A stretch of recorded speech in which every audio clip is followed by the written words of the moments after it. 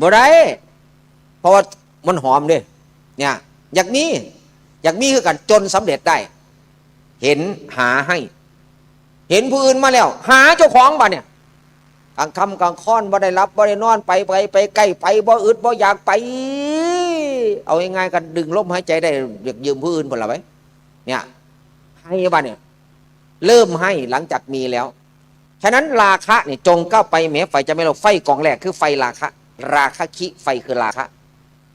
อยากมีคือเขาแต่เหตุคือเขาบรบันบ่อีพอเราตอบถือนั่งคือกันผู้นั่งว่าเป็นเนี่ย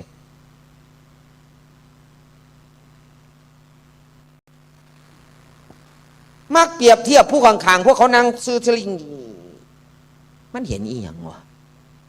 ไอ้กูรับตาคือมืดแต่ว่าแล้วมันเบิ่งอีหยังไปสงสัยเขาละบาดเนี่ยนี่พวกนั่งว่าเป็นบาดเนี่ยคันพวกนั่งเป็นเนี่ยเห็นบ่นั่งเฝ้าพวกนั่งเป็นเด้บ่ต้องรับตาก็เห็นถ้าพวกรับตาบางครั้งบ่เห็นจ้อยมันงุดหงิดเพราะเขาหาบ่เห็นน่ะฉะนั้นไฟตัวกองแรกเนี่ยมันต่อเนื่องไปสืบไปหาไฟกองที่สองโทสักขิไฟคือโทสะผู้บ่มักกันผู้มักสวดกันโอ้ก็สวดหน่อยแท้ผู้มักฟังเทศกันอ๋อก็เทศหน่อยแท้เบิ่งมือนี่กับมือ25กับ28ไผสิมาหลายกว่ากันต่างกันเลยล่ะและก็จะบ่สงบแบบซุ่มพวกที่มามือนี่เพราะพวกนี้คือพวกรักษาความสงบของแท้มือนั่น25อุ๋งอิงก็จะมากับบ่ได้อยู่ในวัดดอกอยู่ข้างวัดแต่มันก็จะมาใส่ของน้ำวัดคือก่อนล่ะพวกนั้นคือพวกรักษาความวุ่นวายผู้บ่มักก็มีแต่แม่ขาวกับบ่มักดอกปากแต่ว่าข้อก็ปีนั้นอยู่อำเภอศรีบุญเรื่องเขาระเบิดเด็กหน่อยนักเรียนโรงเรียนสันติวิทยาสันกระต่าย5บ่แม่ขาวตาย3ปีนั้นเขานิมนต์อาตมาไปบรรยายอบรมนี่แหละนอนคืนพร้อมแต่บังเอิญอาตมาบรรยายแล้วอาตมาก็เลยออกมาเพราะว่ายังมาคืนนี่หมอลำยังมาเว้นหมอลำสิ่งกลางคืนหมอลำมูมันเลยผิดกันแต่กลางเว้นเถอะละตกกลางคืนในบ้านไอ้มูที่ตีกันกลางเว้นมันได้สุดมันไม่ได้ครบ5 ยกตีได้3 ยกครึ่งมันเลยมาตีกลางคืนอีกยกครึ่งมันก็ซื้อระเบิดว่าแต่มึงเลยอย่างตัวลูกละ180 บาทไปโยนใส่กลางเวทีหมอลำทั้งโอ้โหโยนอยู่พุ่นแต่มาตกใจอยู่พี่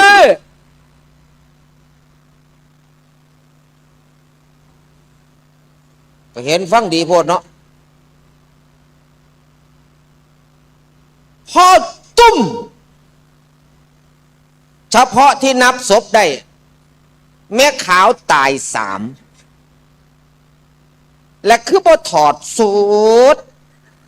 เขาแบ่งคาบกันแล้วว่าฝ่ายนี่ฝ่ายธรรมะเด้ออยู่วัดปฏิบัติธรรม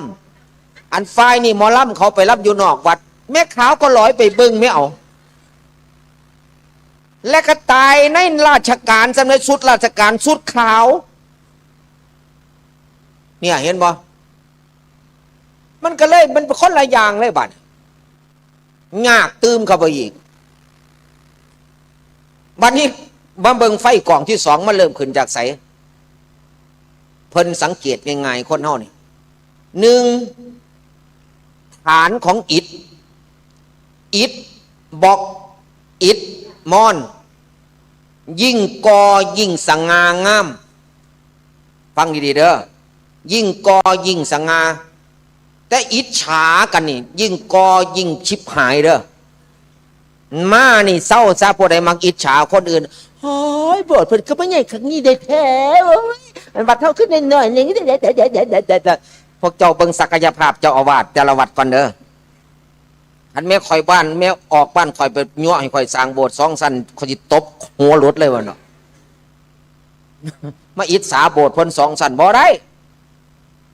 ข่อยก็สิยั่วซุมเจ้าเฮ็ดขนตา2 ชั้นแม่นคือกันล่ะวะฉะนั้นศักยภาพแต่ละวัดบ่คือกันบารมีที่ได้วัดจากสร้างอะไรคือกันบ่ฉะนั้นสังเกตง่ายๆบัด การเช็คว่าผู้ใดมักอิจฉาบ่มักอิจฉาเพิ่นว่าผู้ใดก็ตามแต่คันขนตาบ่ค่อยมีนั่นล่ะโมมักอิจฉาผู้คนมองอยู่ไกลก็เหลียวเบิ่งซะย่ำเฮานอนมันสิเอาผ้าเฮาหนีหรือเอาผ้าปกให้เฮาตอนเฮาหนาวย่ำกินมันสิเอิ้นเฮากินบ่คันมีก็อยากมีหลายกว่าเฮาคันมีแหละสั่งเฮาอิจฉาเฮาพร้อมเบิ่งง่ายๆขนตาพวกบ่ค่อยมีนั่นล่ะพวกมักอิจฉาคนอย่ามาเบิ่งพาเด้ออันนี้ขนคิวได้ขนตามันต่ำลงมาพี่เป็นหยังพวกมักอิจฉาขนตาคือบ่ค่อยมีเพราะอิจฉาทำให้ตาห้อนคันตาห้อนขนตาอยู่บ่ได้โลนเบิดอิจฉาทำให้ตาร้อนฉะนั้นอย่าเฮ็ดให้ตาห้อนหลายเด้อมันสิขนตามันสิโลนโทสะบะเนี่ยไฟคือโทสะเนี่ยพวกเราคนสั่งบ่มีเหตุบ่มีผลสั่งบ่มีเหตุบ่มีผลแต่พวกเราคนเมตตามีเหตุมีผลย้ายไปตลาดไปซื้อปลามาแกงถือมาทั้งสองถุงปลาพร้อมอีกถุงหนึ่งพริกเขือเกลือปลาตะไคร้หัวหอมมาหอดสี่แยกผู้เฒ่ายางบ่เร็วสักไม่กระเท่ามาหมาข้าป่าแลนไปตลาดนางลงหัวเตือนลูกหลานแลนน้ำหมาแย่งป่าขึ้นมาให้เล่าด่าเล่าซ้ำเจ้าสิเป็นป้าดิเขาแลนเสมอสิตายแย่งป่าขึ้นมาให้เจ้านี่เจ้าหัวเฮ็ดหยังให้มันข้าไปโลดหมาน่ะข้าไปกระเพาะแซ่บแบบเครื่องปรุงน้ำยนต์กูอยู่นี่ว่าท่านว่านั่นผู้มีเมตตาเด้อันผู้มีเมตตานี่ห้วยลอกเบิ่งซะแล้วไปซื้อกาแฟมันมีเขียนไว้กาแฟร้อนกาแฟเย็นผัวกับเมียไปซื้อผู้ผัวก็เลยว่าปรึกษากับเมียจะเอาแบบใดว่าท่านว่าคันห้อนเนี่ยมัน10 บาทเองเด้พ่อว่าท่านว่าแต่ว่าคันเย็นนี่20 บาทเอาห้อนซะเอาถึกๆนี่ละจะได้จ่าย20 บาท2 แก้วก็เลยสั่งผัวก็ยกมามันห้อนเนาะก็ยกขึ้นมาปั๊บสิกินเท่เดียวก็ยันลิ้นโพ่งศพโพ่งก็เลยเป่าเห็นผัวเป่ากาแฟอยู่ก่อนเหลียวเบิ่งซะมือตบแต่หูผัวเลยเอาผ้าเฮาต้องให้เป่าหาสิแตกนั่นเดี๋ยวก็เสียเงิน20 บาทฟรีหรอกก็ย่ำกินมันสิเอิ้นเฮากินบ่คันมีก็อยากมีหลายกว่าเฮาคันมีแหละสั่งเฮาอิจฉาเฮาพร้อม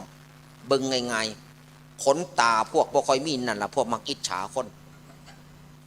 อย่ามาเบิ่งพาเด้ออันนี้ขนคิวได้ขนตามันต่ำลงมาพี่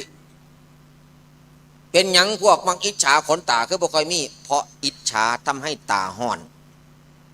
คันตาห้อนขนตาอยู่บ่ได้โลนเบิดอิจฉาทำให้ตาร้อนฉะนั้นอย่าเฮ็ดให้ตาห้อนหลายเด้อมันสิขนตามันสิโลน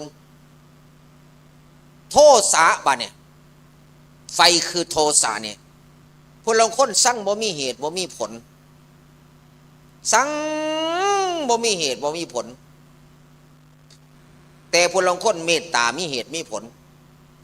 ย้ายไปตลาดไปซื้อปลามาแกงถือมาทั้ง2 ถุงปลาพร้อมอีกถุงหนึ่งพริกเขือเกลือปลาตะไคร้หัวหอมมาหอดสี่แยกผู้เฒ่ายางบ่เร็วสักไม่กระเท่ามาหมาข้าป่าแลนไปตลาดนางลงหัวเตือนลูกหลานแลนน้ำหมาแย่งป่าขึ้นมาให้เล่าด่าเล่าซ้ำเจ้าสิเป็นป้าดิเขาแลนเสมอสิตาย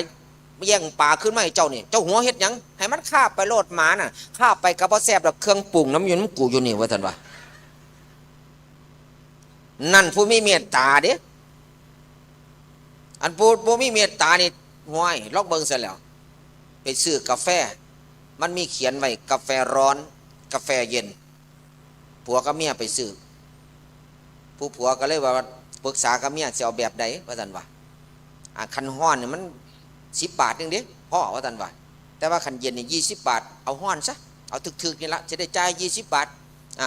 2 แก้วก็เลยสั่งผัวก็ยกมามันห้อนเนาะก็ยกขึ้นมาปั๊บ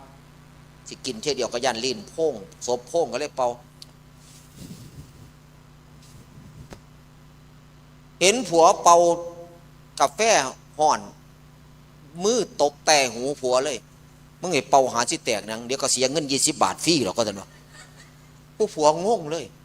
เขาซื้อขาดมาแล้ว10 บาทนะ แม่นมันเย็นเขาก็บอกเอา20 บาทคือราคาเขาเขียนไว้ดอกนั่นคือพวกบ่มีเหตุบ่มีผลเด้สั่งมันต้องมีเหตุมีผลอีกสั่งเขาย้อนหยังหนึ่งขันสั่งย้อนเขางามก่อนย้อนเฮาไปถามเขาก่อนใครงามบ่ก็ฉะนั้นแต่งตัวแล้วอยากงามอย่าไปถามผู้อื่นถามเจ้าของจนหนาแวนเนี่ยมึงพ่อแล้วบ่เต็มที่แล้วตัวเฮ้ยเสี่ยวหมอเต็มที่จบย่างก็รถมันใจเลยบัดต้องฝ่าฝูงชนที่จะมาบ่ย่องก็มีย่องก็มีจำไว้อย่างหนึ่งว่าคนหักเขาขาดหวังคนสั่งเขาขาดโทษแม่นสิเป็นตาสั่งปันไหนถามว่าเจ้าขี้โมกีตาขี้ดังแม่นบ่ล่างหน้าถามคนหักเขาใครงามบ่เอ้ยงามแท้ไปถามพวกสั่งเฮาป่านนี่แม้แต่ตั้งหน้าตาคือนั่งงามมันก็สั่งเฮาพวกนี่ฉะนั้นพอใจแน่นาเฮาแต่คันอยากถามมีเคล็ดลับหน่อยนึงอย่าเลือกถามคนที่งามกว่าเฮาขี้หายให้ถามคนที่ขี้หายกว่าเฮาหุ่นสมมุติ70 กิโลน้ำหนักอยากจอยไปถามผู้200 โลข่อยอ้วนบ่ว้าเจ้าจอยหายอยากอ้วนสมมติเฮา70 โลอยากอ้วนไปถามผู้20 โลเฮาอ้วนก็บัก20 โลพุ่นเด้นั่นเฮาต้องแล่นไปหาสิ่งมื้อนี้ให้ได้ความโกรธสิบ่เกิดขึ้นคนละคนโกรธก็มักทุบนั่นทุบนี่คนละคนโกรธให้เมียสั่งให้ผัวบ่ไว้ใส่ได้บัดมันระบายให้ผู้อื่นฟังแต่ผู้ฟังเนี่ยจงภูมิใจว่าได้รู้จักความลับของเขานี่อีหลีบางครั้งผัวเขาบ่รู้จักซ้ำเมียเขาบ่รู้จักซ้ำเขาสั่งกันย้อนหยังเขารู้จักก่อนเขาแล้วแต่สำคัญสุดบัดเนี่ยไอ้ผู้รับฟังเนี่ยก็เป็นผู้ฟังที่ดีเนี่ยเขาว่ายังก็โอติปาดปานนั่นโอ้เว้าให้มันทรงคือเขามีกำลังใจเราต่อเนี่ยนะโลกที่เกิดขึ้นก็สิหายเด้เขาได้ซอยเขาทั้งอ้อมเด้อันนี้เขาบอกยังไงฟังเขาจะเอาเรื่องนึงไงฟังไม่ต้องบอกเรื่องเก่ามันบอกเนี่ยเห็นบอกอาตมาเคยบอกตลอดว่าสิไปไสก็ตามบ่อยากผิดกันพยายามหาคนคือกันไปน้ากันจัดรถได้หาขั้นพยายามหาคนที่มีจริตคือกันขึ้นขั้นเดียวกันมูมักเว้าพื้นให้ขึ้นขั้นที่ 1เบยขึ้นไปมวนกุ๊บถีบจักเลี้ยงพระเลี้ยงเน้นเลี้ยงเจ้าของเลี้ยงผัวเลี้ยงเมียเลี้ยงลูกเลี้ยงหลานเว้าพื้นกันแต่โคบกลับมาในส่วนกันมวนหนาส่วนอีกเนี่ยได้เจ๊มวนฮะสิบ่มวนในบ่พื้นคนเนาะมูมักนอนเนี่ยขึ้นขั้นที่ 2ขึ้นรถปั๊บเบาะเหลือโซเฟอร์ผู้เดียวบ่นอนนอกกันรับบัดกลับลงมาเนาะโอ้ยมวนหายไปงวนนี่ว่ามวนนั่นนอนเนี่ยมวนเนี่ยมูมากินให้ขึ้นขั้นที่ 3จอดแมนทุกร้านเลยที่เขามีขายของจักเป็นขนหยังมาเนี่ยยิ่งมีลงท่านขนแมงเต็มอัญญะบองนางเจ้าของตีนก็เหยียบเป็ดเหยียบปาดเบิดตะพื้ตะพื้บ่มีจมบ่เนี่ยไข่ปลาแดกบองจำกับขิวหอมมึงน้ำกันมวนเซ่เอามาจักหน่อยกันเถอะปลาแดกบองปลาแดกฮะพอได้พกหม่ำมาพอได้พกหม่ำมาพอได้พกมากินมวนกุ๊บบ่ผิดกันตอนกลับจำของเจ้าของก็บ่ได้ห่อไผเป็นห่อไผวะเนี่ยมูมักมวนเนี่ยขึ้นขั้นที่ 4พี่โซเฟอร์อีกตั้งโดนจังเป็นกิโล10 กิโล3เก็บเป็น100 กิโลซะสิฮอดจุดหมายปลายทางบ่มีเพกมันมวนในไตมันต้องการเฮ็ดให้คนถือใจคนตัวแล้วพวกรถนักท่องเที่ยวเนี่ยอัดซีดีเข้าไปเพ่งตึมที่แรกก็บ่ทันได้ขึ้นอาการมือเริ่มติงแล้วบัดหัวเริ่มไปแล้วจักบ่ไผเป็นบ่ไผมันโดดข้ามกันตะพื้ตะพื้บัดนี่บ่ผิดกันจักหน่อยเลยหมู่มักแต่ละคนบ่คือกันมักเว้าพื้นไปอยู่น้ำกันกับพวกมักกินไปอยู่น้ำกันกับพวกมักนั่นมักนี่สิพิษกันย้อนไปน้ำกันย้อนจริตบ่คือกันอันโซเฟอร์เปิดเพลงมวนๆเนี่ยมาหยังตึมไม่ใหญ่มักนอนอันปิดเถาะมันนอนบ่หลับไอ้พวกฟ้อนในเครื่องมือแงะฆ่าแล้ว เริ่มแล้วเฮ้ยยายหอนมาหอนคนหนึ่งก็เอาแล้วเริ่มจบไปกันแล้วยายหนึ่งก็เลยซอกของกินมันขวกขากขวกขากขวกขากอันยายนอนบ่หลับกันอันซอกยันหนึ่งมันอยากไล่เอาเยอะละบัดเนี่ยอันขี้ใบตองก็ค่อยๆยันแล้วเห็นแล้วแม่งก็หลักของเขามาของเจ้าของซื้อจะไปหาญาติเขาวายอย่างเงี้ย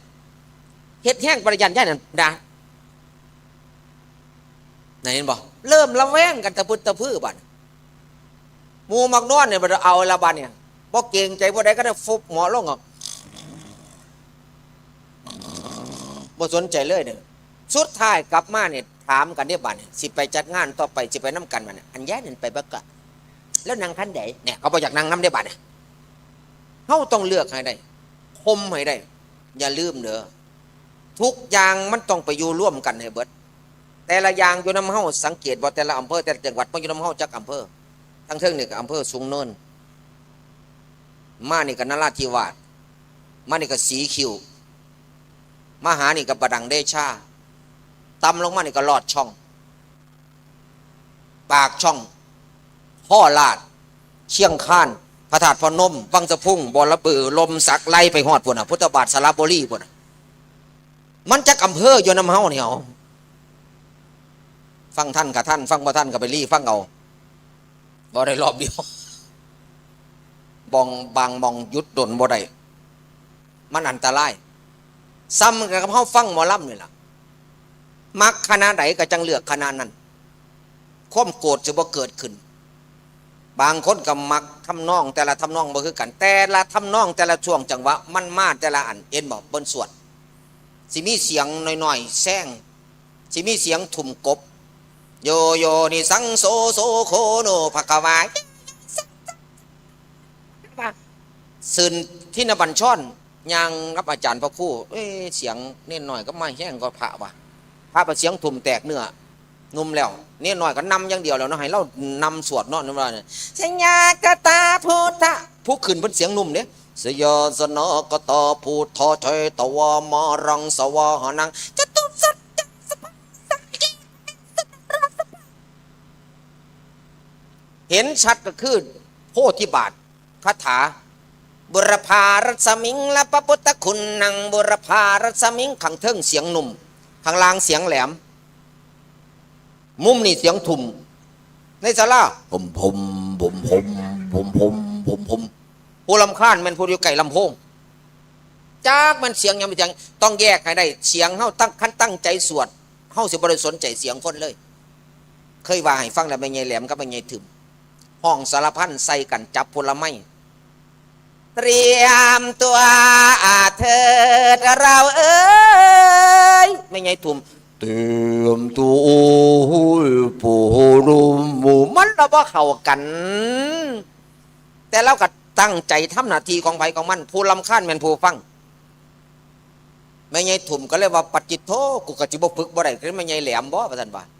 มื้อนึงไปเฮ็ดข้างบักแตงเฮ็ดข้างบักแตงเรียบร้อยแล้วก็เลยเด็ดบักแตงที่มันเกิดมันเด็บใส่กระตาย่านคำเงินก็เลยหาบมาในขณะที่กำลังหาบมาก็เลยทดสอบเสียงเจ้าของห้องขึ้นสะบัดแห้งเตรียมตัวข้างกันไก่ข้าง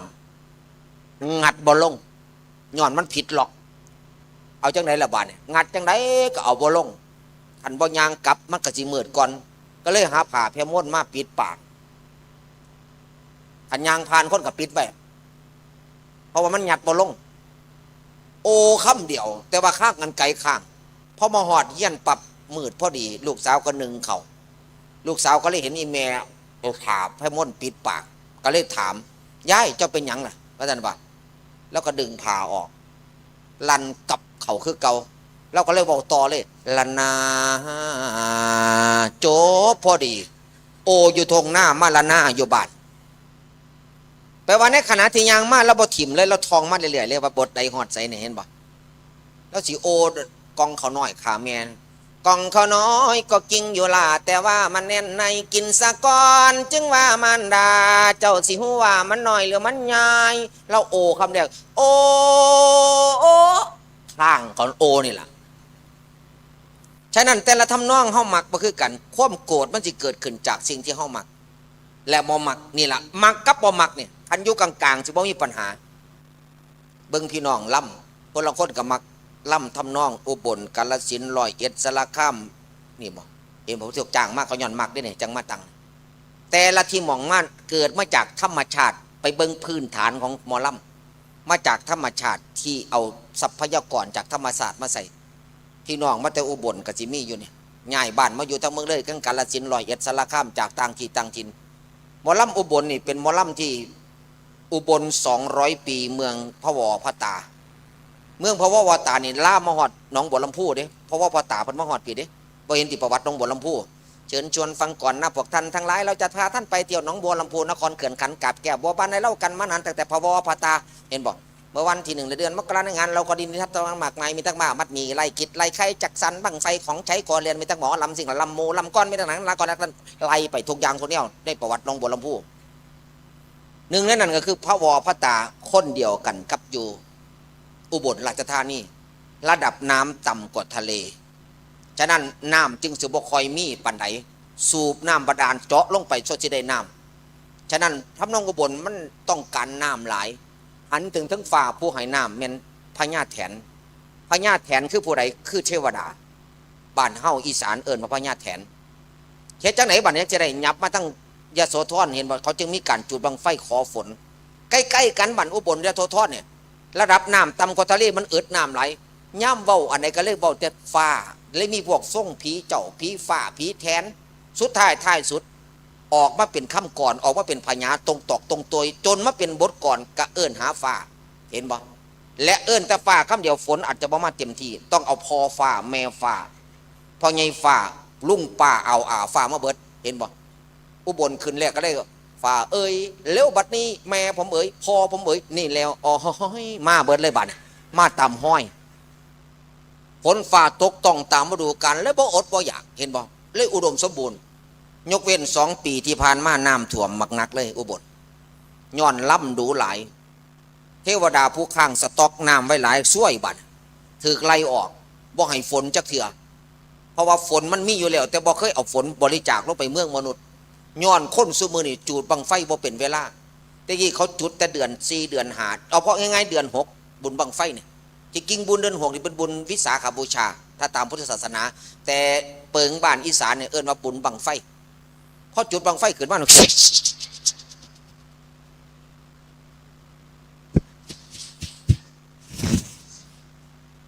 ขอโทษจุดแห้งบ่ได้บอกพระตะกี้หอกระจายข่าวก็บ่ค่อยมีปานใดจุดบังไฟปับนั่นคือสัญญาณบ่งบอกถึงเวลาให้ฝนพอฝนตกพังลงมาแล้วบัดพี่น้องก็เลยพากันดีใจเฮ็ดหน้าเฮ็ดให้บัดนี้ก็ฝนตกบ่หยุดเริ่มซวยทั้งอุบลเพิ่นเลยเอิ้นหาฟ้าเอาฟ้าเป็นใหญ่แล้วก็เอาพ่อเอาแม่ฟ้ากตัญญูต่อพ่อต่อแม่ถือสัตว์ตัดโกรธเว้นโทษทางวาจาอ่อนน้อมถ่อมกายาให้ทานเถิดหนาเคารพศักนาเลี้ยงดูบิดามารดานี่เลิศก็เลยสมบูรณ์อุบล200 ปีผ่านมาแต่ว่าต่อไปนี้อุบลเคยบ่อยากได้ฟ้าปานใดเพราะว่าฝนตกหนักยับมาทั้งทงกล่าห้องไห้เอิ้นว่าทงป่าหลานร้อยต่อระวังศรีสะเกษสารคามบุรีรัมย์แม่นเบิดโซนเนี่ยย้อนหยังทงกล่าห้องไห้พอได้รู้จักประวัติก็สิรู้จักว่าทงป่าหลานมันอึดน้ำอึดคักก็อุบลอีกสุดท้ายก็เลยปากันไปหาน้ำไผน้ำมันบอกกลับมาเอาของกันขายบักนุนขายบักติวขายบักยังก็ตามแต่เนี่ยลงกันเจ้าสาเอิญว่าทงป่าหลานระดับน้ำต่ำลงไปอีกเจาะโซชิฮอดน้ำบ้านเนี่ยเฮ็ดจังไหนเพิ่นยังทนอยู่ได้เพิ่นสิไถหน้าตั้งแต่เดือน3 เดือน4 เดือน5ฟ้าไม่ฝนสิตกเพิ่นไถไว้ก่อนเอิญว่าไถหน้าหุดคำว่าหุดแปลว่าไถสำรองเกิดฝนมาเนี่ยไถเข้าไปที่หลังมันสิได้ไถง่ายกว่าเก่าอ่ะนะบ้านเนี่ยยังพอเดือน5เฮ็ดไถเฮ็ดหน้ามันเลยง่ายเลยว่าไถสำรองแรกนี่ไถเข้าไปยังแห้งกันว่าไถหน้าหุดพอฝนตกฟ้าห้องมันไถหน้าหุดมันมาไถง่ายบ้านเนี่ยไถหน้าอีหลีบ้านลึดขี่ไถปีนบับไล่ไปก็เลยมานั่งเศร้าเมื่อยกินเขากินน้ำแม่งก็ไล่ไตออกมาขี้กระเดียงเริ่มมนออกมาตะกะตุงตะกะแตนกิ้งหลวกกิ้งหลีดโปนติ้งออกมาบ้านเนี่ยอีกาจักมาจะใส่เห็นตามันดีอยู่ตั้งฝ่าเงียวแนนกแนอีกาในส่วนมากเป็นอีกาไล่จุกกิกกินขี้เงียแล้วก็เต้นขามก้อนขี้ไถอันตรงมีน้ำมันกับปากกาเหยียบเนาะจักที่ยังสิกัดมันเนี่ยเต้นกิ๊กกระโดดกิ๊กกิน โตได้ไงมันก็จิกแล้วก็เอาศพมันนี่คาบสัตว์เอาไว้สันตักตักตักตักตักตักตักตักตักตักเต็มของซื้อนี่ก็เรียกว่าอีกาเต้นคำค้อนขี่ไถกิกกินเงียอีกาเต้นกาคามก้อนขี่ไถกิกกินเงียนี่พี่น้องกาฬสินธุ์ก็มาหลายเนี่ยเฮาเลยมาเอาทำนองการเล่นการห้องการขับการกล่อมเป็นพยงพญาเป็นตรงตยเลยเอาทำนองสันเอิ้นสันว่ากาเต้นก่อนเห็นว่าบันรู้จักที่มาไปพี่น้องกาฬสินธุ์บันว่าไปแน่ไงอยากกิ๊กกิ๊กกิ๊กกิ๊กตอนขาอันแม่งบงขาขี้กระเดียนตัวใหญ่แล้วก็ซิดตัวได้บ่ตายก็อื่นโลกกับบ่ตายมันจะไปเจาะข้อห้องนี่บ่ก็เลยสังเกตได้ไงว่าไปในพระกิยักษ์ทางนั่นละกาเต้นก่อนขอแนะนำของนี้อยู่เมืองกาฬสินธุ์กับเมืองดินดำน้ำเก่าซุ่มสวยชุมหุ่มป่าไม้อยู่แคมไตต่อฟังป่าเฮ้ยมีเฮ้ยว่าบันตกถึง2,500 วัดก็มีแต่หลวงตาพวกเป็นเจ้าได้เฝ้าอยู่หายาคูญาสาพลานมแน่นทั้งเน้นน้อยบ่ค่อยมีเห็นวะชาติบ่บานเนี่ยทำนองเนี่ยฝนตกหำใบตองว่านะเคยดำเป็นหน้าหวานใส่แต่สารเคมีเข้าบ่หอมล้อมบ่ตังหวังทางเลยแข่งตะกันเฮ้ยบ่นะผู้ใดล่ำก็ต้องเป็นจังสิเบิดแต่ว่าทำนองนี่บัดเพิ่นบ่ถิ่มวัดได้บัดเนี่ยอยู่โซนทงกุล่าห้องไห้บ่เคยถิ่มวัดเลย101ก็ตามสารคามกาฬสินธุ์สังเกตป่องสุดท้ายป่องสิจบป่องสิลงคำก่อนทุกอันเพิ่นสิห่วงวัดเป็นอันดับหนึ่งเลยสวยพ่อเพโอ้ยละนายานพระบ่ได้สันเขาเห็นพี่น้องกาฬสินธุ์มาไปลงคอเลยบอกให้ฟังคันฟังเข้าใจแล้วมันสิไปสร้างหยังเขาบ้านเนี่ยโอ้ยคือมาล่ำย่านเถอะเนาะอาชีพมาล่ำสันประหลัดคือหมอล่ำเพื่อนได้จังไดหมอล่ำเพื่อนมันล่ำหมดตั้งแต่ตอนหน้าโยมเนี่ยอันโยมต้องเข้าใจเพราะมันล่ำหมดแต่เฮาจ่อเฮาเนี่ยหนึ่งเฮ็ดจังไดจังสิรู้จักว่าห่านเฮ็ดใหม่รู้ได้จังไดว่าหลอดไฟซื้อมาแต่ใสฮู้ว่าผ้าม่านซื้อมาใหม่มันก็ล่ำเกี่ยวกับของโมเนี่ยขาดำมันก็ใส่ถุงน่องหมอลำเพื่อนย่านที่สุดคือล่ำย่ำกลางเว้นเพราะย่านคนเห็นฟ้าและเห็นตุ่มสิวมันจึงล่ำย่ำมาขึ้นเพราะล่ำย่ำมาขึ้นอุปสรรคบ่ค่อยมีหนึ่ง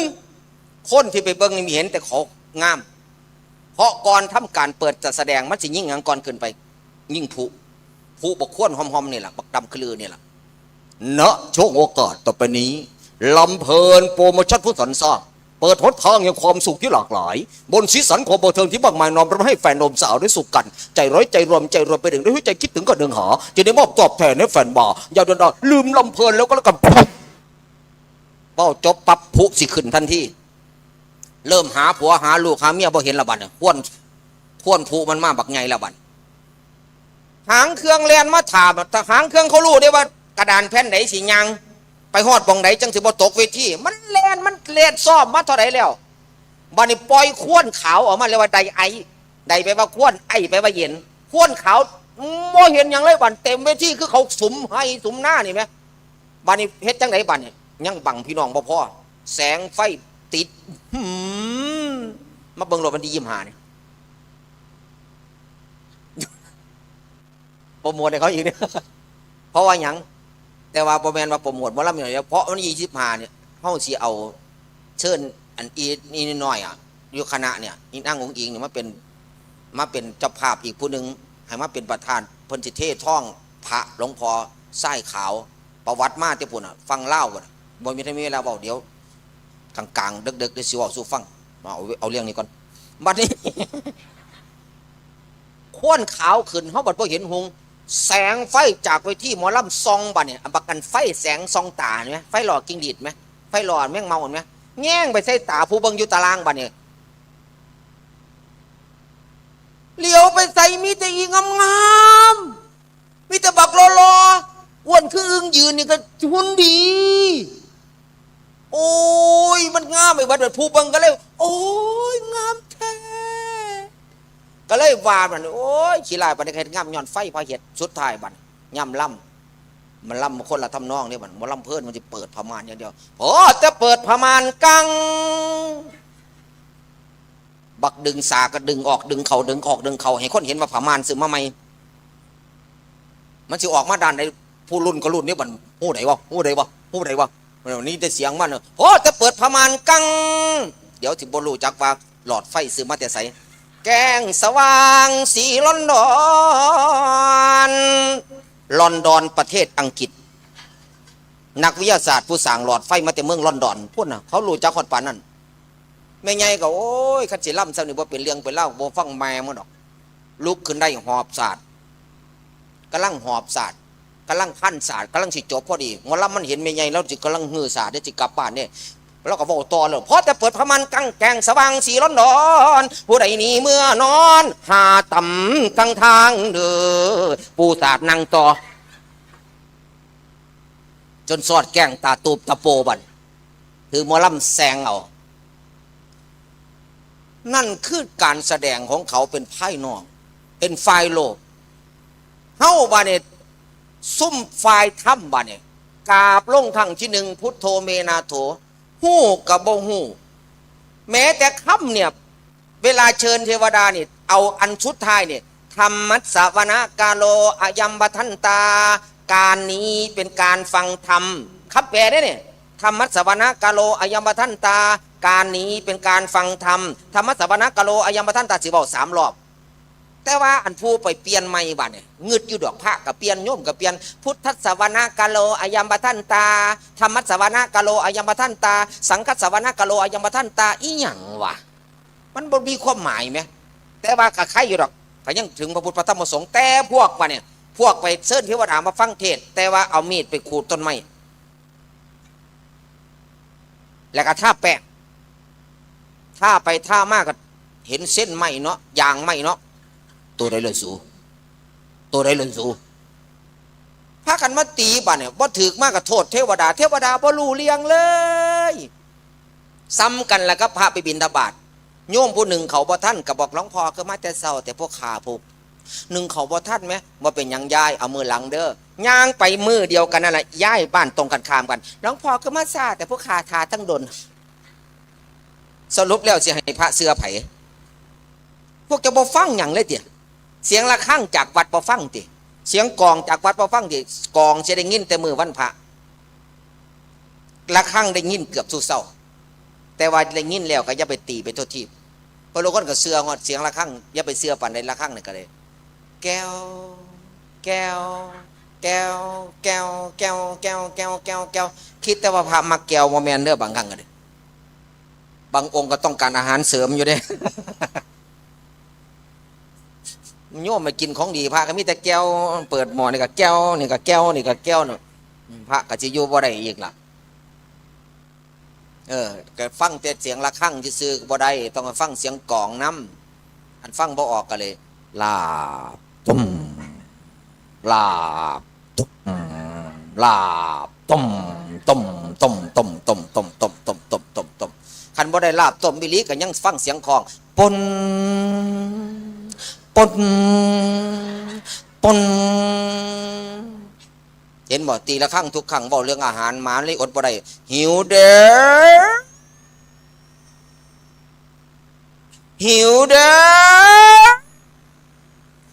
อย่าว่าคือได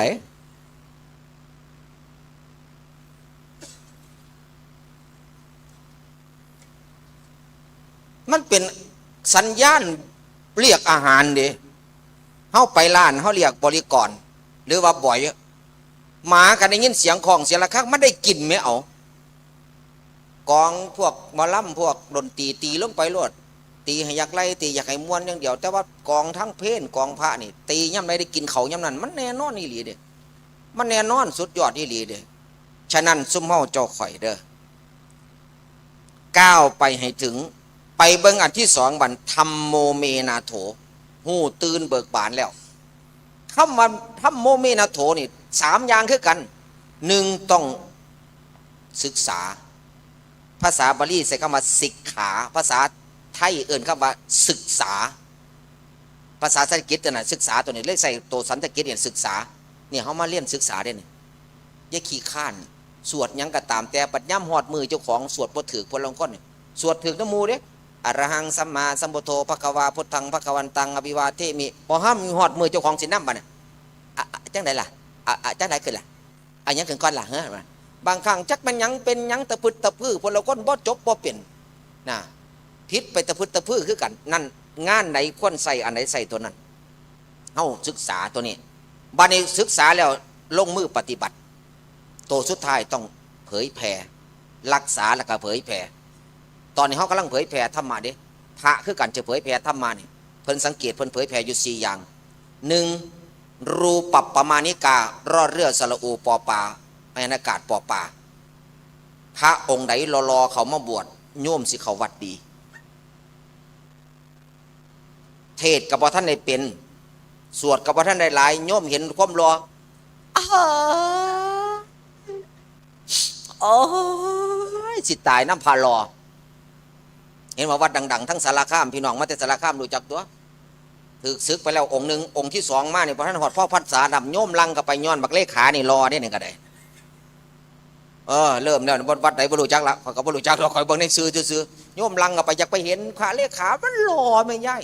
คอยนี่มัน40 กว่าปีบวชมาแล้วมันบ่รอคนยางพานคนกับบ่ท่วงไหมเห็นแล้วสะบัดนาหนีเฉยไหมเห็นพระองค์รอหัวจะบวชมันจะบัดเลยกูก็คือบวชโดนแล้วก็บ่ท่วงกูเจ้าหน่อยวะเห็นบ่อันนี้ก็เป็นการเผยแพร่ศาสนา1รูปปมาณิกาความรอ2รูขับล่อลิงสระอูขอใครคันองค์ใดเกิดบ่ใส่ปัจจัยบ่จับโทรศัพท์บ่ถือหลวงพ่อกรรมฐานพาดำรูปประคำเต็มข้อกระดอแขนเอวบันแต่พวกเราคนก็ซื้อหลวงพ่อผู้ขามากราบมาขอของดีหลวงพ่อสิขอยังละโยมผู้ขาค้าขายได้ยินข่าวว่าหลวงพ่อมีประหลัดขิกตีผู้ขาก็อยากได้อยู่ตอนนั้นพระก็เลยสิจกประหลัดขิกเจ้าของหอยให้โยมอันอยากได้รุ่นแรกไม่หลวงพ่อว่าท่านว่าอันให้บ่ได้ดอกหลวงพ่อสิแพงไม่หยังหลวงพ่อเป็นพระให้โยมไปฆ่าไปขายอาตมาเอาไว้แต่เงี้ยวรุ่นแรกอัน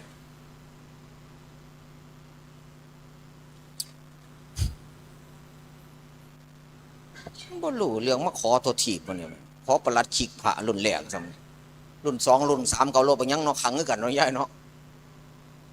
ฉะนั้นกรรมฐานนี่แปลว่ารากของการงานซุมื้อนี่เฮาสิเห็นมันจังไดบุอาตมาก็บ่ว่าเพิ่นดอกอาตมาเฮ็ดบ่ได้น่ะบางครั้งก็โอ้ยให้พระย่างง่ายให้หน่อยโปรยดอกไม้ให้ย่างปูพรมให้ย่างมันได้เป็นกรรมฐานโปรโมทพวกนะย่ายแต่ไปเจอองค์บ่โปรโมทก็นักคือกันล่ะย่ายก็บ่ว่าเพิ่นดอกจริงๆแล้วทุดงนี่แปลว่าขัดเกลาบ่ตามใจมันเด้ย่ายบินบาทกระเป๋าใส่บาทเจ้าของมึงอย่าหมานเด้อเพราะแม่นว่ามันหมานเด้มันคนละอย่างเด้13ขอมีแต่เฮ็ดให้พระคัดใจพระทุกขอเลยตั้งแต่ใส่ผ้าปอนถือกีวร3 ผืนไปยืนบิณฑบาตไปนอนตามต้นไม้นอนแต่บ่องเขา4บ่องให้นั่งสันอาสนะเดียวสันของแต่ตกไปในบาตรหมายความว่าบิณฑบาตได้แค่ไหนก็ฉันแค่นั้นบ่ได้ก็อย่าฉันเลยบ่สิเป็นการให้เขารู้จักว่าใส่บาตรได้อาตมาบ่แม่นเสื่อไหนเด้น่ะมันผิดเบิดอ่ะหลักใส่ผ้าปอนก็คือใส่ผ้า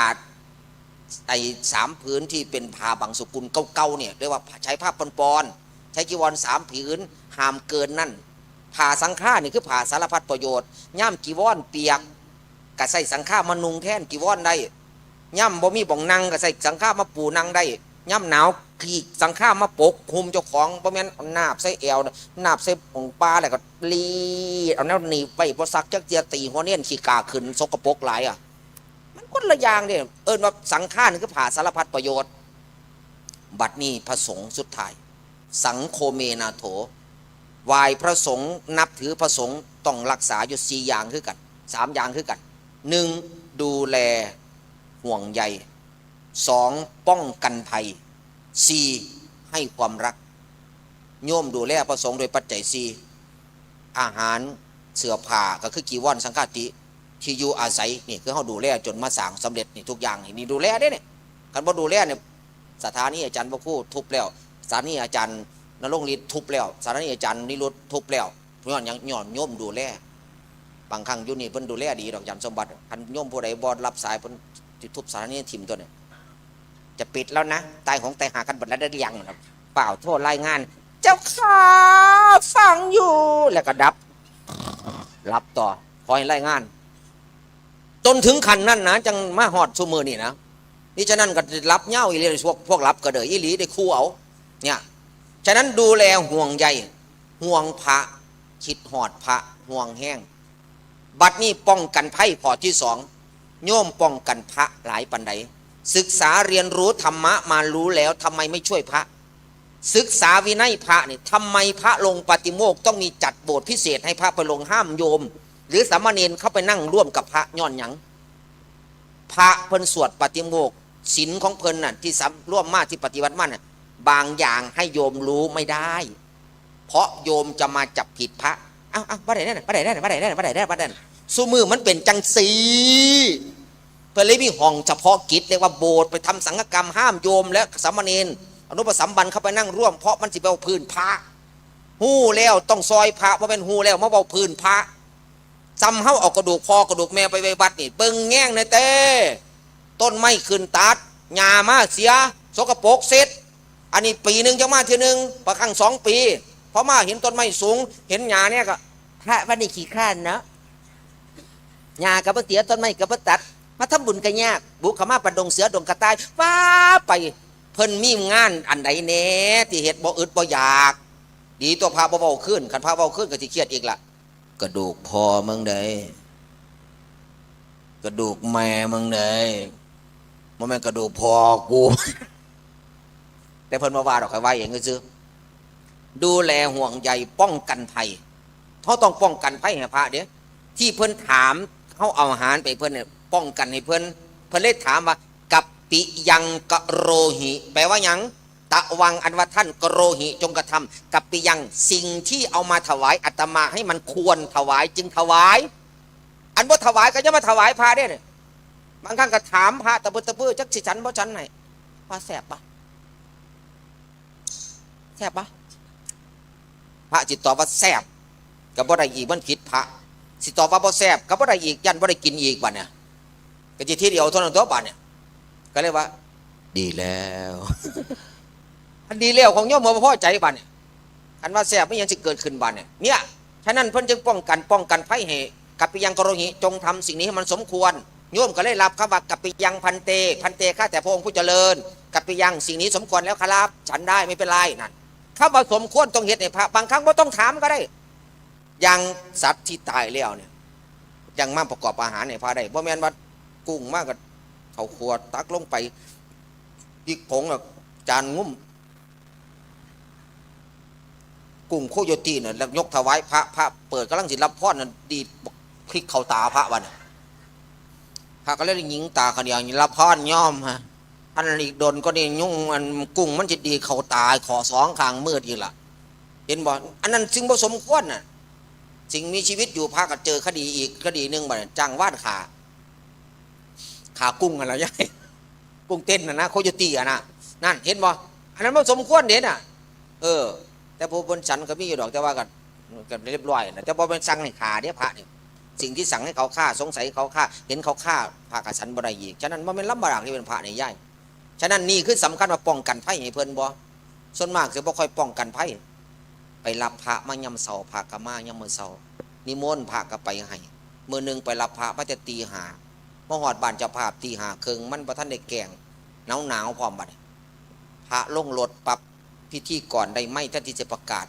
อันหาน้ำอุ่นนะลูกเด้อน้ำยุ่ใส่มาล่างเท้าให้หลวงพ่อเพิ่นอาจจะเหยียบเปื้อนมาจากข้างนอกเอาบุญน้ำเพิ่นผู้นึงหาผ่าด้วยลูกเด้อมาเช็ดเท้าเช็ดหยังเพิ่นแล้วพาเพิ่นขึ้นไปนั่งบอกอาจสงลูกละบอกได้นั่งแหละก็น้ำอบน้ำหอนน้ำยาอุไส้น้ำยานั่นมาถวายเพิ่นน้ำอุ่นน้ำอบน้ำชาเพราะได้ว่าได้ย่ายพาไปหอดบ้านปั๊บจับไม่ขึ้นหันไปหาแม่ขั้วอยู่ขั้วแม่ขั้วแล้วแม่ขั้ว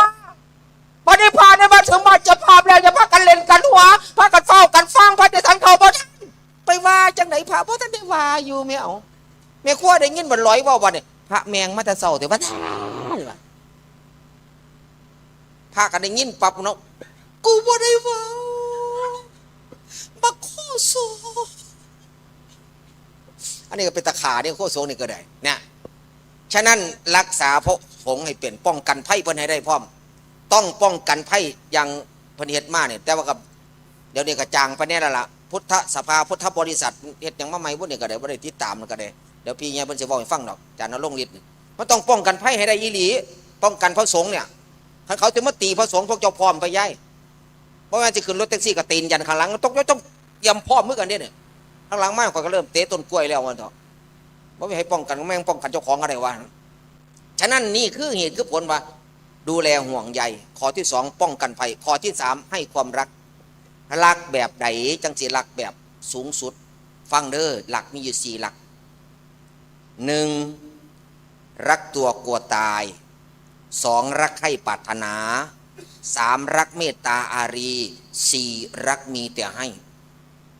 เบิ่งพื้นฐานรักตัวกลัวตายไอ้บ่ย่านตายหิวก็ไปกินแม่นบ่ง่วงก็นอนซื่นมาเกาะกับมานั่งไหม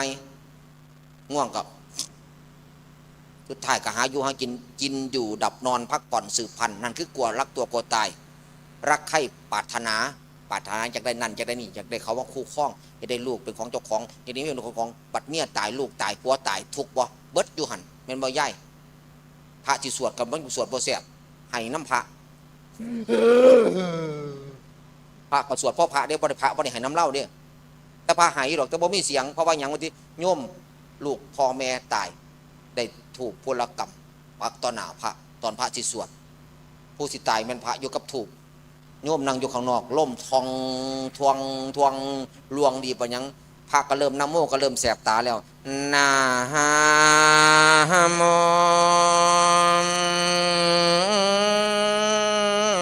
มีแต่ถูกบ่ว่าข้างหลังขัวเขาขัวบักพริกบันหลังบ้านมัน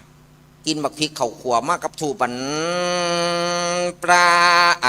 รีนเชนทงโอ้พระเสียงดีเนาะดีจังไดมันสมัครข้อมันแถบกลับมาดังกับปึงข้อกระแสบ2 มือเท่านั้นแหละเสียงเปลี่ยนบันในย่ายเอาหลวงพ่อเป็นยังนั่นคือป้องกันไพ่บ่เปลี่ยนบัตรให้บ่เศร้าพระก็เลยบอกว่าลาเอ้ยเศร้าซะอย่าให้อย่าห้องลูกเป็นยังคือเสียใจแต่แม่ผมตายหลวงพ่อผมอยู่บ่ได้ดอกครับผมอยากตายนะแม่ผมแม่ผู้อื่นเขาก็ตายแต่ว่าแม่ผมเนี่ยที่อายุกับบ่ฮอด60ตายก่อนเบี้ยยังชีพก็บ่ได้อุตส่าห์ให้เราลดความอ้วนให้แม่ลดความอ้วนตรงไหนเราจึงจะได้เงินหมื่นก็ไปได้เงินหมื่นพวกส่วนมากพวกได้เงินหมื่นไม่ที่พวกบอบบางแม่ผมน้ำหนักหลายพวกก็จะบ่ได้หรอกให้แม่ย่าย3 มื้อ 3 คืนให้ยงซะน่ะสุดท้ายพระเขาสงสารเนาะแม่ผู้อื่นเขาก็ตายพ่อผู้อื่นเขาก็ตายคันบ่อยากตายก็มีอย่างเดียวเฮ็ดจังไหนหลวงพ่อมึงก็อย่าเกิดติล่ะลูกขึ้นมาพระก็ตกใจนะว่าจะมาตีพระเนาะยังล่ะหิวเขาครับไปกินเขาก่อนครับ3 มื้อบ่กินเขาย้อนบ่มีผู้ใดให้สติพระมาให้สติมีปัญญาลูกขึ้นกินเขาอิ่มแล้วจัดงานศพแม่จนแล้ว2 ปีสิไปขอบคุณหลวงพ่อ2 ปีต่อมาเห็นพระองค์นึงนั่งไห้อยู่หน้าศาลาคือหลวงพ่อผู้สอนกูมื้อนั้นเด้มื้อนี้แล้วคือไห้คักไห้แน่ก็เลยถามแม่นหลวงพ่อผู้ไปสอนผมตอนแม่ผมตายแม่นองค์นี้ละมื้อนี้เพิ่นคือไห้สนโยมอันเพิ่นคือไห้สนั่นไปไงอยู่เนาะว้ายแม่เพิ่นตายเอาแม่มาบวชสิแม่ตกบันไดข้อหักตายให้7 มื้อแล้วบ่มีไผไปออยเลยว่าซั่นว่าโยมก็เลยจัดใจเข้าไปถามหลวงพ่อครับจำผมได้บ่ครับมึงเป็นผู้ใดพระไห้ได้เป็นตะขี้เดียดก็โยมบัดเนี่ยมึงเป็นผู้ใดล่ะผมตะกี้แม่ผมตายหลวงพ่อไปสอนผมเด้แม่ผู้อื่นพ่อผู้อื่นเขาก็ตายเพราะอยากตายก็จะเกิดผมได้สติมาเมื่อนี้หลวงพ่อคือไห้2 ปีที่แล้วจำว่าได้บ่ครับคือสอนแต่ผมหลวงพ่อคือไห้เองมันกับแม่แล้ว2 ปีที่แล้วมันแม่มึงมื่อนี้มันแม่กูฉะนั้นเด้ออย่าไปห่วงคนทั้งบ้านอย่าไปห่วงรถ อย่าไปห่วงผู้บ่มานำเฮาห่วงกูผู้ดังอยู่เนี่ยห่วงซุมเฮาผู้มาเนี่ยมาแล้วให้ได้สมปรารถนาเด้อเอาละขออนุโมทนากุศลผลบุญนะก็จะได้ขึ้นมาสลับสับเปลี่ยนเรื่อยๆกับพ่อแม่ครูบาอาจารย์ในค่ำคืนนี้ในการเฉลิมฉลองศาลาสีทอง2 ชั้นนะเดี๋ยวขออนุญาตไปเติมสีเหลืองให้มันเบิดโตก่อนมันจะได้แอพพลายเขากับโบสถ์นะฉะนั้นขออนุโมทนาพระแม่ครูบาอาจารย์ทุกรูปแล้วก็ยังมีอีกหลายรูปที่จะมาแสดงธรรมในค่ำคืนนี้ขออำนวยอวยพรใจทุกท่านจงประสบแต่คุณงามความดีมีพรชัย4 ประการคืออายุวรรณะสุขภละอายุให้ยิ่งยืนนานวรรณะมีผิวพรรณผุดผ่องละอองใสสุขาก็มีความสุขกายสบายใจพละมีกำลังกายกำลังทรัพย์กำลังศรัทธากันตนทั่วกันทุกครอบครัวทุกรูปทุกท่านเทิน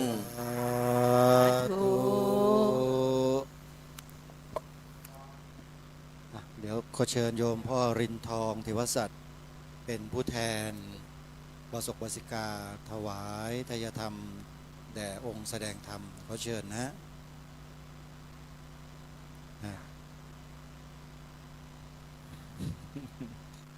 สาธุพร้อมๆกันสาธุพระอาจารย์ท่านให้พรสั้นๆครับอาจารย์นิดนึงให้พรสั้นๆสั้น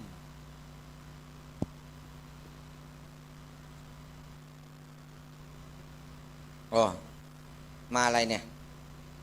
โอ้มาโอ้ตอนนี้เปิดโอกาสแล้ว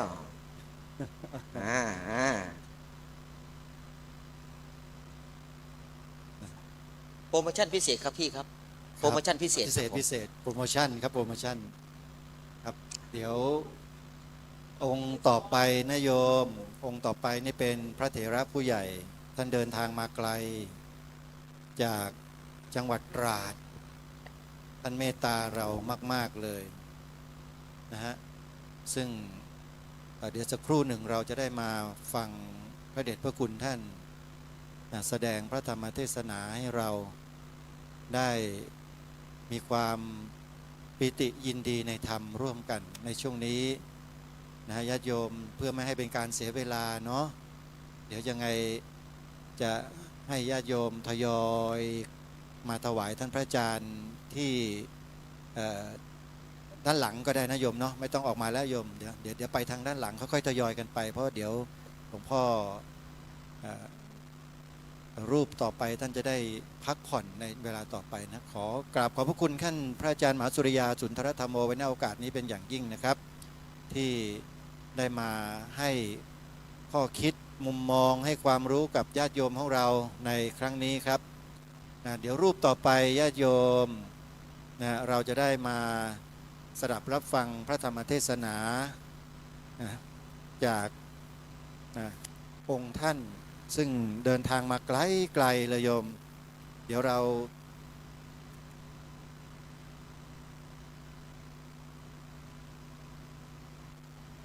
นะฮะเดี๋ยวญาติโยมช่วงนี้ให้เราสวดบูชาพุทธคุณสั้นๆกันสักรอบหนึ่งนะโยมนะใครที่จะทำธุระส่วนตัวค่อยๆทยอยไปโยมแล้วรีบกลับเข้ามารีบกลับเข้ามาเดี๋ยวเราจะได้ฟังธรรมกันต่อเนื่องเลยโยมสวดพร้อมๆกันนะใครที่อยู่ในพื้นที่อิติปิโสภะคะวะอะระหังสัมมาสัมพุทโธวิชชาจารณะสัมปันโนสุขโตโลกวิทูอนุตตโรปุริสธรรมสารติสัทธาเทวมนุษย์สนังพุทโธภคะวะติสวากขาโตภคะวะตาธัมโมสันทิฏฐิโกอากาลิโกเอหิปัสสิโกโอปานายิโกปัจจัตตังเวทิตาโพวินยู สุป ป ฏิ ฏิ ปั ปั น น โน โน ภะ ภะ คะ คะ วะ วะ โต โต สา สาวกสังโฆ อุ อุ ชุป ชุป ฏิ ฏิปันโนภะ ภะ คะ คะ วะ วะ โต โต สา สาว ก ก สั สั ง ง โฆ โฆ ยา ทิ ยะป ตั ฏิ ง ปั ปั น น โน โน ภะ ภะ คะ คะ วะ วะ โต โต สา สาว ว ก ก สั สั ง ง โฆ โฆ สามี จิปฏิปันโนภะ คะ วะ โต สาวก สังโฆยะติทังจัตตา ริ ริ ปุ ปุ ริ ริ สา สา ยุ ยุ คา คา นิ นิ อัตถา ตา ปุ ปุ ริ ริ ส สา ปุ ปุ ค ค คา รา รา เอ เอ สะ สะ ภะ ภะ คะ คะ วะ วะ โต โต สา สาวก ก สั สั ง ง โฆ โฆ อา หุนายโย ปาหุนายโย ทักขินายโย อัญชลีการณิโย อนุตตรังปุญญเขตัง โลกัสสาติ เอาแล้วนะ ยุคนี้เพื่อไม่ให้เป็นการเสียเวลา ขอกราบอาราธนานิมนต์พระเดชพระคุณท่าน เจ้าคุณพระราชวชิระธรรมคณี เจ้าคณะจังหวัดตราด วัดสวนในตำบลวังกระแจอำเภอเมืองจังหวัดตราดได้เมตตานะขึ้นธรรมาสน์แสดงธรรม โปรดญาติโยมสาธุชนที่มาร่วมกิจกรรมงานผูกพัทธสีมาปิดทองฝังลูกนิมิตวัดศรีอุดมวงศ์ณขณะนี้ด้วยนะขอรับด้วยความเคารพอย่างสูงยิ่งครับกระผมญาติโยมสาธุชนที่ออกไปสู่ด้านนอกก็ขอให้เข้ามานะโยมตั้งอกตั้งใจให้ดีนะฮะพระเดชพระคุณท่านนั้น ถือว่าเป็นพระเถระผู้ใหญ่ในตำแหน่งสูงสุดของจังหวัด คือท่านเป็นเจ้าคณะจังหวัดนะฮะเดี๋ยวเราให้ความเคารพต่อพระเดชพระคุณท่าน แล้วก็มาฟังสิ่งดีๆ จากพระเดชพระคุณท่านพร้อมๆกันครับเดี๋ยวเราไม่ต้องอาราธนาธรรมแล้วนะกราบท่านพร้อมๆกัน3ครั้งแล้วก็อาราธนานิมนต์พระเดชพระคุณท่านได้แสดงธรรมให้แก่พวกเราเลย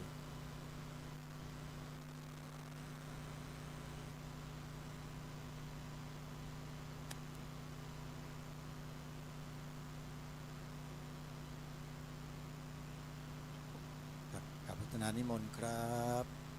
ญาติโยมเตรียมตัวนะอย่าเดี๋ยวคุณท่านนั่งเดี๋ยวเราได้กราบงามพร้อมๆกัน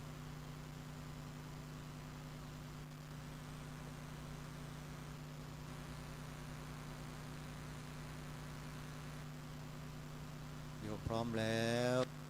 กราบกราบธัมโมกราบสังโฆเมนาโถกราบอาราธนานิมนต์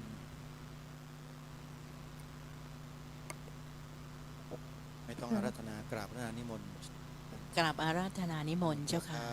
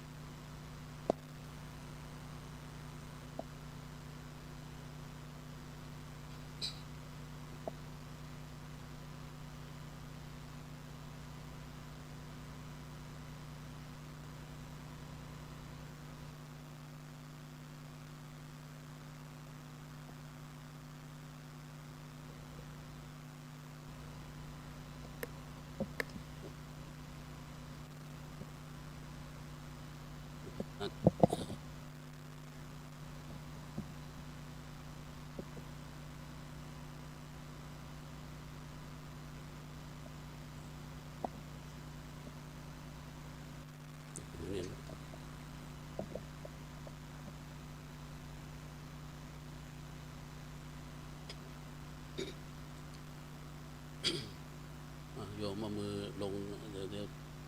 ไป ปฏิบัติธรรมไปในตัวไม่ต้องพนมมือถือว่ามาปฏิบัติธรรมฟังธรรมไปในตัวเป็นการผ่อนคลายจริงๆนั่งสมาธินั่งขัดสมาธิก็จะดีนะแล้วก็เพียรแล้วก็มันก็เมื่อยแล้วเมื่อยอีกหลายชั่วโมงแล้วเขาเชิญนั่งเท้าขวาทับเท้าซ้ายมือขวาทับมือซ้ายนั่งขยับไม้ก็ได้โยมแล้วนั่งให้ดีหน่อย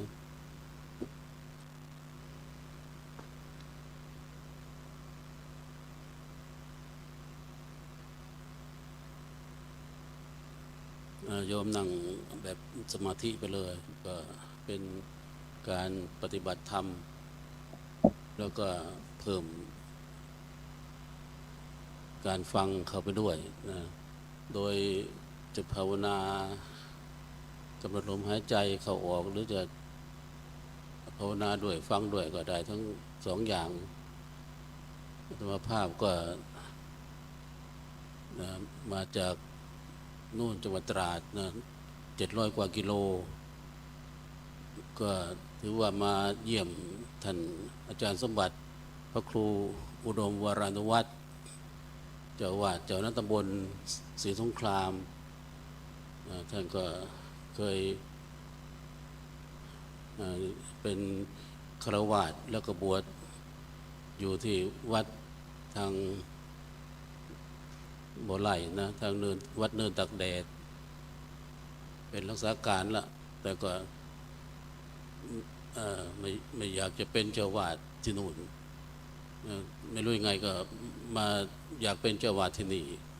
อยู่หลายตลอด20-30 ปีแล้วมันเนี่ยอาตมาก็เคยเป็นเจ้าวาดวัดบ่อไหลก็อยู่ใกล้ชิดท่านเหมือนกันนะเสียดายนะแต่อยู่ที่นู่นก็คงจะเป็นกำลังสำคัญแต่นี้ท่านก็มาอยู่ที่นี่แล้วก็มีโยมดูแลดีเลยติดโยมก็เป็นบุญเกี่ยวกับปุเพกตบุญญาตานะบุญที่เคยทำไว้ในการก่อนมาอยู่ที่นี่ก็ทราบข่าวท่านตลอดอะมาเยี่ยม2-3 ครั้งแล้วก็อนุโมทนายินดีท่านมาอยู่สร้างวัดวารามจากวัดเล็กๆมาเป็นวัดใหญ่นะมีอุโบสถถึง2 ชั้นนะเรียกว่าใช้ธรรมะปฏิบัติเป็นตัวขับเคลื่อนจากธรรมะก็มาเป็นอาคารสถานที่ต่างๆนะแต่ทุกอย่างก็ที่เกิดขึ้นนี่ก็ถ้าจะให้กำหนดระดับสูงสุดก็เกิดจาก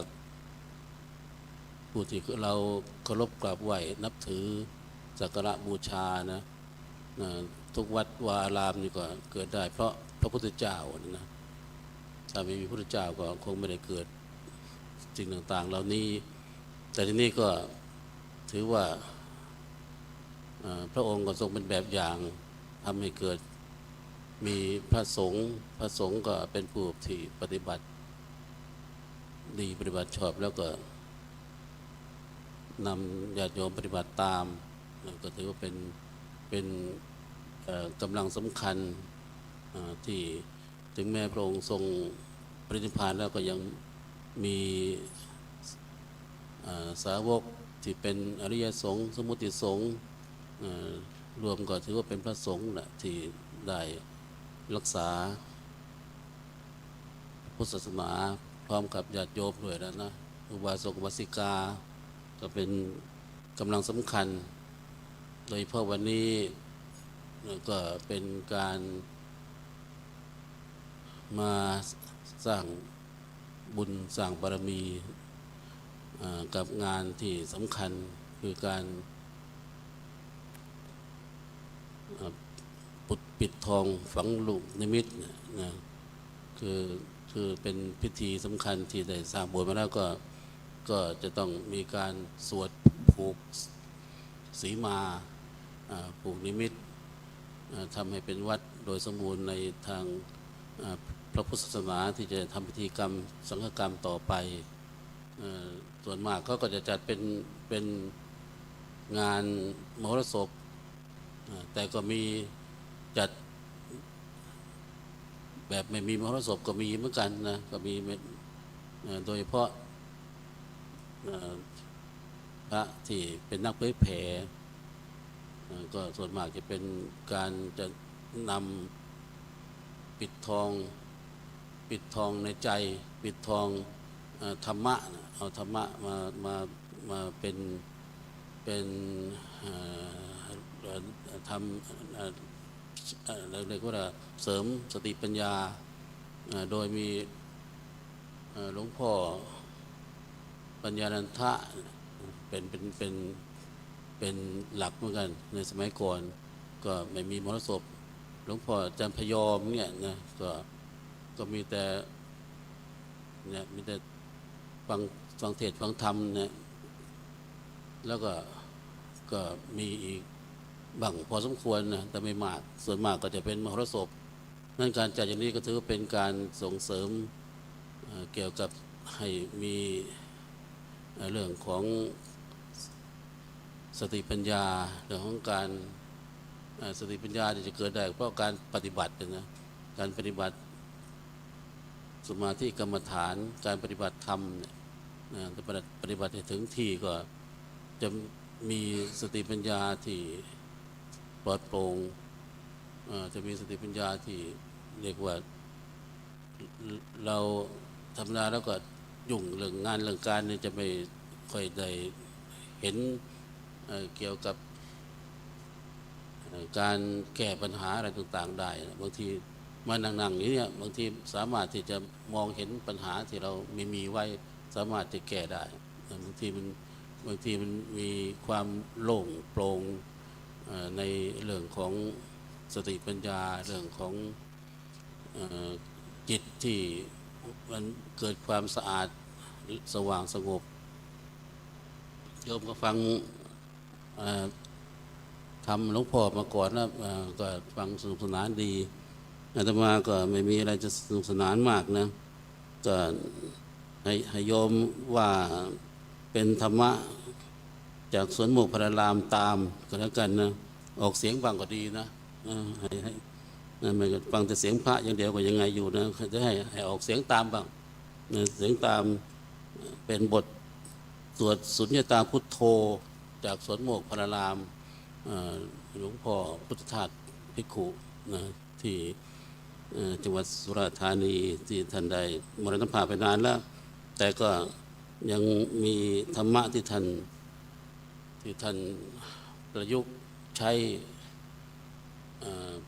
ขยายความจากพระไตรปิฎกมาเ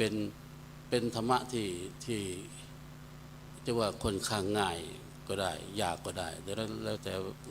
สติปัญญาแต่นี่ที่เรามักจะรู้กันก็ความหมายของเรื่องธรรมะคือธรรมชาติธรรมะคือหน้าที่อย่างโยมปฏิบัติเนี่ยธรรมะคือธรรมชาติก็คือความเกิดขึ้นตั้งอยู่ดับไปเงี้ย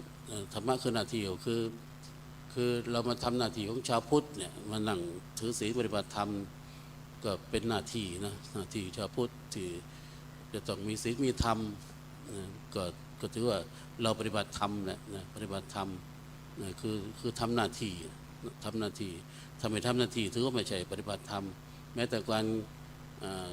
ทำงานทำการทำเก็บกวาดวัดเช็ดถูทำความสะอาดต่างๆก็เป็นธรรมะนะก็เรียกว่าทำหน้าที่แต่นี่หน้าที่ที่มันต้องมีท่านก็จัดเสริมว่าหน้าที่ก็ต้องประกอบด้วยจิตที่ว่างด้วยนะจิตที่ว่างทำงานด้วยจิตว่างอะไรเนี่ยทำจิตว่างคืออะไรว่างคือว่างจากกิเลสว่างจากความโลภความโกรธความหลง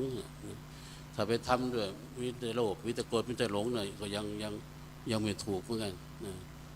เรื่องการทำงานก็คือการทำหน้าที่ของเราการปฏิบัติธรรมก็เป็นหน้าที่ที่เราชาวพุทธก็จะต้องเป็นหน้าที่ที่เราต้องรักษาศีลรักษาธรรม ให้โยมว่าตามนะว่าตามเป็นกระดาษก็ไม่ถึงหน้าแล้วแต่จริงจะแจกโยมแต่ไม่ได้เตรียมมาใครว่าตามพร้อมกันสุญญตาพุทโธ สุญญตาพุทโธโยมเก่าดังๆนะโยม ว่าพร้อมๆกันดังๆนะสุญญตาพุทโธ สุญญตาพุทโธ ดีเหลือเกินวันนี้ ดี เหลือเกินวันนี้ เรายังมีชีวิตอยู่ เรายังมีชีวิตอยู่ เราจะทำหน้าที่ เราจะทำหน้าที่ ของความเป็นมนุษย์ ของความเป็นมนุษย์ ให้ดีที่สุด ให้ดีที่สุด จนสุดความสามารถ จนสุดความสามารถ ในทุกๆกรณี ใน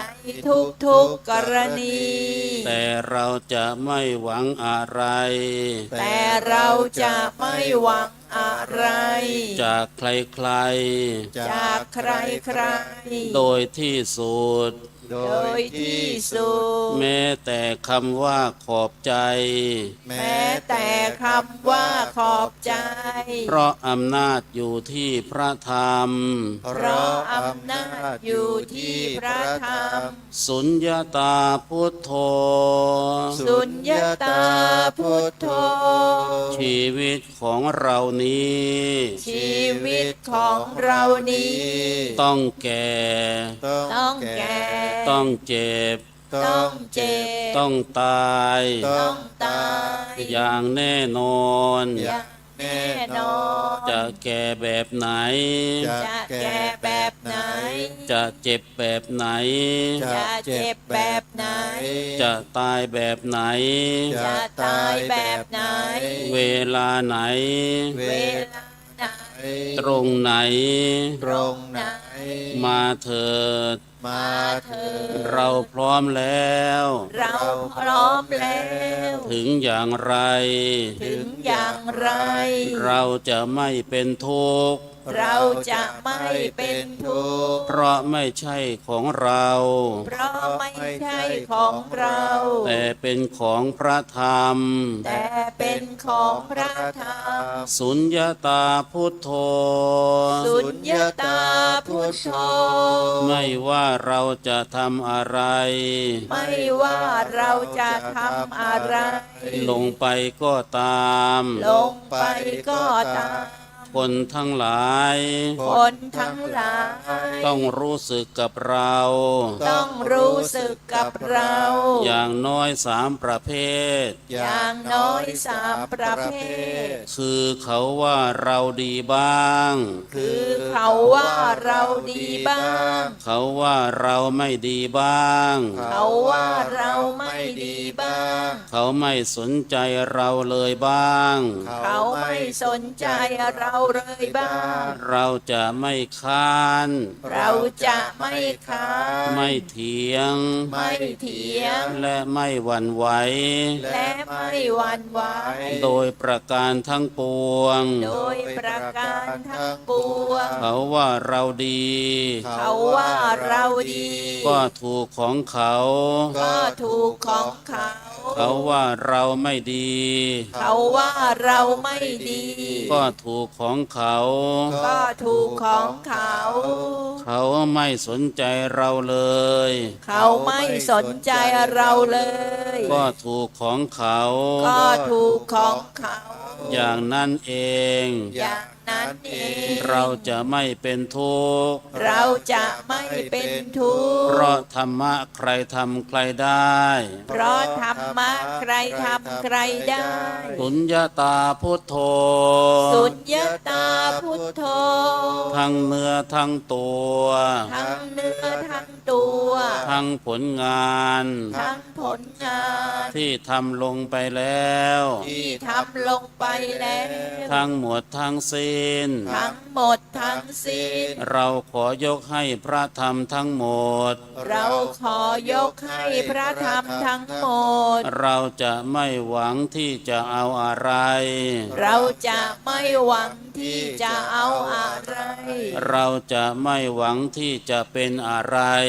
เราจะไม่หวังที่จะเป็นอะไร ไม่ว่าโลกนี้ ไม่ว่าโลกนี้ หรือโลกไหน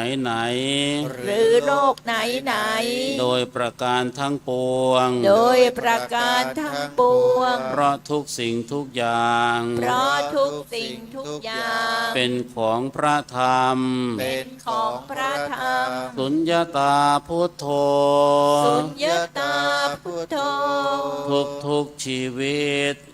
ทุกชีวิต ต่างมีความสุขอยู่แล้ว ต่างมีความสุขอยู่แล้ว เราคนหนึ่ง เราคนหนึ่ง จะไม่เพิ่มทุกข์เพิ่มโทษ จะไม่เพิ่มทุกข์เพิ่มโทษ ให้แก่ทุกชีวิตเลย ให้แก่ทุกชีวิตเลย ถึงแม้ว่าเขาจะด่า ถึงแม้ว่าเขาจะด่า นินทา นินทา ใส่ร้าย ใส่ร้าย ทุบตี ทุบตี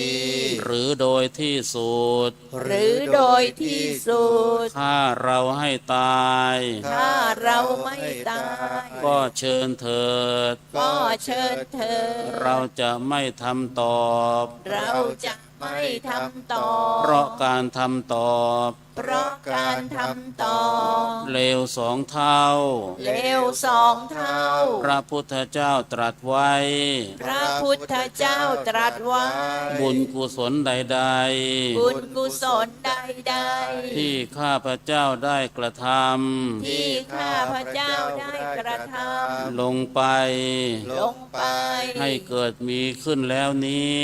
ให้เกิดมีขึ้นแล้วนี้ ขอบุญกุศลนั้น ขอบุญกุศลนั้น จงถึงแก่ทุกชีวิต จงถึงแก่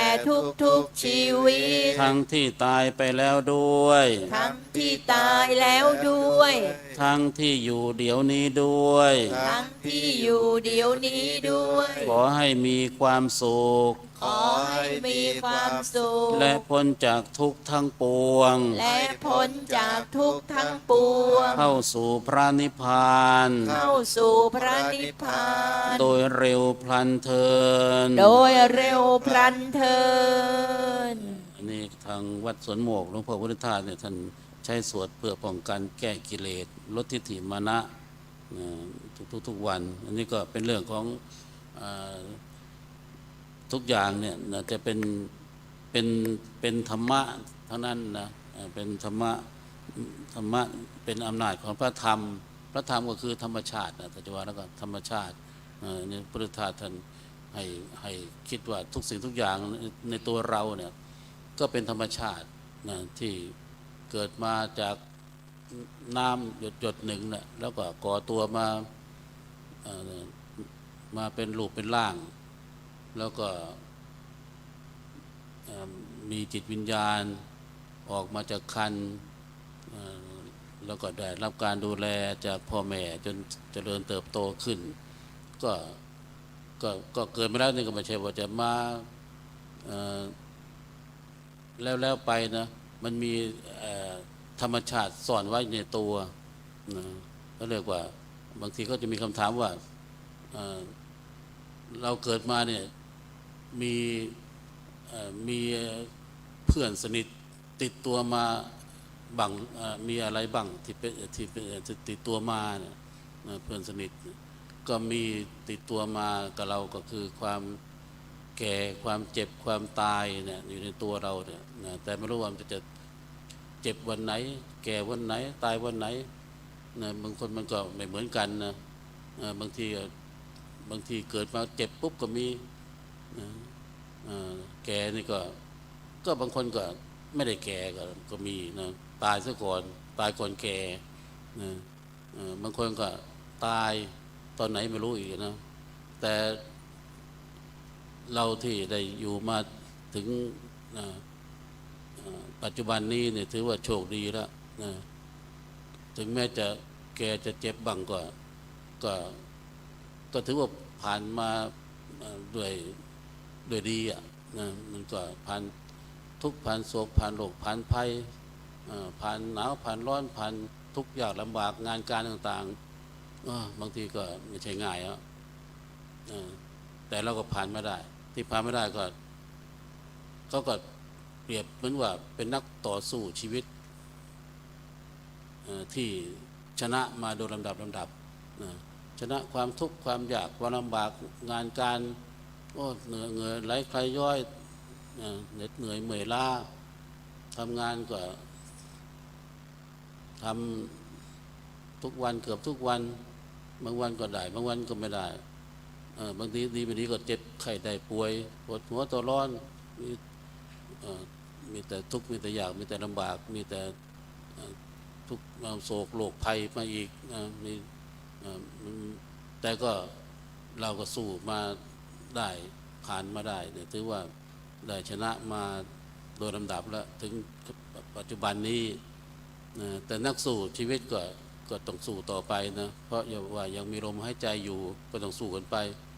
ถ้าไม่สู้ก็ไม่ใช่นักสู้เลยในการมาปฏิบัติธรรมเนี่ยก็ถือว่าเป็นนักสู้ที่สำคัญอีกระดับหนึ่งเหมือนกันบางคนสู้ได้ทุกอย่างแล้วทั้งโลกเนี่ยแต่จะมานั่งถือศีลถือธรรมอย่างนี้เนี่ยยากไม่สู้แล้วผมไม่เอาแล้วนะฉันไม่เอาแล้วก็ไม่ใช่ง่ายเหมือนกันชวนทำบุญทำทานก็ยังพอได้นะบุญ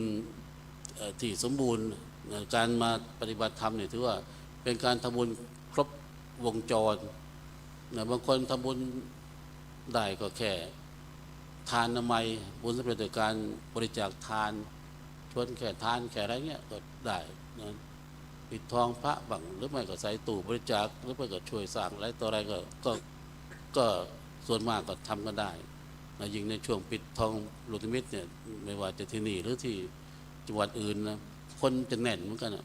แต่จะแน่นเฉพาะปิดทองนะปิดทองเรียกว่า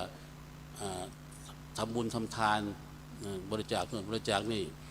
แต่มาอีกระดับหนึ่งก็ศีลละไมบุญสำเร็จจากการรักษาศีลอันนี้ก็ทำบุญทุกทีก็จะรับศีลทุกครั้งนะก็ยังพอได้แต่ก็แค่พอได้แล้วเอาจริงๆก็ไม่ได้นักหนาแล้วส่วนมากก็ศีลห้าก็ยังไม่ค่อยสมบูรณ์แต่ถ้าคนมาระดับปฏิบัติธรรมนี่ส่วนมากจะเป็นศีล8เป็นศีลชั้นสูงของฆราวาสก็ถือว่าเป็นยอดของบุญอีกระดับหนึ่งการรักษาศีลมีศีลก็มีสุขกันนะการให้ทานก็มีสุขอย่างหนึ่งละทำไปแล้วก็จิตใจผ่องใสแต่มันก็หวั่นไหวง่ายแต่มีศีลเนี่ยมันจะเกิดความไม่เบียดเบียนกันไม่รังเกียจรังแกกันไม่มีการเอาของกันไม่มีการทำร้ายกันทำลายกันไม่มีการทำลายคนอื่นทำลายตัวเองด้วยนะศีลห้าก็วัยย่อก็ไม่เป็นคนโหดร้ายไม่เป็นคนมือไวไม่เป็นคนใจเร็วไม่เป็นคนพูดปดไม่เป็นคนหมดสติคือไม่ไปกินเหล้ากินยาเนี่ยนี่ก็ศีลห้า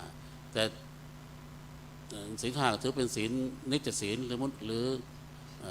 มนุษยธรรมเป็นธรรมเป็นศีลธรรมของมนุษย์ธรรมดาแต่ศีล8นี่เป็นศีลของระดับพระพรหมละระดับพรหมละศีลธรรมดาศีล5นี่ก็กาเมสุวิชฌาจาราเวรมณีนะก็แค่ก็ไม่พิษในกามแต่เป็นศีล8ก็ต้องเป็นอภรรมจริยาเวรมณีมันเรียกว่าไม่ประพฤติผิดพรหมจรรย์มันจะแนวขึ้นไปเกิดเลยสวรรค์ละชั้นพรหมละถ้าเราอยู่ในระดับศีล8ก็ไม่มีเรื่องที่จะให้เกิดความวุ่นวายเลยนะไม่มีก็ไม่ต้องไปแสวงหาอะไรมากญาติโยมถือศีล8ก็คงจะรู้อยู่แล้วนะไม่ไปวุ่นวายเรื่องข้าวปลาอาหารตอนเย็นไม่ไปวุ่นวายเรื่องการแต่งเนื้อแต่งตัวเขาห้ามอยู่ในศีลมันก็ไม่ต้องไปยุ่งเรื่องของการจับจ่ายใช้สอยในเรื่องการดีสีตีเป่าร้องรำขับร้องให้มันเหนื่อยเหน็ดเหนื่อยเมื่อยล้าไปเปล่าเหมือนกันมันนั่งนอนนั่งสมาธินอนสมาธิยืนเดินนั่งอย่างเงี้ยมันมีแต่ความ ปลอดโปร่งโล่งกายใจนะไม่ไปเหน็ดเหนื่อยเมื่อยล้าอะไรมากนะมีแต่ความสงบนะดังที่มีพระพุทธพจน์ว่านัตถิสันติปรังสุขขังสุขอื่นยิ่งกว่าความสงบไม่มีดังนั้นบางทีไปเข้าไปสนุกสนานบันเทิงอะไรเนี่ยก็เกิดกำลังสนุกแล้วแต่มันก็สนุกเจือปนไปด้วยการใช้จ่ายการออกกำลังให้มันเหนื่อยแต่ถ้ามาสงบแบบปฏิบัติอย่างนี้เนี่ยนะแต่คนมันอยู่ที่บุญบารมีอีกมีวาสนาอีกคนมีวาสนาบารมีเนี่ยมันก็นั่งได้ทั้งวันก็ยังนั่งได้นะสมาธิพอมันเข้าแล้วนี่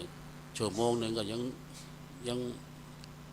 พอมันมีความสุขความสงบแล้วเนี่ยมันก็ไม่อยากเอาอะไรแล้วนะอยากนั่งทำใจสงบอย่างเดียวบางคนนั่งชั่วโมงก็แล้ว2 ชั่วโมงก็แล้ว3 ชั่วโมงก็แล้ว4 ชั่วโมงก็แล้ว5 ชั่วโมงก็แล้วนั่งทั้งวันยังได้นั่งทั้งคืนยังได้นั่งหลายวันหลายคืนก็ได้บางทีไม่รู้สึกหิวกระหายด้วยซ้ำเพราะมันมีปิติเลี้ยงรักษาจิตอยู่ภายในทำให้มีความสุขคนมีความสุขแล้วก็จะไปเอาอะไรเขาก็ไม่อยากดิ้นรนอะไรแล้วก็อยากจะอยู่อย่างสงบนะแต่ถ้าคนไม่ใช่มาแนวสิ่งธรรมเนี่ยมันมีแต่อยากจะแสวงหาตลอดนะเพราะมันยังไม่สุขจริงอ่ะนะพอจะไปสนุกสนานแล้วก็เอาแล้วก็พอนั้นหน่อยก็ต้องหาทรัพย์สินเงินทองหาข่าวของก็เหน็ดเหนื่อยซ้ำเหน็ดเหนื่อยซ้อนมาใช้จ่ายในการดำรงชีวิตแต่ถ้ามาปฏิบัติอย่างนี้ได้เนี่ยการแสวงหาก็อาจจะลดน้อยลงหรือบางทีไม่ลดน้อยหรอกคนมีเรื่องของการปฏิบัติดีปฏิบัติชอบเนี่ยมันมีแต่เพิ่มพลังนะเพิ่มพลังทำงานได้มากเพราะสมาธิก็คือความตั้งใจมั่นฉะนั้นถ้าคนมีสมาธินี่มันจะมีจิตใจมั่นคงแข็งแรงในการทำงานทำการมันมีความมั่นใจมั่นคงตั้งใจทำจริงนะสมาธิมันจะทำให้จิตมันมีความแข็งแรงมีความมั่นคงว่าจะทำอะไรก็ต้องทำได้เต็มที่นะต่างจากคนไม่มีสมาธิคนที่มีสมาธิเนี่ยทำอะไรหน่อยก็ฟุ้งซ่านรำคาญมันเป็นงั้นละมันไม่ได้จะจริงจังเท่าคนมีสมาธิหรอกนะแม้แต่การนั่งเนี่ยถ้าคนมีสมาธิดีแล้วก็นั่งได้นานหรือจะไปทำงานถ้าทำงานมีสมาธิอีกมันก็ทำงานได้นานทำงานได้นานเพราะมันทำไปก็มีความสุขไปทั้งที่ทำงานเนี่ยมันก็ดูเหมือนกับจะเหนื่อยเมื่อยล้านะแต่คนมีสมาธิเนี่ยมันก็มีความสุขในการเหน็ดเหนื่อยเมื่อยล้าอีกเหมือนกันนะไม่ว่าจะทำนาทำสวนถ้าคนมีสมาธิดีๆเนี่ยมันจะมีความสุขอยู่ในอยากจะทำมันตลอดอ่ะบางทีทำทั้งวันเนี่ยยังไม่เสร็จอ่ะยังไม่พออ่ะเหมือนยังไม่อยากจะเลิกมันมีใจอยากจะทำให้มันเต็มที่บางทีทำกลางคืนยังมีเลยนะทางจังหวัดอาตมาเนี่ยทำสวนเงาะสวนทุเรียนสวนอะไรบางทีกลางวันเนี่ยทำทั้งวันมันก็ยังไม่เหมือนกับไม่เสร็จยังไม่เสร็จอ่ะกลางคืนเอาละบางทีช่วงตัดกิ่งตัดก้านแต่งกิ่งก็ตัดช่วงจะมีดอกก็จะมีไปลูกไปปัดดอกปัดอะไรนอน4-5 ทุ่มก็ยังมีทั้งที่น่าจะเหนื่อยเมื่อยล้าแต่คนจิตมันมีสมาธิแต่มันมีความมุ่งมั่นในการทำงานเหมือนอย่างโยมเนี่ยกลางวันก็ยังทำอยู่ได้แล้วทั้งวันแล้วแทนที่จะมันน่าจะเหนื่อยน่าจะนอนหลับพักผ่อนแต่มันมีสมาธิจูงใจทำให้นั่งได้อีกทั้งคืนอีกเนี่ยทั้งคืนอีกแต่ถ้าคนไม่มีสมาธินะโอ้ไม่ไหวแล้วโอ้ยเหมือนกับคนบางคนชอบเกียจคร้านเนี่ยโอ้ยร้อนเป็นแถบตายโอ้ยหนาวแถบตายนี่ถ้าคนถ้าไปตายแบบคนแบบพูดอย่างนี้เนี่ยคนที่ตายมาเยอะแล้วหนาวก็ตายร้อนก็ตายแต่จริงมันไม่ตายหรอกพูดไปแบบขี้เกียจนะโอ้ยร้อนแถบตายทำไปทำไมเลยไม่ทำอะไรเลยไปทำงานแล้วไปร้อนก็ไม่ท หนาวก็ไม่ทำนะอันนี้ก็เกิดจากจิตมันไม่มีความมั่นคงหรือไม่จิตไม่มีสมาธิเนี่ยฉะนั้นคนที่มีสมาธิเนี่ยบางทีคนมองไม่มองแบบผิวเผินก่อนเหมือนกับไม่ได้เรื่องไม่ได้แล้วแต่จริงๆแล้วสมาธิช่วยเรื่องของการทำงานทุกอย่างแหละแข็งแรงนะแล้วก็ทำให้วิจิตรไม่ว่าจะทำก่อสร้างอะไรต่ออะไรเนี่ยจะเป็นแกะ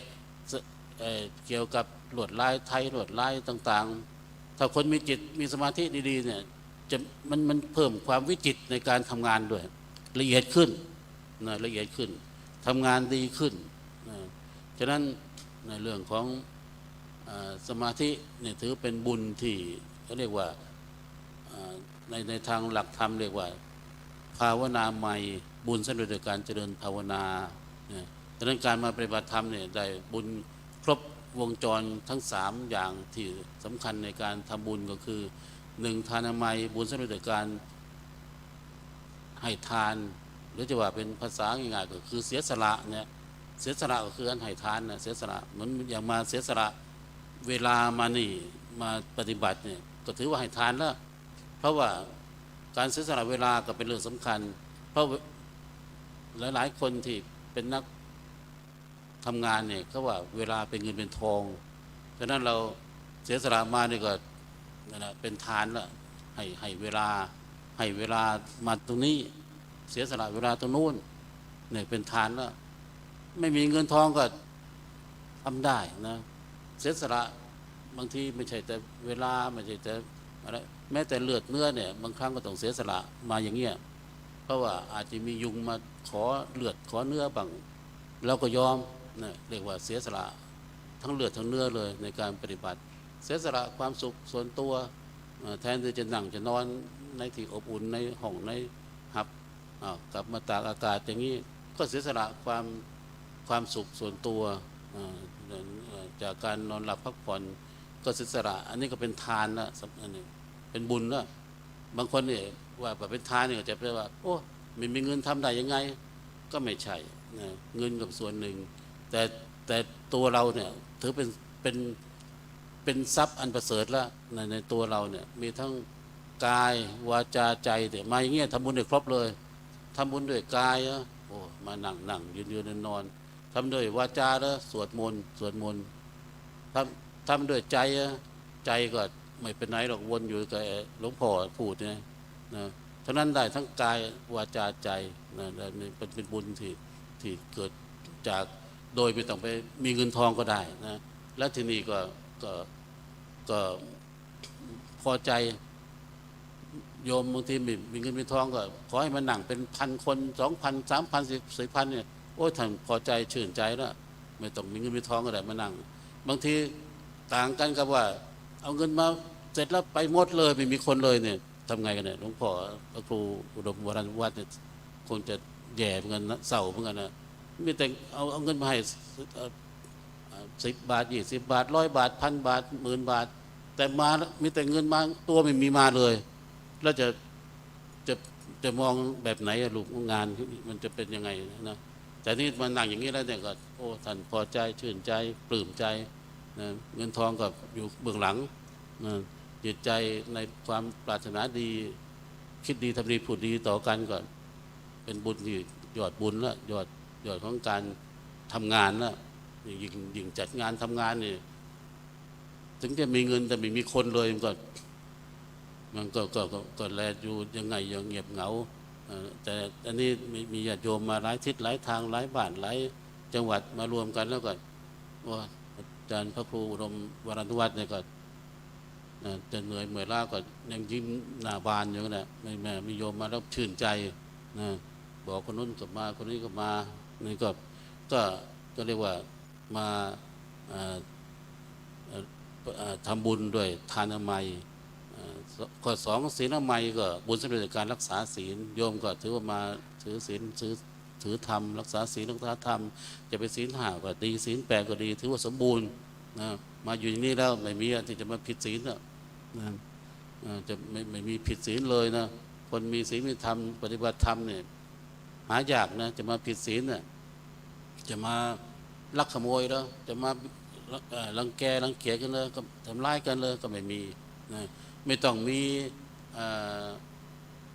เขาเรียกว่าอะไรคนมารักษาความปลอดภัยอ่ะไม่ต้องมีเลยนะแล้วรักษาศีลเนี่ยมาถือศีลถือธรรมเนี่ยแต่ถ้าเรามีแต่สวนสนุกแล้วก็ต้องมีเจ้าหน้าที่คอยดูแลตำรวจเกิดมีทหารก็มีมาคอยดูแลความกลัวมันจะมีเรื่องถ้ามีแต่มรสพเนี่ยหลังจากปฏิบัติธรรมแล้วเนี่ยเดี๋ยวต้องมีเจ้าหน้าที่มาคอยดูแลหลายเจ้าหน้าที่แล้วแต่มาถือศีลปฏิบัติธรรมเนี่ยไม่ต้องมีเจ้าหน้าที่มาก็ได้เพราะเรามันมีศีลมีธรรมเนี่ยก็ไม่มีเรื่องอะไรแต่มาเบียดเบียนกันนะไม่โดยเฉพาะเพื่อนๆก็ศีลห้าไม่เป็นคนโหดร้ายไม่เป็นคนมือไวไอ้ลักขโมยกันเนี่ยไม่หายากนะ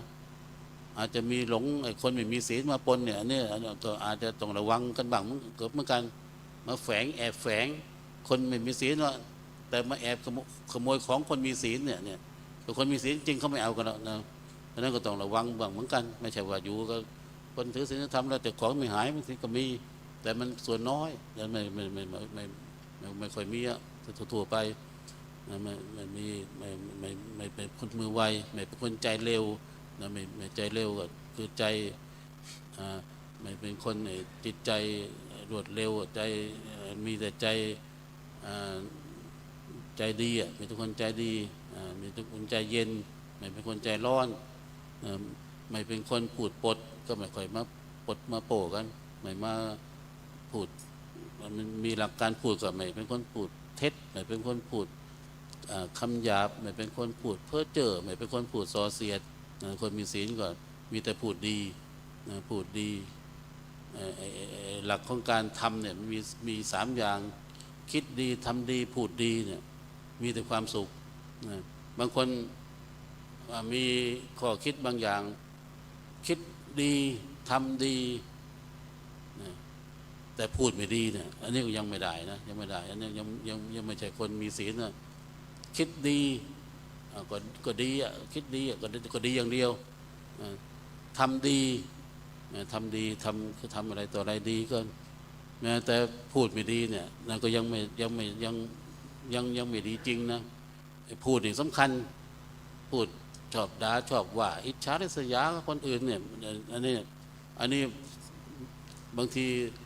ทำดีคิดดีทำดี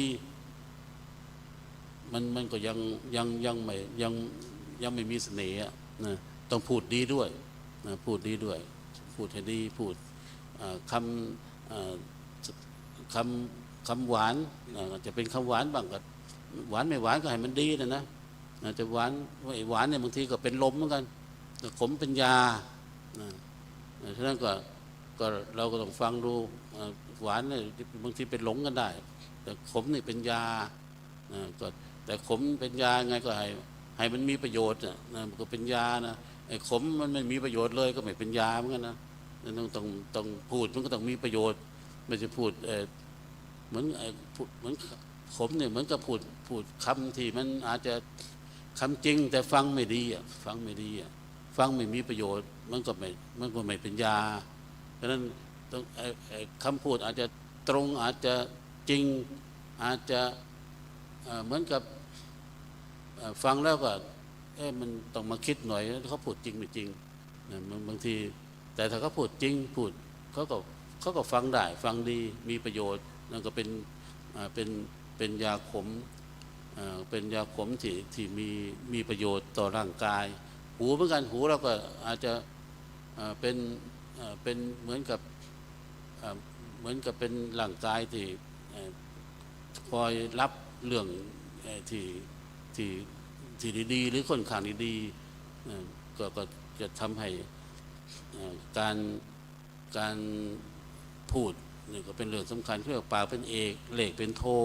ปากเนี่ยสำคัญเพราะนั้นก็เรื่องของศีลเนี่ยก็มีเรื่องของมุสาวาทาเวรมณีเรื่องของการไม่พูดเท็จไม่พูดคำหยาบไม่พูดเพ้อเจ้อไม่พูดส่อเสียด ทำไมเขาถึงเอามาเอามาเอามาบัญญัติเป็นศีลพุทธเจ้าก็ถือว่ามองเห็นเรื่องของการพูดเป็นเรื่องสำคัญเหมือนกันถ้าพูดดีก็มีกำลังใจกันพูดให้มันเป็นกำลังใจเรื่องดีๆมีเยอะจริงๆพูดแต่นี่เป็นบางทีบางคนก็ไม่รู้จะไปคิดยังไงนะไปอะไรดีไม่พูดแล้วพูดที่เรื่องไม่ดีก็เลยมีปัญหาในการอยู่ร่วมกันทำให้กระทบกระทั่งกันทำให้หมดกำลังใจทำให้ฟังดูแล้วก็ไม่อยากจะทำงานทำการเพราะมันพูดไม่ดีก็ไม่อยากจะสนใจกันนั่นการคิดดีทำดีพูดดีก็จะมีแต่ค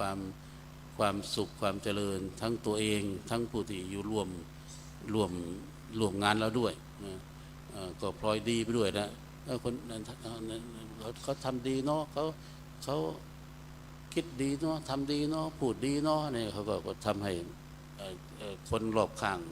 ก็มีแต่ความสุขมีแต่ความชื่นใจปลื้มใจอันนี้ก็ว่าถึงการบุญก็มีสองอย่างที่กล่าวมานะทานไมยบุญสำเร็จจากการให้ทานเสียสละสองศีลไมยบุ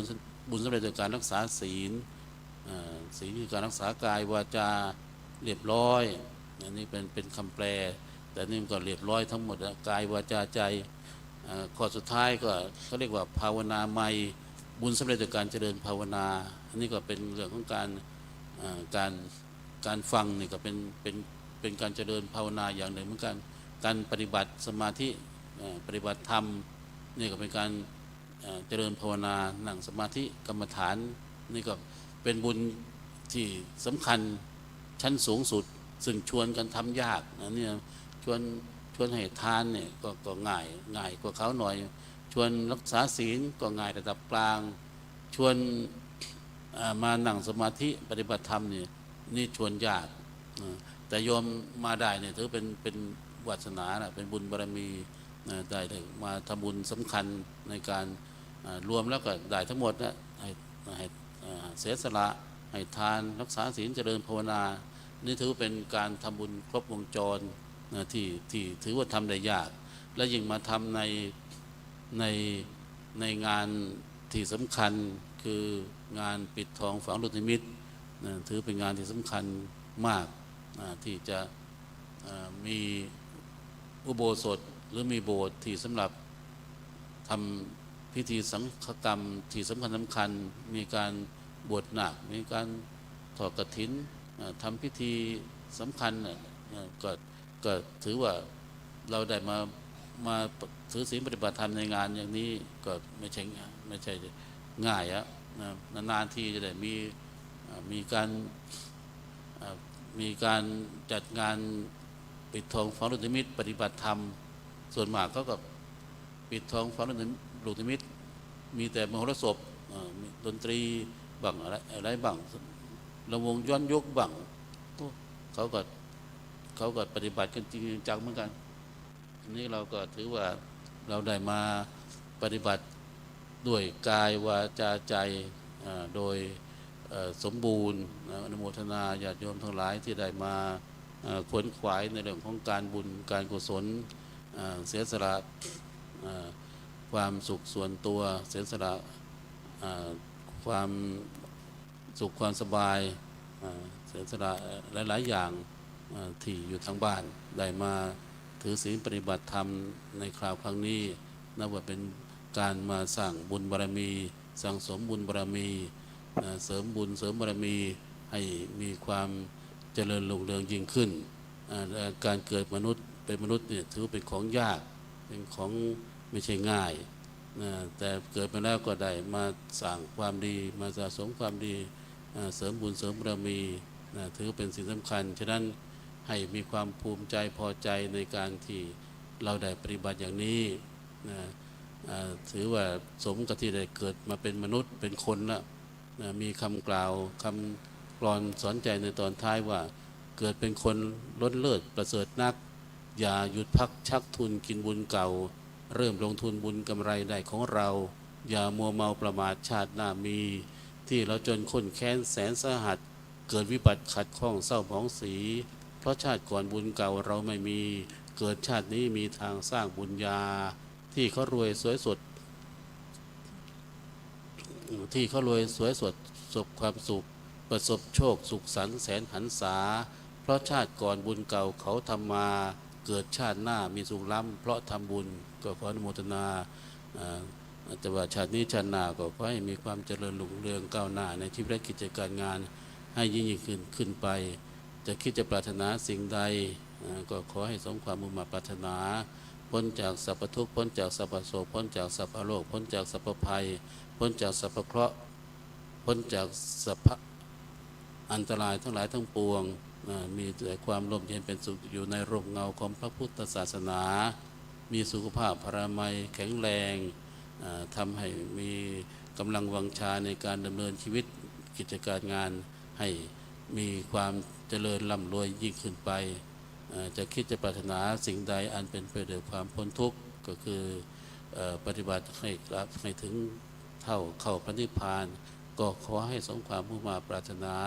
ทุกทิวาราตรีการทุกท่านทุกคนเทินขอเจริญพรสาธุสาธุสาธุอนุโมทามิ กราบองค์แสดงธรรมพร้อมๆกัน3 ครั้งนะโยมพร้อมแล้วกราบพุทโธเมนาโถกราบธัมโม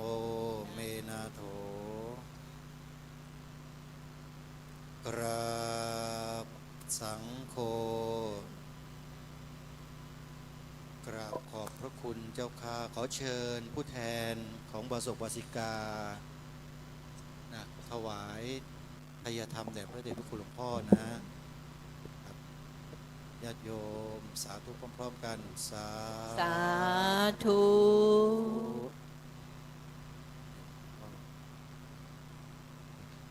ครับขอให้พรนิดหนึ่งครับผมนิมนต์ให้พรให้พรโยมญาติโยมก็ตั้งใจรับพรก็ถือมาเยี่ยมตั้งใจมาสมความปรารถนานะไม่ใช่มาง่ายๆแล้วเพราะมีงานเยอะเลยเนี่ยพอดีมีอาจารย์ยอดก็ชวนแต่ทำเฉยๆก็อาจารย์พระครูอุดมวรันตุรัตน์ก็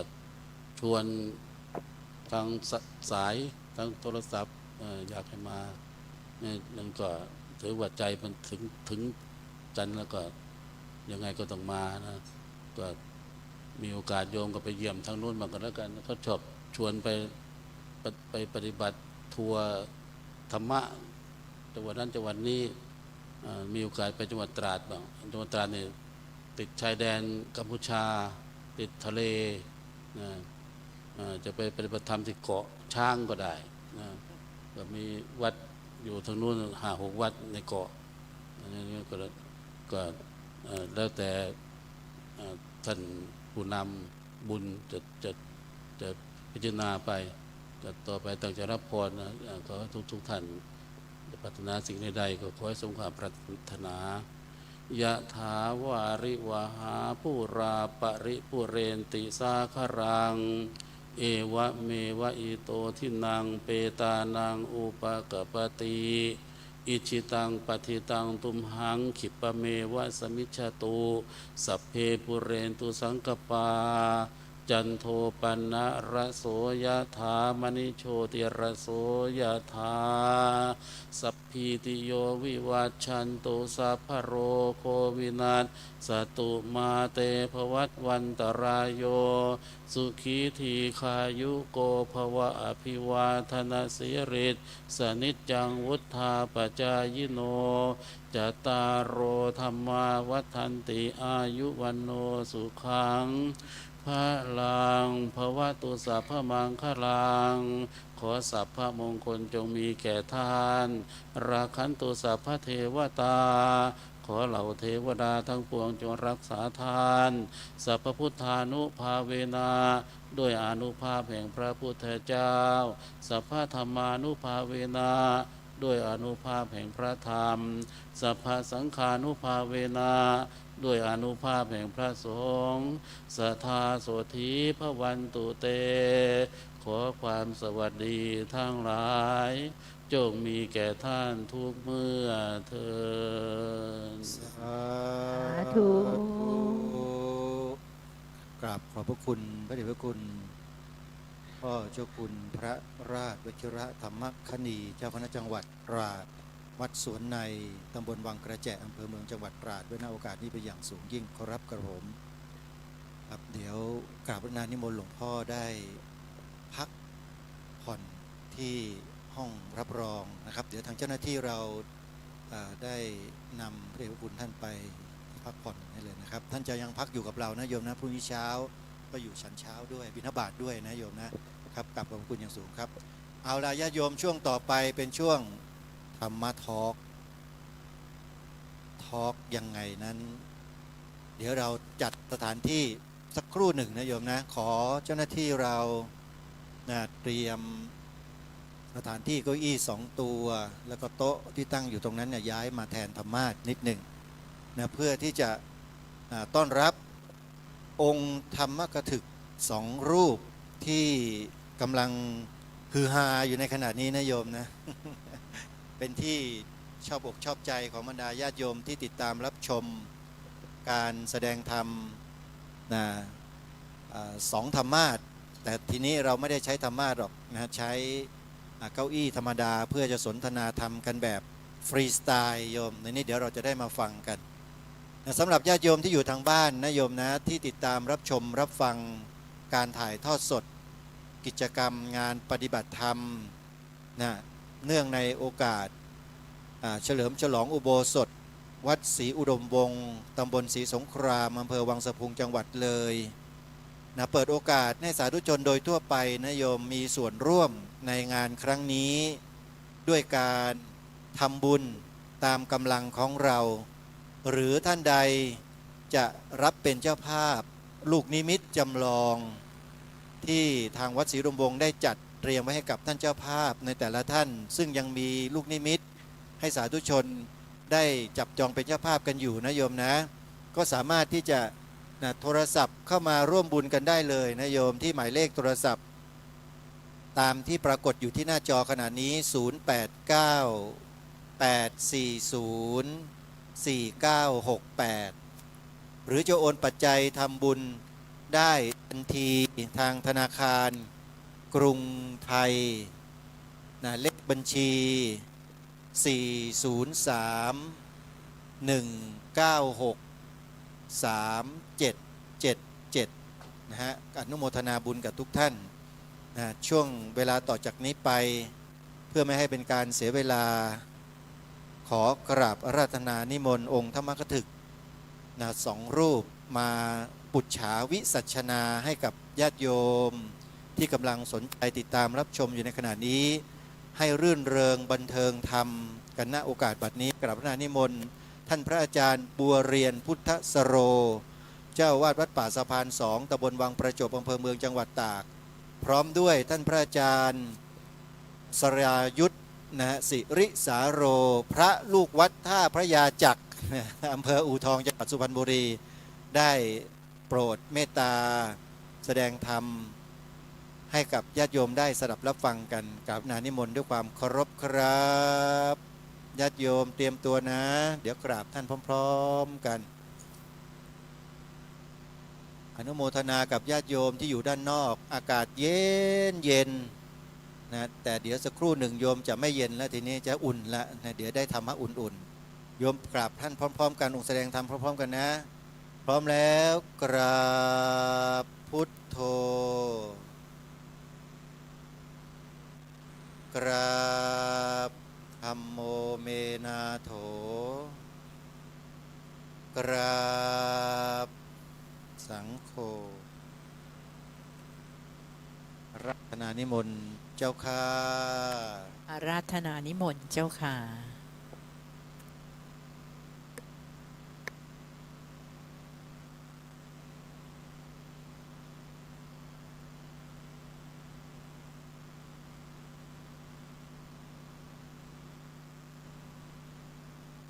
นะโม ตัสสะภะคะวะโตอะระหะโตสัมมาสัมพุทธัสสะนะโมตัสสะภะคะวะโตอะระหะโตสัมมาสัมพุทธัสสะนะโมตัสสะภะคะวะโตอะระหะโตสัมมาสัมพุทธัสสะกาเลนะธัมมัสสวนังกาเลนะธัมมสากัจฉาเอตัมมังคลมุตตะมันติณโอกาสบัดนี้อาตมาภาพทั้งสองรูปจะได้แสดงพระธรรมเทศนาพุทธาวิสัชนาถามตอบซึ่งกันและกันเพื่อเป็นเครื่องประดับสติปัญญาส่งเสริมศรัทธาความเชื่อและวิริยะความภาคเพียรตามคำสั่งสอนในบวรพระพุทธศาสนาแด่ท่านพุทธศาสนิกชนผู้ใฝ่บุญใฝ่กุศลทุกท่านเนื่องในงานปิดทองฝั่งลูกนิมิตผูกพัทธสีมาฉลองอุโบสถวัดศรีอุดมวงศ์ตำบลศรีสงครามอำเภอวังสะพุงจังหวัดเลยเป็นลำดับสืบต่อไปโดยมีองค์พระธรรมกถึกเบื้องขวาของอาตมภาพพระอธิการบัวเรียนพุทธสโรเจ้าอาวาสวัดป่าสะพานสองตำบลวังประจบอำเภอเมืองจังหวัดตากและอาตมภาพพระสรายุทธสิริสาโรพระลูกวัดวัดท่าพญาจักรผู้อำนวยการสถานีวิทยุกระจายเสียงเพื่อการเผยแผ่พระพุทธศาสนาคลื่นสาธุเรดิโอ FM 101 เมกะเฮิรตซ์วัดท่าพญาจักรตำบลอูทองอำเภออูทองจังหวัดสุพรรณบุรีจนกว่าจะถึงเวลาอันสมควรณแหล่งนี้ที่พักจิตณแหล่งนี้เรามีมิตรที่ยิ่งใหญ่ณแหล่งนี้เราอบอุ่นกว่าใครๆณแหล่งนี้สายทานใจไหลสู่เราท่านญาติโยมอุบาสกอุบาสิกาทุกท่านบัดนี้ถึงเวลาที่ท่านรอคอยแล้วการแสดงพระธรรมเทศนาปุจฉาวิสัชนาจะได้เริ่มต้นณบัดนี้เป็นต้นไปขอกราบอาราธนาหลวงพ่อบัวเรียนครับขอนอบน้อมแต่พระรัตนตรัยขอถวายความเคารพแด่พระเถรานุเถระทุกๆรูปเจริญพรญาติโยมท่านสาธุชนทุกท่านที่รับฟังอยู่ที่วัดศรีอุดมวงศ์และก็อยู่ทั่วไทยอยู่ทั่วโลกที่ติดตามขณะนี้ตอนนี้คนฟังเยอะไหมครับคนฟังเยอะใช่ไหมครับครับคนฟังกับคนไม่ฟังใครเยอะกว่ากันครับคนไม่ฟังเยอะกว่าครับ ณแหล่งนี้ที่พักจิตครับโอ้คนไม่ฟังเยอะฝ่าแต่เอาประมาณไม่ได้เนาะบางทีสิ่งที่เรามองไม่เห็นยังมีเยอะใช่ไหมครับหลวงพ่อครับการฟังธรรมนี่ไม่ใช่มีมนุษย์เท่านั้นครับที่ฟังมีข้างคาวมีกบมีกระรอกกระแตใช่ไหมครับแม้แต่เทวดาเขาก็ฟังครับแม้แต่เทวดาก็ฟังครับเอาหลวงพ่อรู้ได้ไงครับผมเดาเอาได้ครับฮะเดาได้ครับ เดาเอาใช่ไหมครับครับโอ้สาธุครับนะหลวงพ่อเดาเป็นเรื่องที่เป็นบุญเป็นกุศลเดาว่าเทวดาฟังธรรมใช่ไหมครับครับธรรม เวลาเราสวรรค์กาลโอใช่ไหมครับเวลาเทศครั้งหนึ่งนี่เราก็ตั้งใจฟังหลับหูหลับตาครั้งก่อนเคยไปเทศครับโต้รุ่งครับผมก็ฟังแล้วมันก็บรรยากาศก็เงียบลงครับโอ้คนฟังดีไม่มีพูดเลยสักพักดึงพักมากระซิบหลวงพ่อครับคนนอนหมดแล้วครับเหลือแต่หลวงพ่อพูดดวงเดียวก็หมา2 ตัวเห็นไหนคนหนึ่งอยู่ท้ายศาลาบอกฟังอยู่คนเดียวแล้ว ไม่ต้องไปเปิดหรอกเครื่องเสียงนะมานั่งใกล้ๆนี่นั่นจะสนใจเรื่องธรรมะอะไรล่ะนะสนใจธรรมะใช่ไหมคนเดียวก็ยังอยู่เนี่ยนะอยู่ท้ายศาลานะปิดเครื่องเสียงมาฟังนี่มาธรรมะสากัจฉากันเลยถามตอบโยมคนนั้นก็มาหลวงพ่อไม่ใช่หรอกครับอ้าวแล้วฟังจุดตั้งหานทำอะไรล่ะผมรอปิดศาลาครับ เราปิดศาลานะครับ โอ้โหนึกว่าสนใจฟังธรรมะ เจ้าหน้าที่ประจำศาลา คนฟังนี่ไปหมดธรรมะแสดงว่าการฟังธรรมะนี่ยากใช่ไหมครับหลวงพ่อ คือคำสอนพระพุทธเจ้านี่มีลักษณะที่ทวนกระแสของโลก โอ้ คือเวลาว่ายน้ำพระอาจารย์ต้น ครับ น้ำไหลเชี่ยวๆนี่ว่ายตามน้ำหรือว่ายทวนกระแสไหนยากกันไหนง่าย มันยากครับมันเหนื่อยเพราะมันคอยจะถูกน้ำพัดไปใช่ไหมครับ ครับ เพราะฉะนั้นคำสอนพระพุทธเจ้านี่ทวนกระแสของโลก กระแส เนี่ย ของโลกเป็นยังไงครับหลวงพ่อ เอาโลกเขากำลังหลับอยู่กลางค่ำคืน พวกนี้ก็มานั่งฟัง กับโอ้กระแสของโลก ครับ อ๋อ เพราะฉะนั้นคนฟังธรรมจึงเรียกว่าเป็นการทวนกระแสของโลกทวนกระแสของกิเลส โอ้กระแส ถ้าหากว่าลัทธิใดก็ตาม ครับ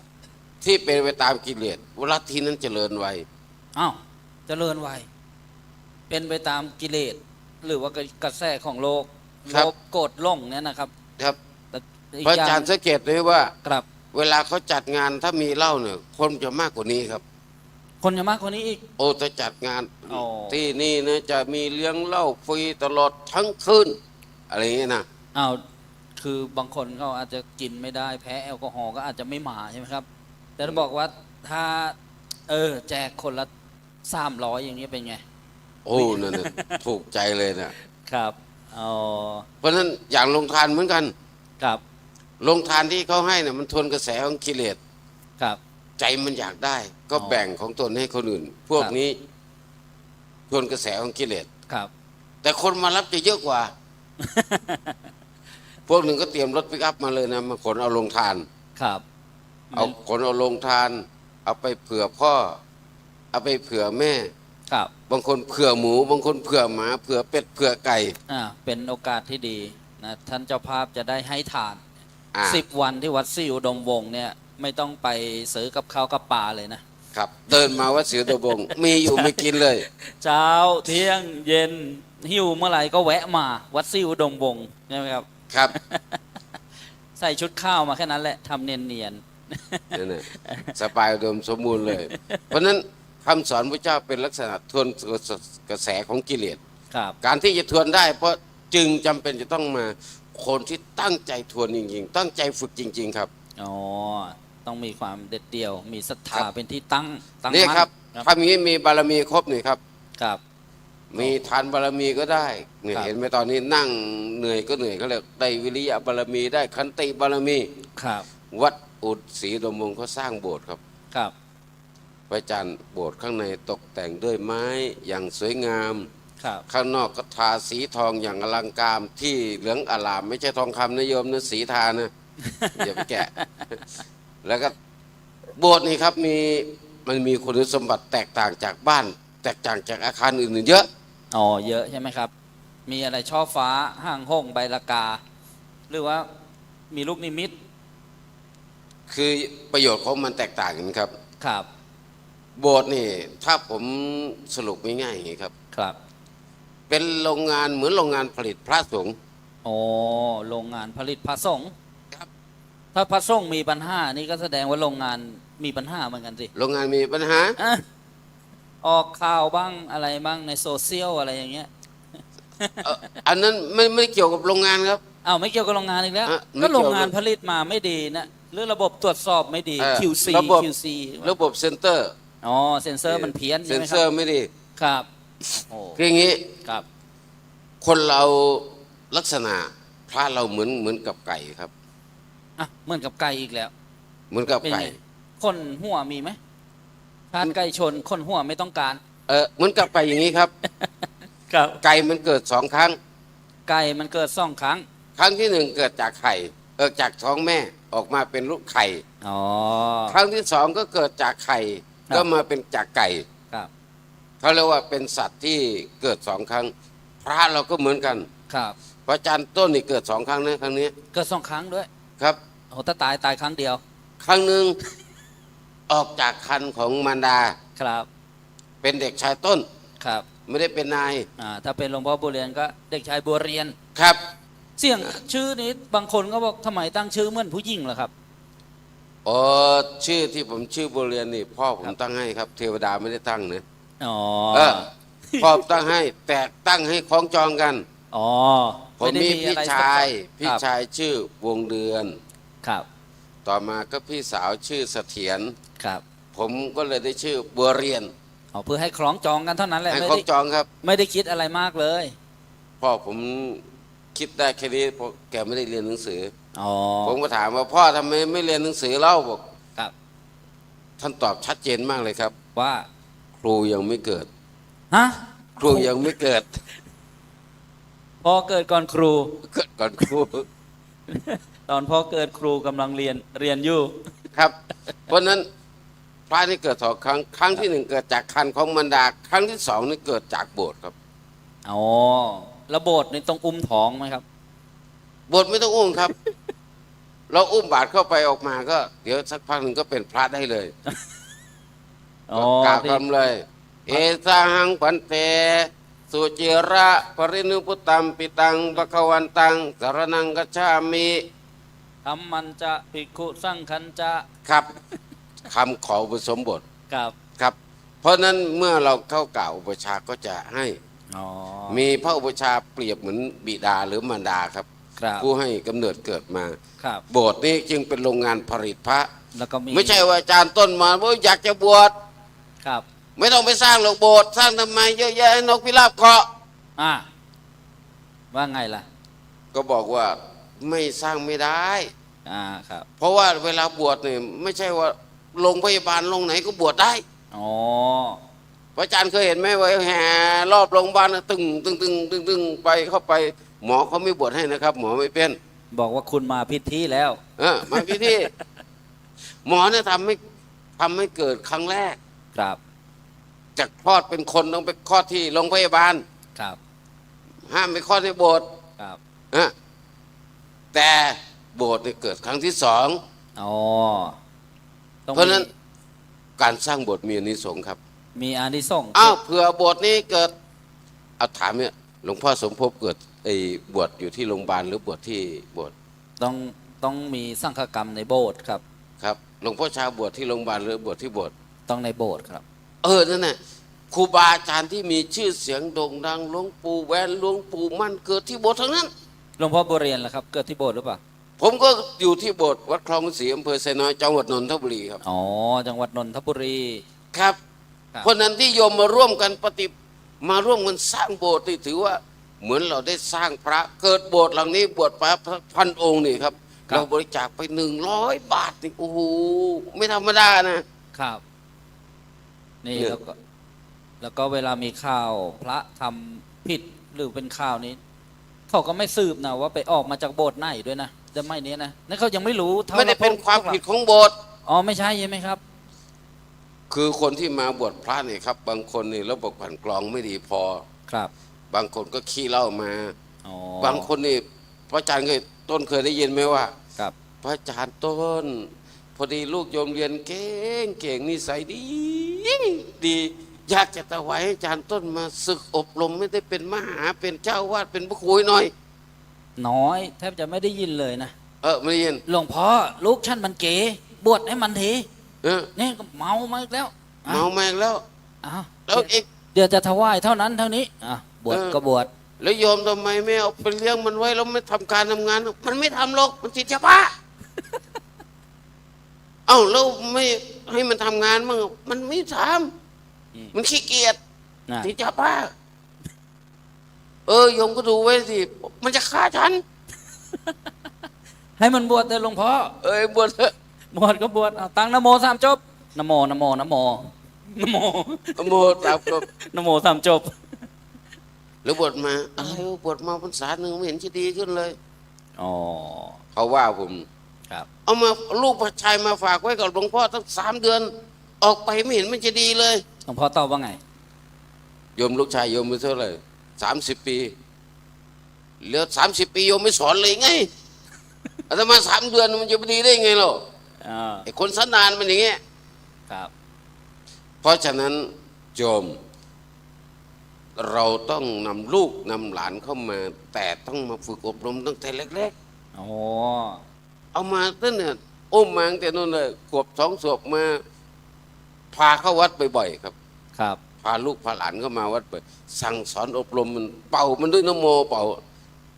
พอมันเกิดมาแววท่องนะโมให้ฟังเลยนะโมตัสสะพระโคโตท่องให้ฟังเลย นึกว่านะโมนะโมนะโมนะโม ทำทุกวันทุกวันครับ ครับ โตขึ้นมาพวกนี้เด็กจะดี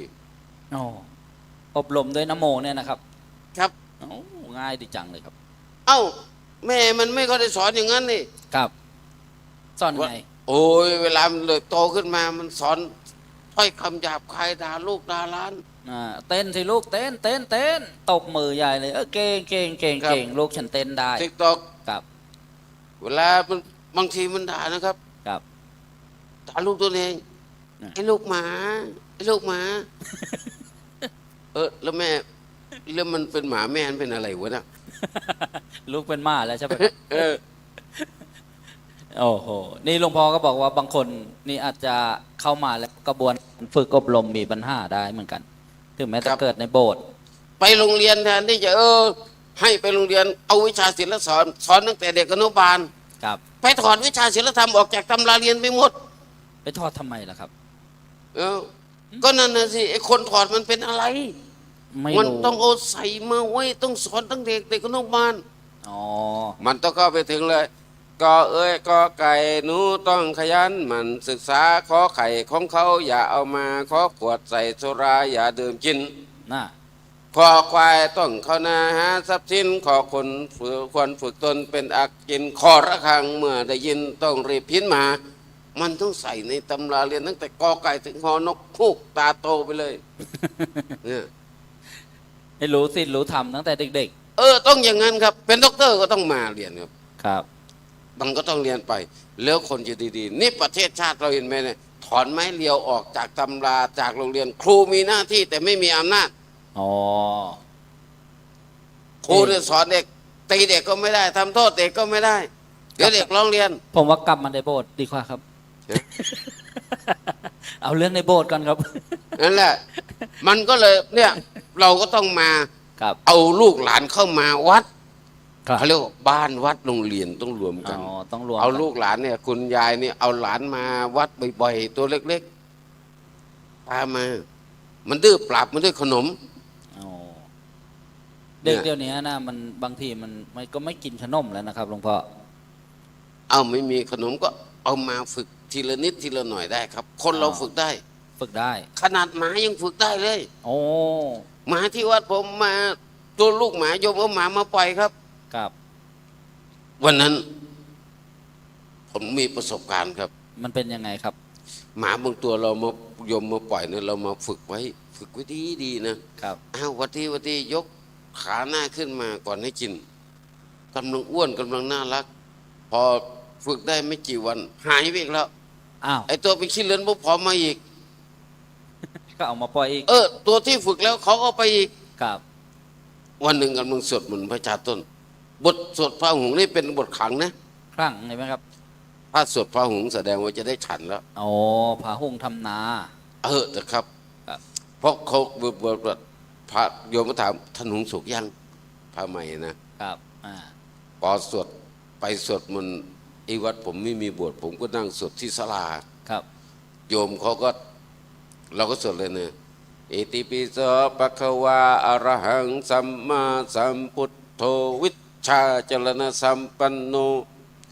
มีรถเก๋งคันงามครับ โอ้ขี่ ขั เข้า บ มา มาจอดหน้าศาลา ครับ อุ้ยดูสิว่าขนาดปกติรถวัดไม่ค่อยมีรถเข้ามาวัดผมครับ แล้วก็ได้ โยม ถวายทานแน่เลย แม่มันเป็นเดือนมีนาเมษา ครับ ไม่เงาะก็ทุเรียนแล้ววะ กะได้ทายทานแหละ คิดว่าจะได้ สักพักหนึ่งยกกล่องลง2 กล่อง ครับ โอ้โหเป็นไปดังคาด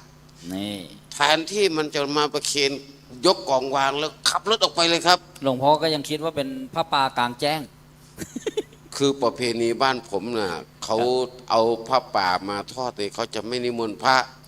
ครับ เขาจะต้องเอาผ้าเอาของเอากล่องมาวางไว้ แล้วให้เราไปบังสกุลเอา ครับ ที่หมอนี่มันต้องจะผ้าป่า คือไม่ได้จำเพาะเจาะจงว่าเป็นของภิกษุรูปหนึ่งรูปใด พระหงทำนากุศลาจะได้ทำเงินแล้วที โอ้ เนี้ย ยเนี่ยนอนละต้องไปบังสกุลเอา ครับ สวดมนต์เสร็จก็ลงไปเลยครับ ชักเลยนะครับ อนิจจาวัตสังขาราอุปาโตยธรรมิโนพอชักมาครับสองกล่อง ผมไปเปิดดูแล้วครับ ครับ กล่องแรกมีลูกหมา5 ตัว โอ้ อีกกล่องหนึ่งมีลูกแมว4 ตัว แมวมาห้ามามาสู้ เออ ในชีวิตในวัดมันก็เจออะไรไล่ลากนะครับทั้งดีและทั้งไม่ดี ทั้งคนดีคนไม่ดีสัตว์ที่ดีอ้วนพีก็มีไม่ดีก็มีนะ เพราะนั้นเวลาสร้างโบสถ์นี่คือโย ครั ม บ สร้างโรงงานผลิตพระ ครับ โยมถึงใจโบสถ์เขาถึงนิยมบอกว่า งานปิดทองฝังลูกนิมิตใด อ๋อ ก็ตามควรไปมีส่วนร่วม ครับ ไม่ใช่ปิดลูกนิมิตฝังระเบิดไม่ต้อง พระสุวรรณหุ้มศิลา ปิดทองทำไมต้องปิดทองเลยครับ คืออย่างนี้ครับ ครับ ลูกนิมิตแบบความหมายของลูกนิมิตเนี่ยลูกนิมิตเนี่ยมัน เป็นยังไง สีด สีด ำไม่สวย ำครับ ทำจากหิน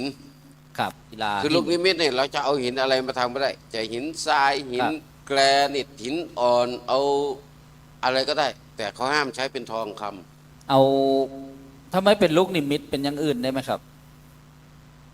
ไม่ได้ครับ เป็นลูกลัก เป็นลูก บี้ สาวลูกชายก็ไม่ได้ ลูกสาวลูกชาย ลูกลักบี้ ลูกนก ฟุตบอลก็ไม่ได้ ลูกนกก็ไม่ได้ ลูกนก ลูกไก่ ม่ด้ ลูกกาไม่ได้ต้องเป็น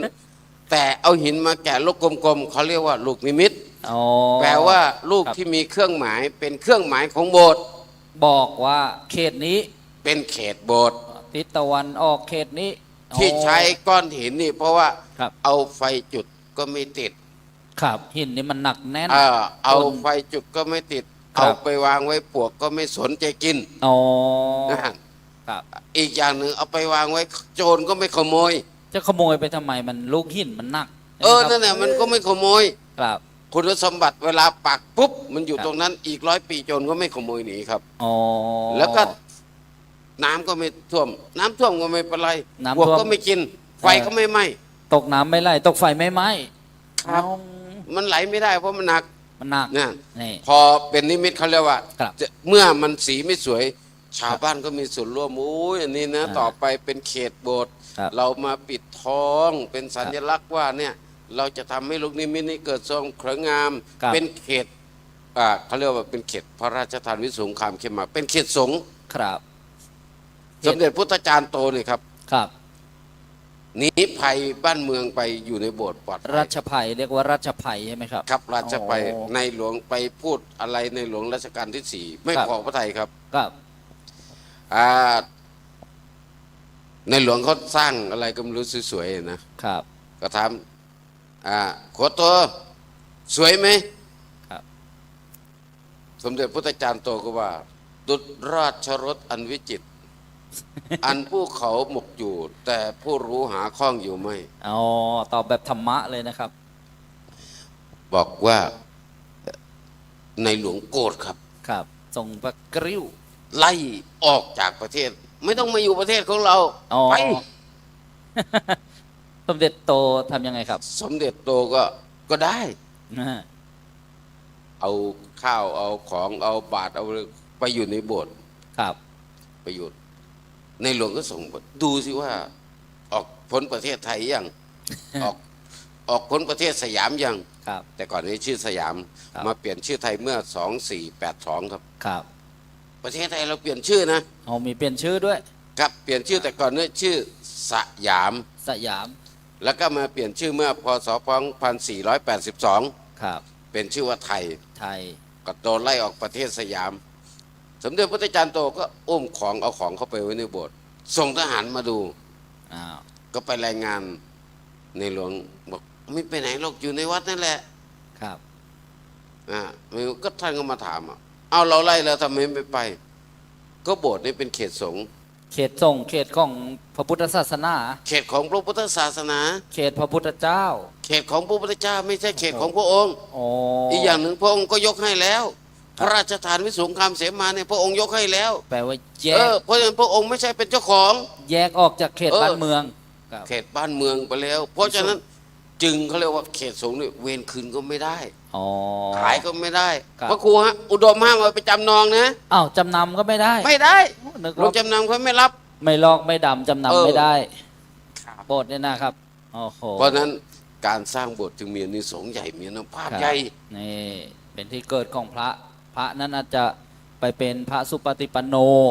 สอนศีลสอนธรรมเป็นพ ครั ระ บ อริยะก็ได้โโห มีโอกาสครับ เพราะว่าการที่เราจะได้พระภิกษุมารูปหนึ่งแล้วเกิดมาเป็นอริยบุคคล ตั้งแต่โสดาบันขึ้นไปมันต้องผ่านโบสถ์มาก่อน ครับอ๋อ จะเกิดเองลอยๆไม่ได้ พระทุกรูปนี่ต้องจำที่เกิดตนเองให้ได้ด้วย ครับ นี่เพราะ ปิด เพราะ ทอง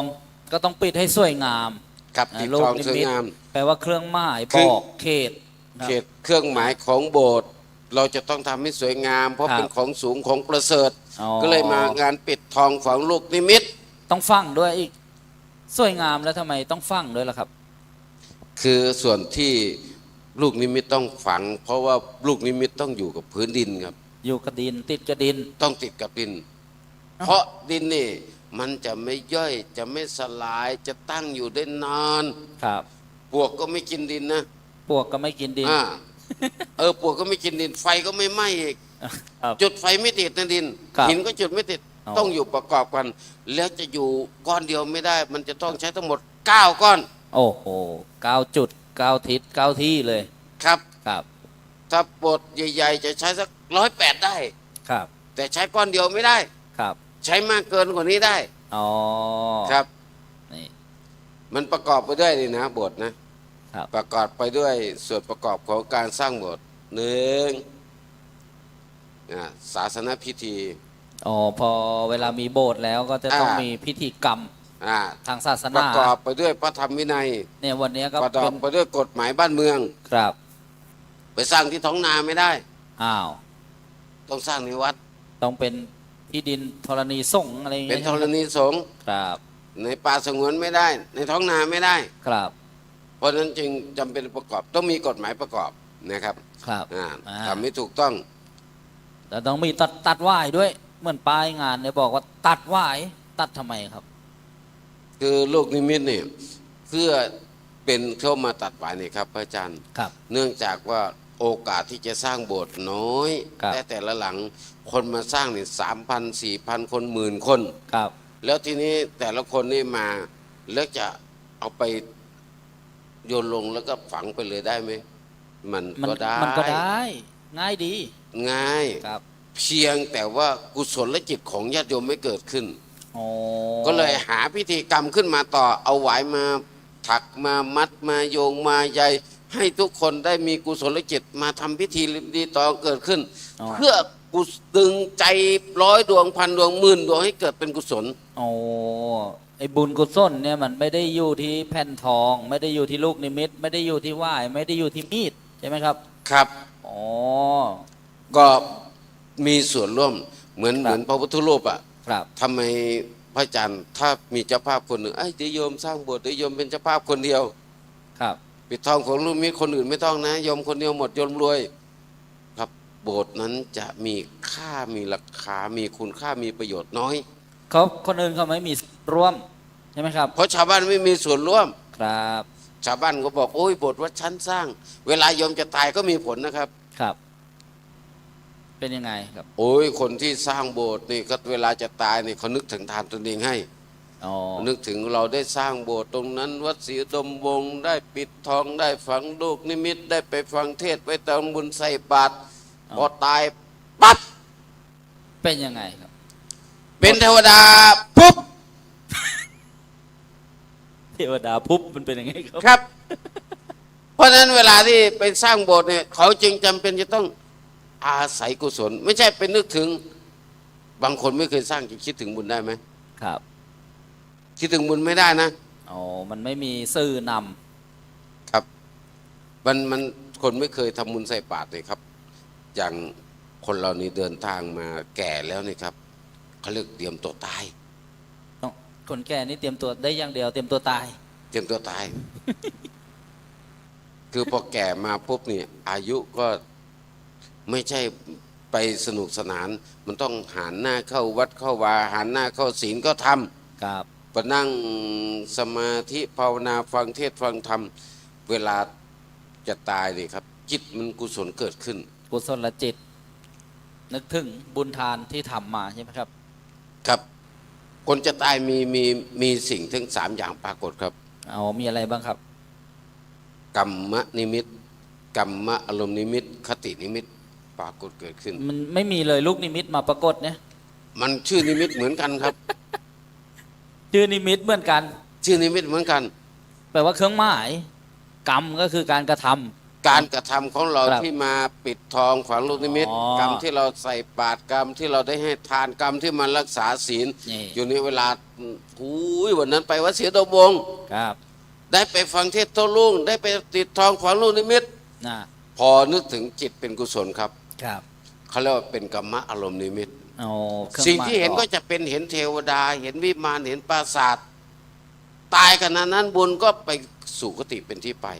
สุคติที่ดี เช่น มนุษย์ เท ครั ว บ โลกสวรรค์พรหมโลก ครับ อ๋อ แต่ถ้าหากว่าทำบาปมา ทำบาปทำอกุศลฆ่าสัตว์ อ่า ลักทรัพย์ประพฤติผิดในกามพูดโกหกดื่มน้ำเมา นิมิตเหมือนกันไหม มีโยมคนหนึ่ง ครับ เราเล่าให้ฟังครับ ครับ เป็นเรื่องจริง เป็นเรื่องจริงด้วยอย่าห้ามเอ่ยชื่อนะครับ ห้ามเอ่ยสถานที่เดี๋ยว มีโยมคนหนึ่งผมรู้จัก ครับ วัดแกก็เข้า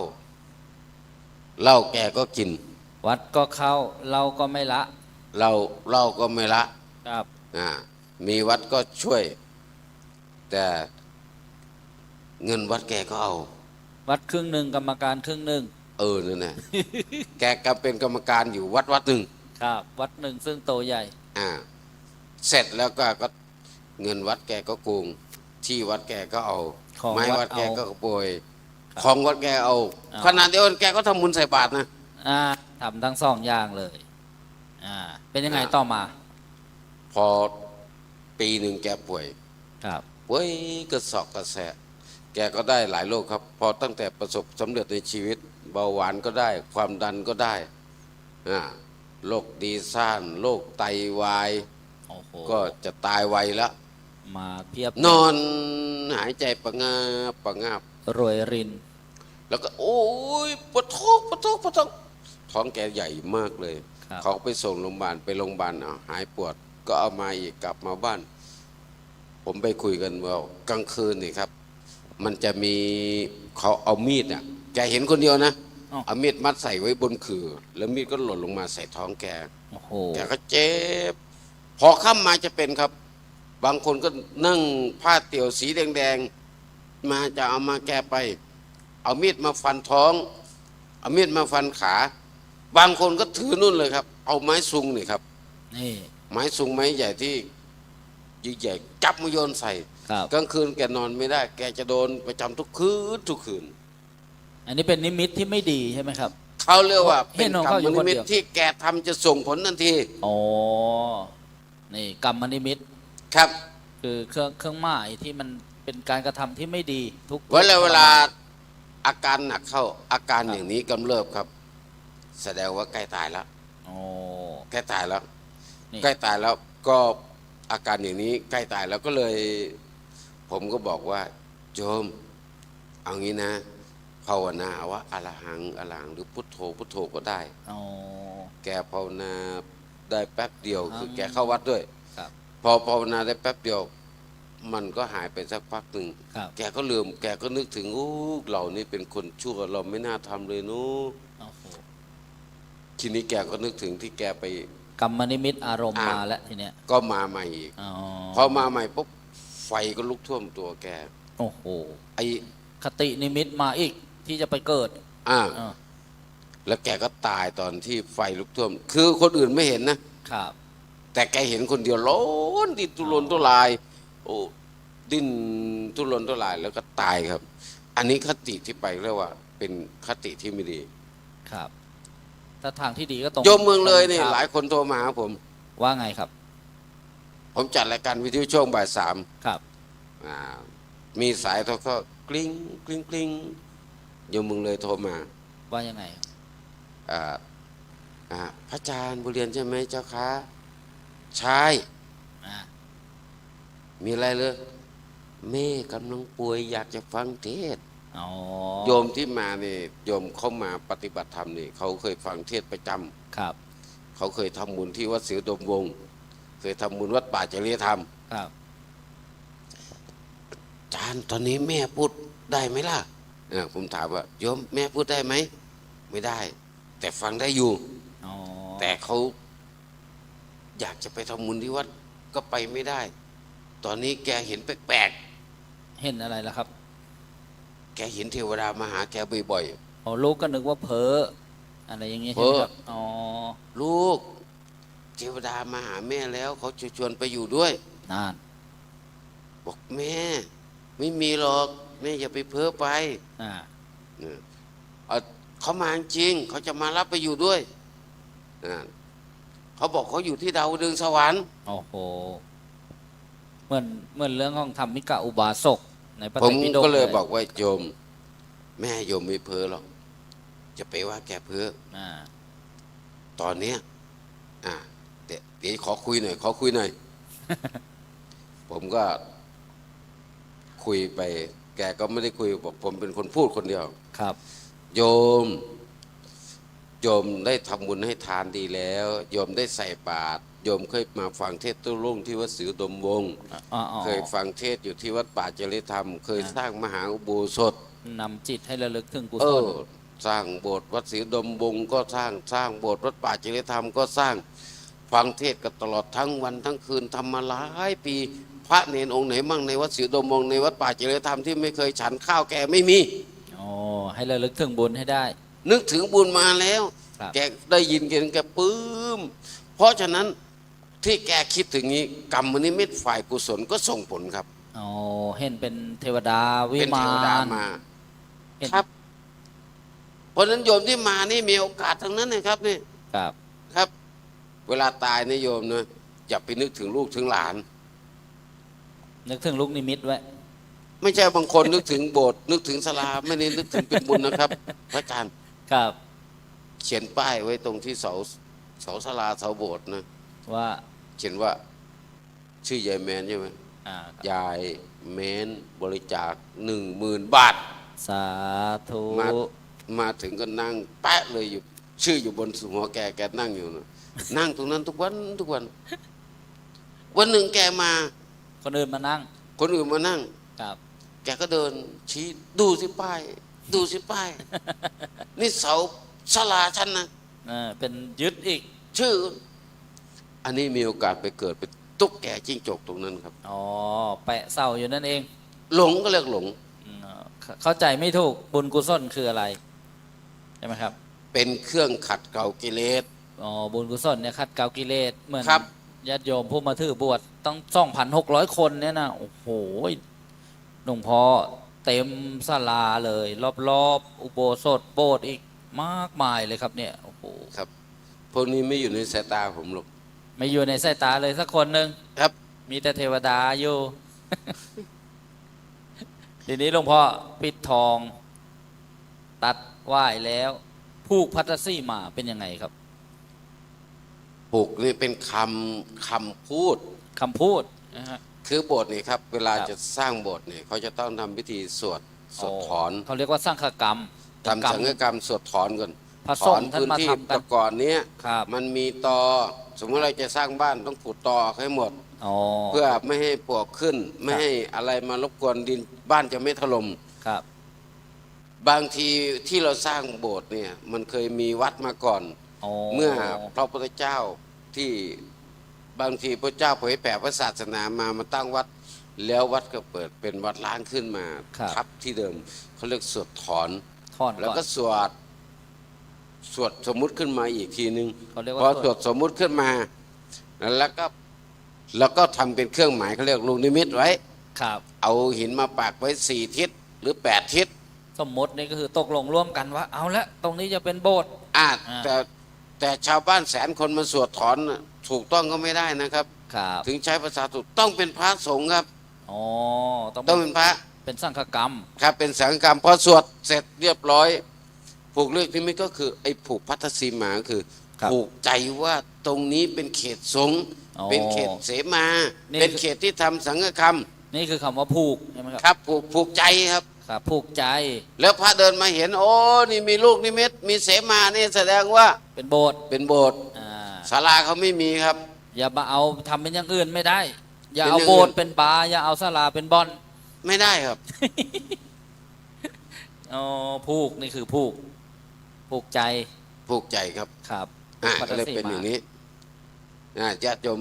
ทุกคนก็จะได้เข้าใจเรื่องโบสถ์ขึ้นเติมอีกไงครับ ครับ เพราะนั้นเวลาโบสถ์นี่อีกอย่างหนึ่งเขาทำเป็นเหมือนกับเป็นที่อยู่ของพระพุทธเจ้าทำขี้เหร่ไม่ได้ อ๋อที่ กุ ประ ฏิ ทับ อา ของ จาร พ ย์ ระพุท ต้น ธ มุง เจ้า สังกะสี ครับ ปูไม้กระดานเอาไม้อัดแปะเอากันแดดกันฝนนิมนต์อาจารย์ต้นอยู่ อยู่ได้ ไม่น่าเกลียดอาจารย์ต้นทำไมดูกระจอกอย่างนี้ ครับ ก็ไม่เป็นไรเพราะว่ามันกันแดดกันฝนได้แล้ว ครับ แต่ถ้าที่อยู่พระพุทธเจ้าจะให้อยู่อย่างนั้นไม่ควรครับ อ๋อเหมือนเศรษฐีในสมัยพุทธกาลเนี่ยท่าน ครับ นาถบิณฑิกะเศรษฐี ครับ พระนางวิสาขามหาอุบาสิกาพระเจ้าพิมพิสารอย่างเงี้ย ครับ ใช่ไหมครับ สร้างวัดถวายไว้ เออ ในพระพุทธ แล้วสร้าง ศา ถ ส วาย นา อะ ครับ อย่างพระเจ้าพิมพิสารจะทำ ครับ กระต๊อบ อ่า มุงหญ้าคา แล้วก็เอาไม้ผูกมาเอาพระเจ้าอยู่มากน้อยสนดแต่ก่อนท่านตัดสรุยต้นโพตอนนี้มาอยู่ตรงนี้ก็ได้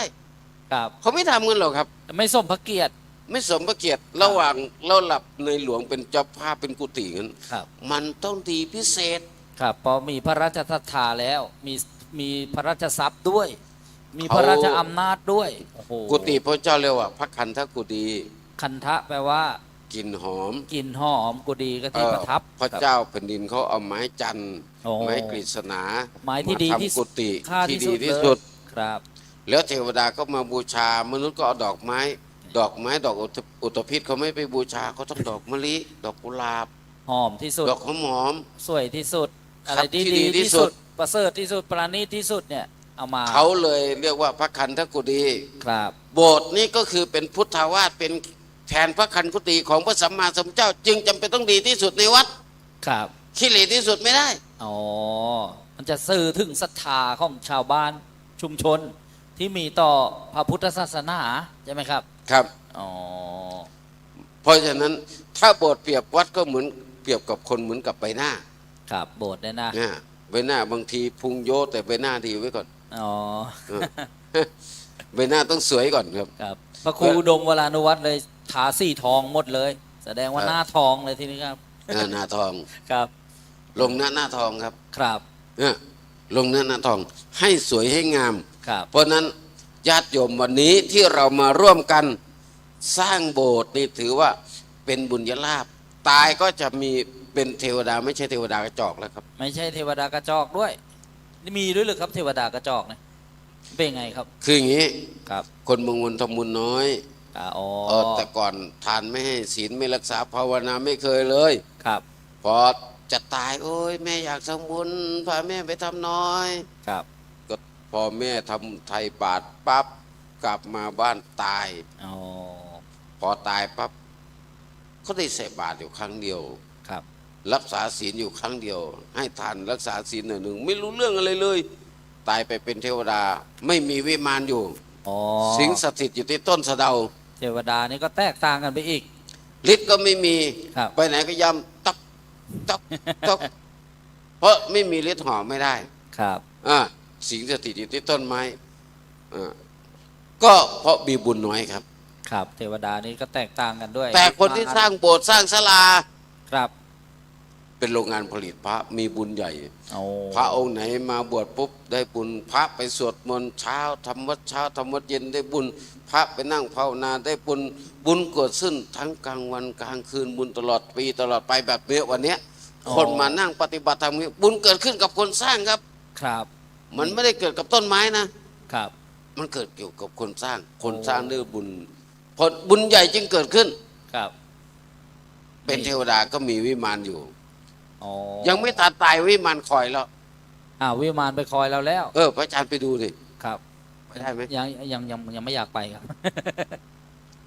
พิสูจน์ได้ครับ พิสูจน์ได้ด้วย พิสูจน์ได้อย่างอาจารย์ต้นครับ อยากจะไปดูว่ามันจริงหรือไม่จริง ครับ รีบมรณภาพครับ โอ้ยังยังไม่รีบใช่ไหม ไม่สงสัยเรื่องนี้ครับ ไม่ต้องสงสัยใช่ไหม ครับ แต่ถ้าหากว่าเราบุญกุศลมันจะเกิดขึ้นตามมันเกิดขึ้นด้วยบุญครับ ครับ มันไม่ได้เกิดขึ้นตามฤดูกาลแบบเผ็ดแบบหน่อไม้นะ อยู่ในจิตในใจใน ครับ การกระทำนี่แหละครับ ครับ อันนี้เขาเรียกว่าโบสถ์บุญสร้างโบสถ์ครับ อ๋อ วัดศรีดมบุญได้สร้างขึ้นมา ถ้าไม่มีโบสถ์ล่ะ ถ้าไม่มีโบสถ์ก็ไม่มีพระ ที่จะบวชต่อไปใช่ไหมครับ ถ้าไม่มีโบสถ์ครับ จะต้องไปใช้ไปบวชต้องไปบวชวัดอื่น อ๋อแห่ไปบวชที่หมู่บ้านวัดอื่น บวชวัดอื่น ครับ แล้วก็ เหมือนเคลื่อนนะที่ ก็ระดับเจ้า ครับ คณะตำบลไม่มีโบสถ์ไม่ได้ อ๋อ ไม่ควร เป็นเจ้าคณะ จะ ตำบล เป็นอุปชฌาย์นี่ต้องมีโบสถ์ก่อน ครับ พระครูอุดมนี่ท่านเป็นเจ้าคณะตำบลศรีสงคราม อ๋อ แล้วก็จะต้องเป็นอุปชฌาย์อุปชฌาย์ต้องมีโบสถ์ก่อน อุปชฌาย์นี่จะให้การอุปสมบทหรือว่าบวชให้กุลบุตรได้ ครับ โอ้อีกหน่อยจะมีลูกเกิดในนี้เยอะแยะไปหมดเลย ต่อไปท่านก็มีลูกศิษย์ ครับ ลูกศิษย์ของท่านเลยเรียกว่าสัตธิวิหาริก ครับอ๋อ ส่วนอาจารย์ต้นถ้ามีลูกศิษย์ก็ต้องเรียกว่าอันเตวาสิก ผู้มาอยู่อาศัยศึกษาเล่าเรียน ครับ อ๋อ เราไปสอนนักธรรมตรีพวกลูกศิษย์ที่เรียนนักธรรมตรีเราเรียกว่าอันเตวาสิก ถ้าไม่ได้เป็นอุปชฌาย์อาจารย์ก็จะมีแต่ลูกสัตว์มาอาศัยอยู่ใส่ ครับ กล่องใส่กล้องมาอย่างเงี้ย ครับ ครับโอ้ผูกพัตตสีมานะต้องผูกแล้วก็บุญกุศลที่ได้เกิดนะจากการมาสร้างโบสถ์บางคนไม่ได้สร้างไม่รู้ตอนที่ท่านสร้างไปอยู่ที่ไหนก็มาร่วมบุญฉลองใช่ไหมครับ ครับต้องมาฉลอง ปิดทองฝั่งลูกนิมิตนะในอุปกรณ์หรือวัตถุสิ่งของบางคนบางที่เนี่ยก็จะมีเข็มมีได้ายมีดินสอเขามีคติความเชื่ออะไรบ้างครับหลวงพ่อ คืออย่างนี้ครับ ครับ บ้านเรามีความคิดว่าเข็มกับได้ายนี่ ครับ เป็นบริขารของพระ อ๋อ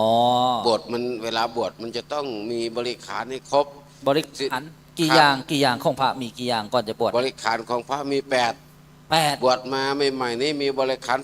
ครับ 8ศีล227 ครับ บวชไปมาบริขารอาจจะเป็น1,800ก็ได้ ศีลเหลือเท่าไหร่ ศีลมีรู้เรือเท่าเก่าว่า อ๋อเทวจาริกทุดงค์ไปปรากฏตรงไหนดีครับ เวลาปรากฏก็ต้องดูว่ามี Wi-Fi ไหมสัญญาณเน็ตมีเปล่า เดี๋ยวไหลฟ์สดไม่ได้ใช่ไหมครับ ไลฟ์สดไม่ได้ มาทุดงค์สมัยนี้ไปไหนต้องดูสัญญาณเน็ตก็ เขา ไวไฟ มี ไปก่อนครับ มีสมุดมาดินสอมาเพ ครั ราะ บ จะท อ๋อ ำคนไทยเราเนี่ย ครับ ยกย่องการศึกษา การศึก ว่า ษา ทำให้ นี่แหละ คนเฉลียวฉลาด ครับ ก็เลยเอาสมุดดินสอใส่ในนิมิตในหลุม อ๋อ นิมิต ครับ เอาเข็มเอาได้ใส่ เพราะว่า ครับ เข็มได้นี่เป็นบริขารของพระด้วย ครับ เอาไว้สำหรับเย็บจีวร ครับ แล้วจะได้มีปัญญาเฉลียวฉลาดดัง เข็ม แหลมคมอย่างเข็ม เอาเหมือนไว้ครูก็เอาดอกเข็ม ดอกมะเขืออย่างเงี้ยใช่ไหมครับ ครับ อ๋อก็เป็นนิมิตเหมือนกันว่าเป็นนิมิต คนเราต้องมีปัญญาให้เฉียบแหลมเหมือนเข็มนะ อย่างเงี้ยใช่ไหมครับ ครับ อ๋อมี เพ ดิน ราะ สอ ปัญ มีส ญา มุดครับ มีเขาเรียกว่าหัวแหลม ปัญญาแหลมเฉียบแหลม ครับเฉียบแหล แทง ม ตลอด อ๋อ เข้าใจเนี่ย เหมือนพระโมลีของพระพุทธรูปพระพุทธปฏิมาเนี่ยเปลวเพลิง มีความสว่างไสวัย ครับ แหลมเฉียบแหลมเอา ครับ แทงกิเลสได้ใช่ไหมครับ ครับ แทงตลอดถึงทุกข์ต่างๆครับ เพราะ เป็น นั้น นิมิตครับ เรามาร่วมเงินสร้างโบสถ์ถือว่าเป็นบุญใหญ่ได้มาฉลองร่วมกันถือว่าไม่ธรรมดาครับ ไม่ธรรมดา แล้วไม่ใช่ว่าฉลองปีนี้แล้วต่อไปเดี๋ยวจัดซ้ำๆอีกมันได้ครั้งเดียว โอกา และ สหลังหนึ่งก็มาฉลองครั้งเดียวนะไม่ได้ขังทำทุกปีนะครับ วันนั้นใครมาวันนี้ถือว่าไม่ธรรมดา ไม่ธรรมดา โยมอยู่ที่บ้านมาทันไหมทันพรุ่งนี้ก็มาอีกได้ ครับ มา10 วันได้เลย ผมเห็นบางคนถามว่าครูบาหมอลำมีวันไหน มีวันไหนวะเนี่ยผม ผมรู้ว่าวันนี้มีเทศโต้รุ่งผมก็มาวันนี้ อ๋อ ถ้าหมอลำเนี่ยผมไม่ดูครับ ไม่ดูหมอลำนี่ เออ ไม่อยู่ในสายตาหลวงพ่ออยู่แล้วใช่ไหม เพ ครั ราะ บ ผมมองไม่เห็น อ๋อ ก็เลยไม่รู้ว่ามีวันไหนแต่รู้ว่าวันนี้มีเทศโต้รุ่งมีโยมมาฟังเทศน์ ครับ ผมก็เลยมาเลย จริง ๆ พระครูดมไม่นิมนต์นะ ไม่ได้นิมนต์ด้วย ไม่นิมนต์ โอ้ เพราะงานบุญไม่ต้องรอนิมนต์ ไม่ต้องรอนิมนต์เลย เรามาปิดทองฟัง มาเอง ลูก เลย นิมิตเอ้ยมา ครับ รูปบุญด้วยที่วัดนี้เขามีงานต้องมาครับพอมาศึกษา ครับ เพราะต่อไปผมก็จะทำเหมือนกันไม่งั้นเดี๋ยวทำไม่ถูกทำไม่เป็น อ๋อต้องมาศึกษาดูว่าเขามีอะไร เขา ยังไง เขาทำยังไง ครับ ทำแบบไหน อ่า เอาเป็นแบบอย่างส่วนดีเอาไปส่วนที่ไม่ดีก็ปล่อยทิ้งไว้ตรงนี้แหละ ส่วนไม่ดีก็คงยังไม่มีใครเอาไปหรอกครับ ครับ เออก็เราก็มาดูส่วนว่าเขาจัดกิจกรรมแบบไหนรูปแบบไหน ครับ เพราะเราจะมีแบบอย่าง ครับ มาเรียนรู้แล้วมาร่วมบุญ ถ้าเราไม่ร่วมบุญวัดอื่นก่อนเนี่ยครับ วัดเราไม่มีโอกาส อ๋อต้องทำต้อง บุญกุศลไม่มี ต้องลงทุนต้องลงทุนครับ ต้องลงทุนเราไปทำบุญวัดนู้นวัดนู้นวัดนู้น108 วัดกลับมาถึงวัดเราเรื่องยากเป็นเรื่องง่าย ครับเหมือนญาติโยมเนี่ยอยากจะพ้นทุกข์เนี่ยต้องมาลงทุน อยากจะสุขต้องลงทุนทุกข์ไปก่อน ครับ เนี่ยอยาก จะ เป็ เป็น น ก้อน ก้อนทีละน้อยคอยผสม อยากเป็นพระต้องละกามารมณ์ อยากเป็นพรหมต้องขยันหมั่นทำฌาน ทำฌานให้ได้เข้าสมาธิลึกๆให้ได้เนี่ยจะได้ไปเกิ ครั ด บ เป็นพรหมในพรหมโลกนะครับโอ้โห เพราะฉะนั้นโยมบางคนนี่สร้างบ้านยากครับอาจารย์ สร้างบ้านยาก บางทีพยายามสร้างจนอายุ70-80 ปีบ้านยังอยู่กระต๊อบอยู่เลย ครับ บางคนนี่ก็ทำงานราชการเป็นครูก็อยู่แต่บ้านพระครูพอออกจากครูไม่มีบ้านอยู่เป็นคนเล่ร่อน ครับ เพราะอะไรเพราะบุญตนเองไม่มี ไม่ได้สร้างไว้ไม่ได้ทำไว้ บางคนนี่เกิดมาก็มีบ้านหลังงามร่างมันดี เพราะเหล่านั้นเขาทำบุญไว้ก่อน โอ้ ไม่ต้องนิรนไม่ต้องสร้าง นี่คน เพราะ เรา เขาเคยสร้างโบสถ์สร้างวิหารมาก่อนครับ บุญเก่ามี ครับนี่ วันนี้จึงอยากจะให้โยมมาร่วมกันสร้าง เพราะจะเป็นบุญหนุนให้โยมมีบ้านมีเรือนมีวิมานถ้าเกิดเป็นผู้หญิง เกิดเป็นผู้ชายเกิดที่ไหนก็ตาม จะมีบ้านเป็นของตนเอง ครับ บางคนอย่างนี้หลวงพ่อโอ้โหบ้านใหญ่โตถูกไม่หวัดไม่ไหวเบื่อบ้านเหลือเกิน ไม่อยากมีบ้านแล้วโอ้มีไหมครับ มีครับ โอ้ก็เลยคิดจะ เพราะกรรม พ้นทุ มั ก น ข์ เป็นเครื่องกั้นครับ ครับ โยมบางคนมีมันความคิดอย่างนั้นมี เพราะว่าบางคนมีของก็ไม่กล้ากิน ครับ มีของก็ไม่กล้าใช้ อ่า เพราะกลัวหมดกลัวเปลือง เพราะว่าตอนที่ทำนะขี้เหนียว ขี้เหนียวตะนี โอ้ยมี แล้วก็ พระมาเทศอยากจะติดกันเทศ ควักตังค์มาครับ ครับ สลึมสลือโอ้ยพระองค์นี้2 องค์นี้เทศดีอยากจะใส่กันเทศ ครับ พอติดมา เอ๊ะ เปิดไฟดูเฮ้ยอ้าวแบงค์พันเราหายไปไหนเหลือแต่แบงค์20 นั่งร้องไห้ครับ ฟังเทศไปแกก็ร้องไป เราก็เข้าใจว่าโยมซึ้ง ครับ โยมอุ้ยโยมคงซึ้งเนาะที่อาตมาเทศอาตมาก็ปลื้มที่โยมน้ำตาไหลครับ ผิด เปล่าโยมไม่ได้ซึ้งหรอกทำไมโยมเสียดายกันเทศ หยิบผิด หยิบผิด ว่าจะแบงค์20ใส่มันเป็นแบงค์พันไปได้ยังไงนี่ ครับ เพราะฉะนั้น โอ้ ถ้าหากว่าทำบุญแล้วให้ทานแล้วเสียดาย เกิดเป็นเศรษฐีครับ ครับ บุญของทานนี่เกิดเป็นเศรษฐี แต่ไม่กล้ากินไม่กล้าใช้ อ๋อไม่ยินดีในของกินของใช้ที่มีอ ครั ยู่ บรถก็ต้องไปซื้อรถปิกอัพมือ 8 มือ ครับ 1ไม่กล้าซื้อ ครับ เสื้อผ้าก็ต้องไปซื้อเสื้อผ้ามือ 5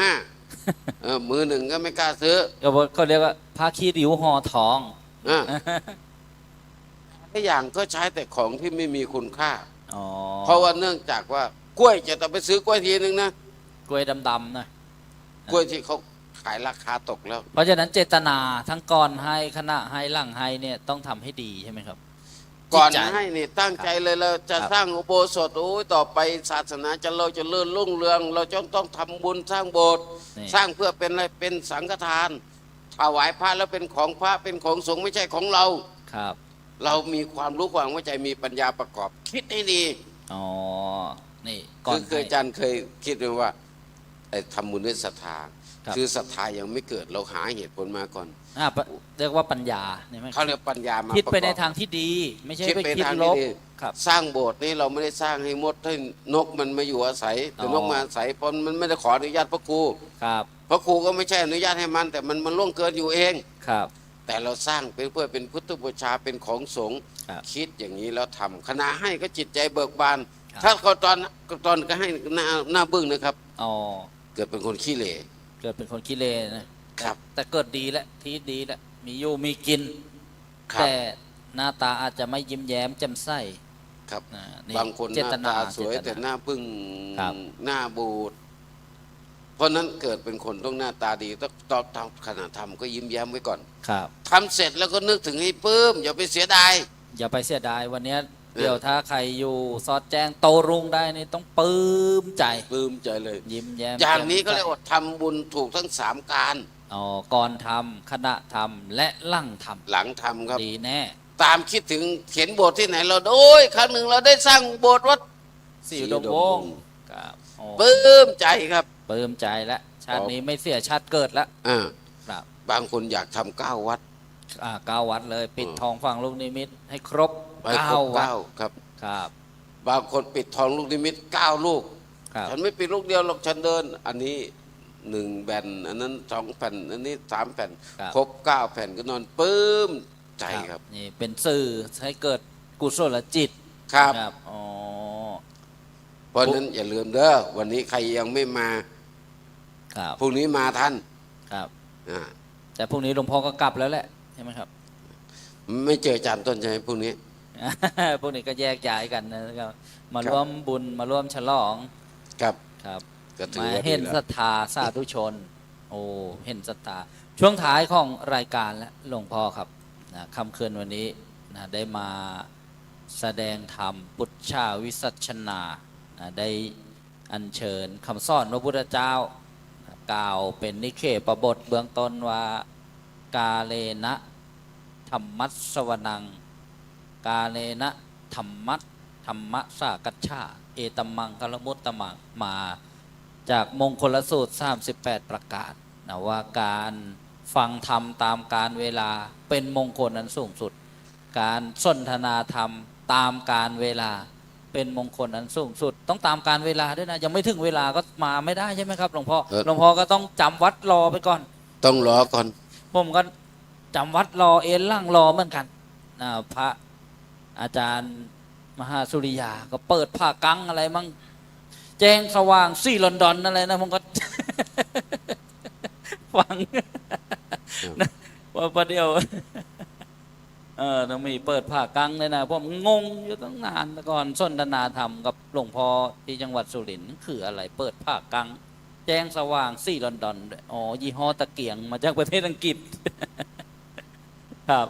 ก็ต้องรอเวลา เพราะฉะนั้นเนี่ยก็กราบขอบพระคุณหลวงพ่อในช่วงท้ายแห่งการแสดงธรรมปุจฉาวิสัชนาขออาราธนาหลวงพ่อได้อำนวยชัยให้พรญาติโยมผู้มีศรัทธาผู้มีความเพียรเดินทางมาจากไล่จังหวัดไม่ใช่ใกล้ๆนะครับจากอุบลราชธานีจากสุพรรณบุรีก็ไม่ต่ำกว่า500 กิโลเมตรจากกาฬสินธุ์นั่นแล้วก็มาเรียกว่าทิศานุทิศเลยครับหลวงพ่อขออาราธนาครับ ก็คืออย่างนี้เมื่อเราได้มาร่วมบุญกันแล้ว ที่โยมฟังว่านก็ฝากไลค์ฝากแชร์ไปด้วยนะ เพราะว่าจะได้เป็นประโยชน์ คือเราเป็นบุญของเราตรงที่ว่าถ้าเราทำบุญน้อยทำบุญน้อยทำบุญไม่สมบูรณ์เนี่ยโยมเกิดเป็นคนมีบุญน้อยก็ลำบากขัดสนปัจจัย4ขัดเคืองไม่เพียงพอสำหรับในการใช้จ่าย แต่คนมีบุญมากก็สมบัติในโลกนี้มีเพียงพอสำหรับมนุษย์ทั้งโลกคนมีบุญมากได้เชยชมมากคนมีบุญน้อยได้เชยชมน้อยคนไม่มีบุญไม่มีโอกาสได้เชยชมทั้งที่ของทุกอย่างมีความสมบูรณ์อยู่มีทั่วโลกเงินทองเป็นของที่หายากสำหรับคนไม่มีบุญแต่คนมีบุญเป็นของที่หาง่ายเพราะฉะนั้นบุญเป็นสิ่งที่จำเป็นทรัพย์อันประเสริฐสมบัติถ้าหากว่าเราเกิดเป็นมนุษย์ถ้าเราไม่ทำบุญไว้ส่งสิ่งที่หาได้ในโลกนี้เราต้องทิ้งไว้ประจำโลกเขาเรียกว่ามนุษย์สมบัติแต่บุญนี้ เป็นสมบัติของมนุษย์ด้วย เป็นสมบัติของเทวดาด้วย เราสามารถนำข้ามภพข้ามชาติได้สิ่งเดียวคือบุญ แต่ถ้าเรานำบาปไปก็จะมีแต่ทุกข์เพราะฉะนั้นบุญจะนำความสุขมาให้ตราบเท่านิรันดร์ก็ขอด้วยพุทธานุภาพธรรมานุภาพสังฆานุภาพบุญรักษาทุกคนอยู่ดีมีสุขมั่งมีสีสุขสมบูรณ์บุญสุขตลอดปีตลอดไปเทิน สาธุ ขอกราบขอบพระคุณท่านพระอาจารย์บัวเรียนพุทธสโรท่านพระอาจารย์สรายุทธศิริสาโรเดี๋ยวช่วงนี้ญาติโยมที่ฟังธรรมเสร็จแล้วกราบองค์แสดงธรรมพร้อมๆกันเป็นการขอบพระคุณท่านนะพร้อมแล้วกราบพุทโธกราบ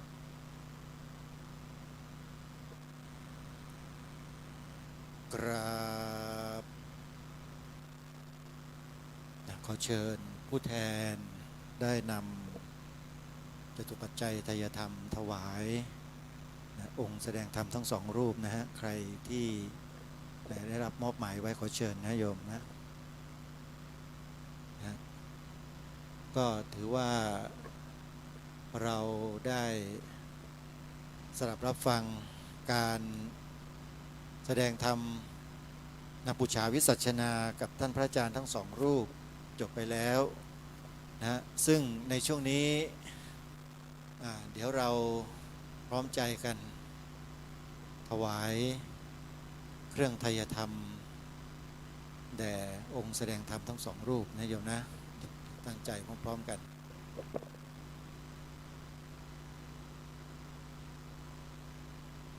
นะเดี๋ยวรูปต่อไปเป็นท่านอาจารย์พระครูเกษมพิษโสพลช่วยเจ้าวาดวัดพิษโสภารามตำบลแก้งเคราะห์อำเภอเขมราชจังหวัดอุบลราชธานีนะโยมนะสาธุถวายพระอาจารย์บัวเรียนนะฮะและพร้อมกันถวายน้อมถวายพระอาจารย์สรายุทธศิริสาโรสาธุครับกับนิมนต์พระอาจารย์ทั้งสองให้พรโยมนิดนึง ต่อไปตั้งใจรับพรสำหรับจตุปัจจัยนิยมที่ถวายมาตอนนี้มีเป็นของอาตมาแล้วเป็นสิทธิที่อาตมาจะใช้อะไรได้ทุกอย่างเพราะฉะนั้นสิ่งที่อาตมาปรารถนาก็คือบุญขอร่วมสร้างโบสถ์วัดศรีดมวงศ์ด้วยกันแล้วกันนะอิจิตังปฏิตังตุมหังคิปะเมวะชมิชตุสัพเพปุเรนตุสังกปาจันโทปนะระโสยถามณิโชติระโสยถาสัพพิติ ติ โย โยวิวัจจันตุสัพพะโรโควินัสสตุมาเตภวัตวันตรายโยสุขิทิขายุโกภวะอภิวัตนสิลิสนิจจังวุฒาปัจจายโน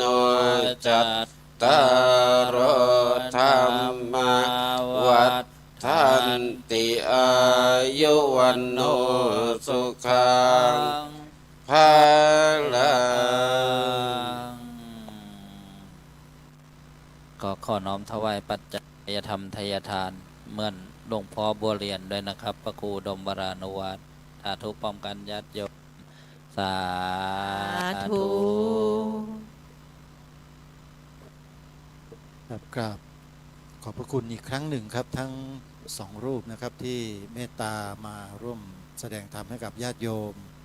ได้สดับรับฟังกันในค่ำคืนวันนี้เรามาติดตามรับฟังอาการแสดงธรรมนะโดยท่านอาจารย์พระครูเกษมพิษโสพลนะผู้ช่วยเจ้าวาดวัดพิษโสภารามตำบลแก้งเคราะห์ครับผู้อำนวยการสถานีวิทยุ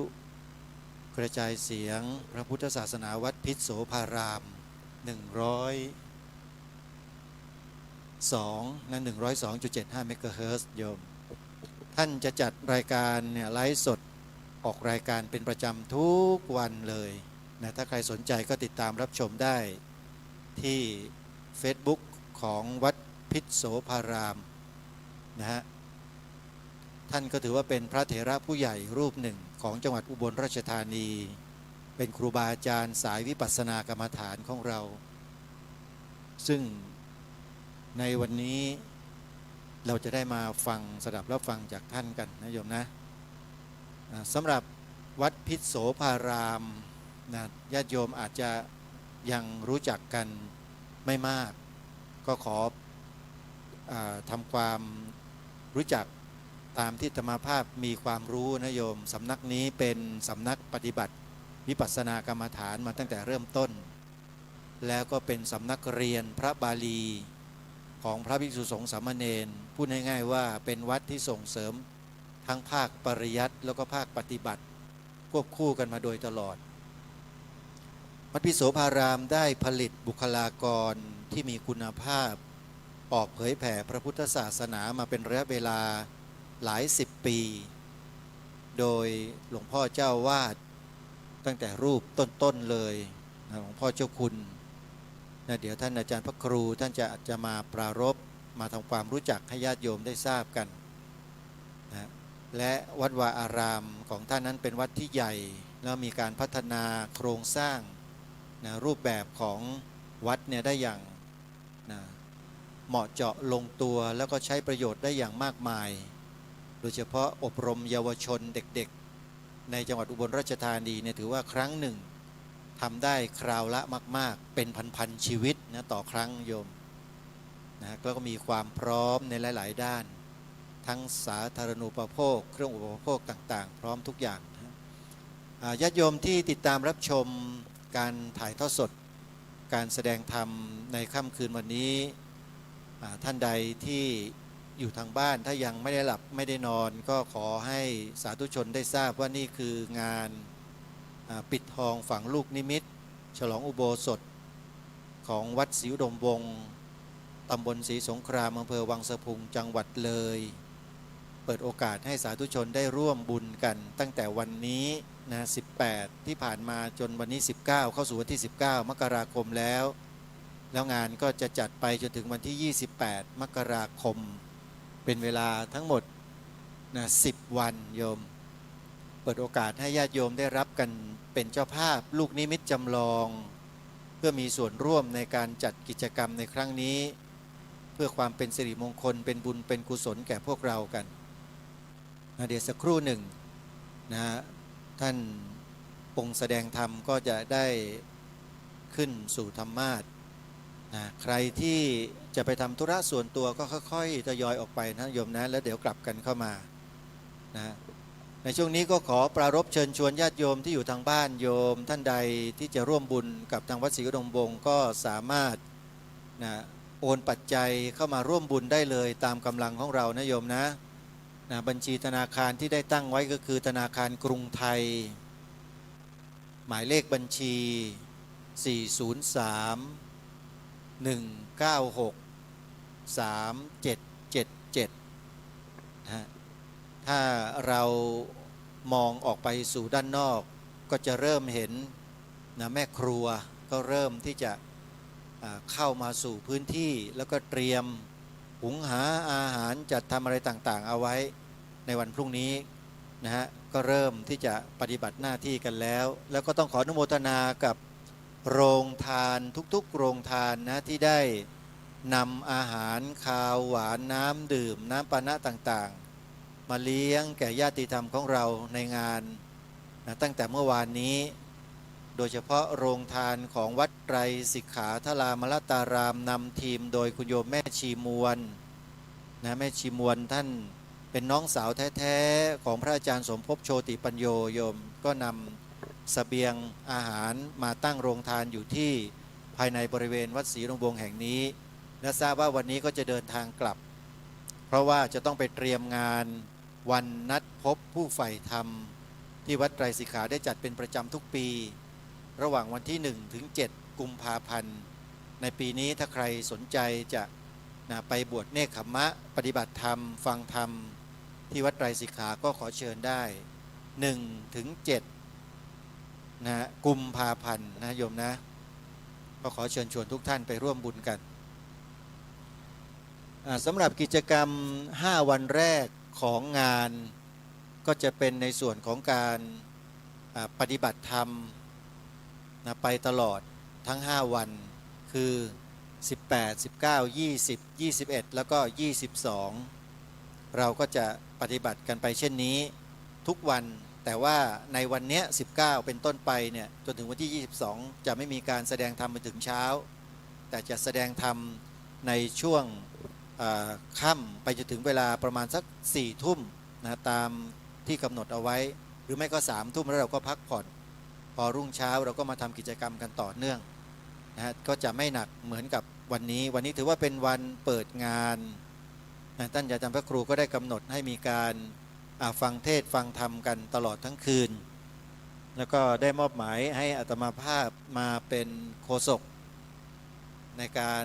นำองค์วิทยากรองค์แสดงธรรมที่ขึ้นสู่ธรรมาสน์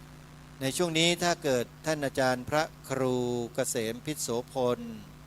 นะท่านพร้อมก็ขอเชิญเจ้าหน้าที่เรานะครับได้ไปกราบราชนานิมนต์ท่านอาจารย์พระครูได้ขึ้นธรรมาสน์ในช่วงที่รออยู่นี้ก็จะขอปรารภอะไรไปเรื่อยๆนะโยมนะสำหรับงาน5วันสุดท้ายนะ5วันสุดท้ายเนี่ยจะเป็นกิจกรรมที่คฤหัสถ์ญาติโยมแล้วก็คณะกรรมการของทางวัดมีมติร่วมกันว่าเราจะจัดงานมหรสพให้ผู้คนโดยทั่วไปนะฮะได้เข้ามาร่วมงานกับทางวัดเพื่อไม่ให้กิจกรรมที่ถือปฏิบัติกันมาแต่ครั้งเก่าก่อนเนี่ยได้สูญหายไปก็จะมีการจัดมหรสพนะดนตรีอะไรต่างๆอยู่ที่บริเวณด้านนอกทางนู้นส่วนด้านในนี้ก็ยังเป็นการทำบุญปิดทองฝังลูกนิมิตอยู่ในบริเวณอุโบสถนะฮะญาติโยมที่มาก็สามารถที่จะมาร่วมบุญกันได้อย่างต่อเนื่องแม้แต่ท่านที่อยู่ห่างไกลในจังหวัดต่างๆก็สามารถที่จะร่วมทำบุญกับวัดศรีอุดมวงศ์ได้นะมีหมายเลขโทรศัพท์ที่ขึ้นปรากฏอยู่ที่จอทีวีขณะนี้นะญาติโยมก็สามารถจดหมายเลขโทรศัพท์นี้ไว้แล้วก็โทรศัพท์เข้ามาเดี๋ยวเจ้าหน้าที่ก็จะได้รับโทรศัพท์ญาติโยมก็จะได้ร่วมบุญกันโดยเฉพาะลูกนิมิตจำลองที่ทางวัดได้จัดสร้างขึ้นเพื่อรองรับท่านเจ้าภาพก็ยังมีเหลือให้กับทุกท่านได้เป็นเจ้าภาพกันอยู่นะโยมนะใครที่จะรับเป็นเจ้าภาพลูกนิมิตจำลองก็ติดต่อมาทางหมายเลขโทรศัพท์ได้เลยนะฮะ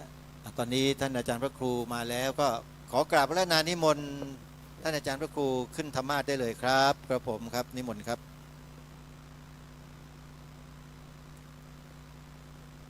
ครับ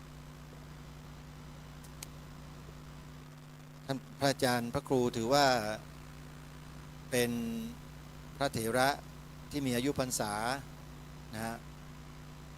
เท่ากับท่านพระครูศรีธีราภรณ์รองเจ้าคณะจังหวัดเลยของเรานี่แหละแต่ว่าท่านอาจารย์พระครูท่านบวชมาก่อนอาจารย์พระครูศรีธีราภรณ์นั้นอ่อนพรรษาอ่อนเดือนนิดหนึ่งนะโยมนะก็ถือว่าเป็นผู้มีพรรษาสูงสุดณขณะนี้ในวัดรองมาจากหลวงพ่อบุญมานะหลวงพ่อบุญมาเพิ่งจะได้กลับไปครับ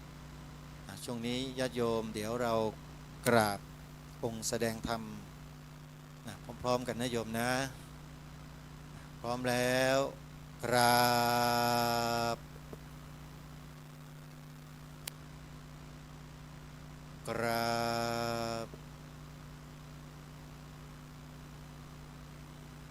กราบ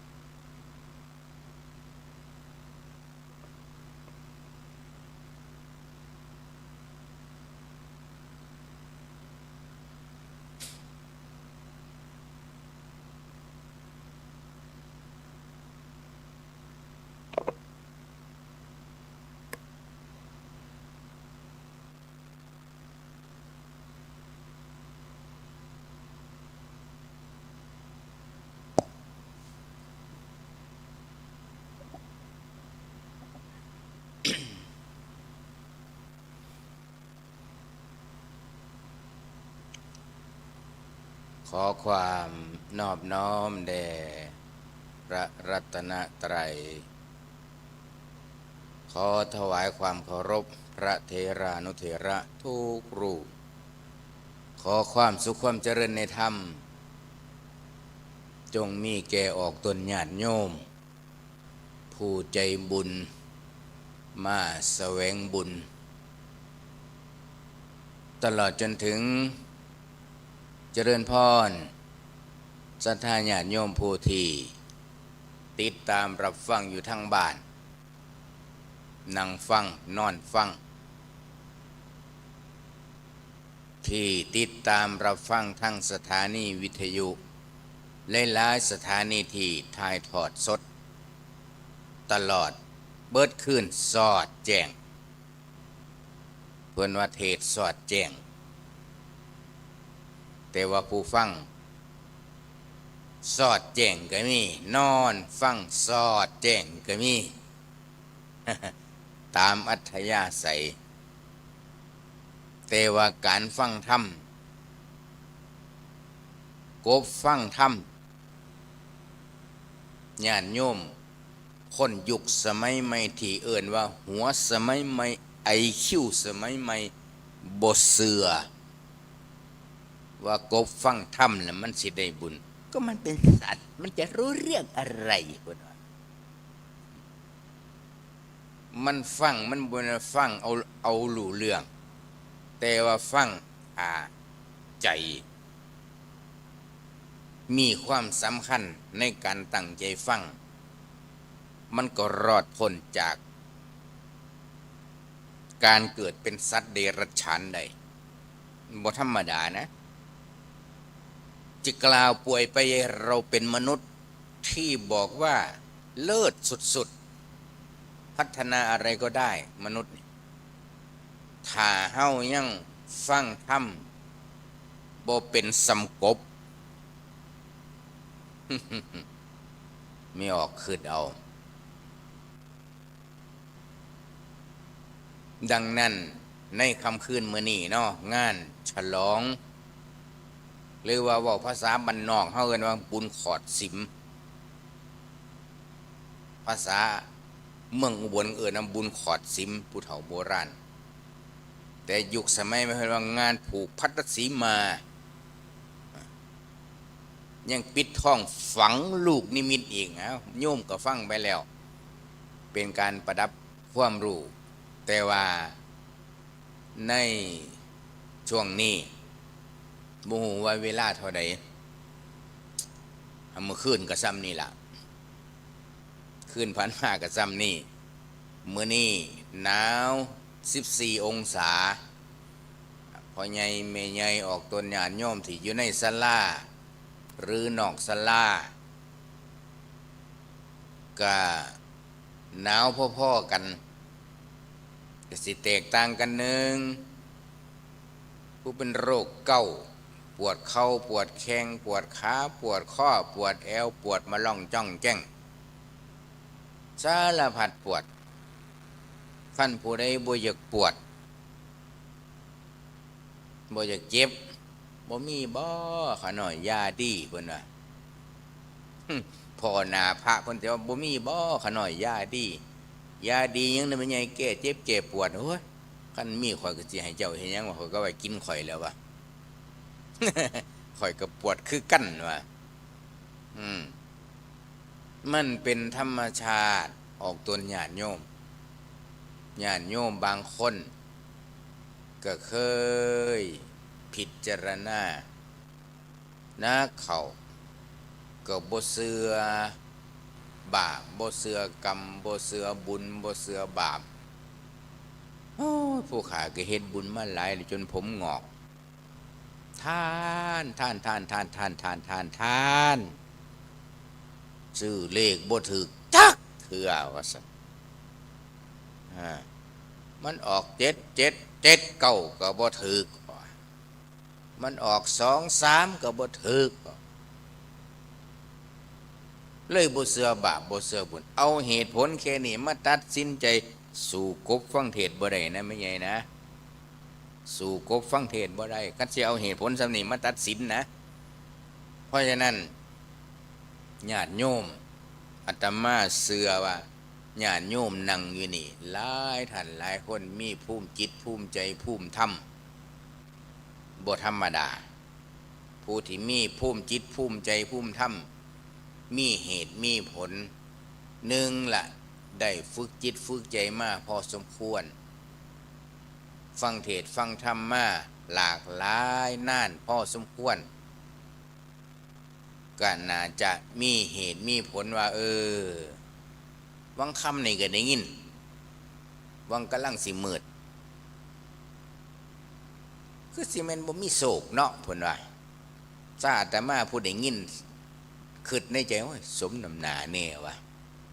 บ่จักเชื่อพระพุทธเจ้าหลายวะคันเหือบ่คือสิบ่ได้เงินดอกข่อยนี่เพิ่นว่าดังนั้นศรัทธาญาติโยมมื้อนี้ก็ขออนุโมทนาสาธุการนำทุกท่านทุกคนที่มีจิตตั้งอกตั้งใจมาฟังเทศน์สอดแจ้งอาตมาก็เดินทางมาจากวัดพิษโสภารามตำบลเก่งเหนืออำเภอเขมราชจังหวัดอุบลราชธานีระยะทางกะไกลแน่จังหน่อยมาถ้าไม่ออกมา3 รถตู้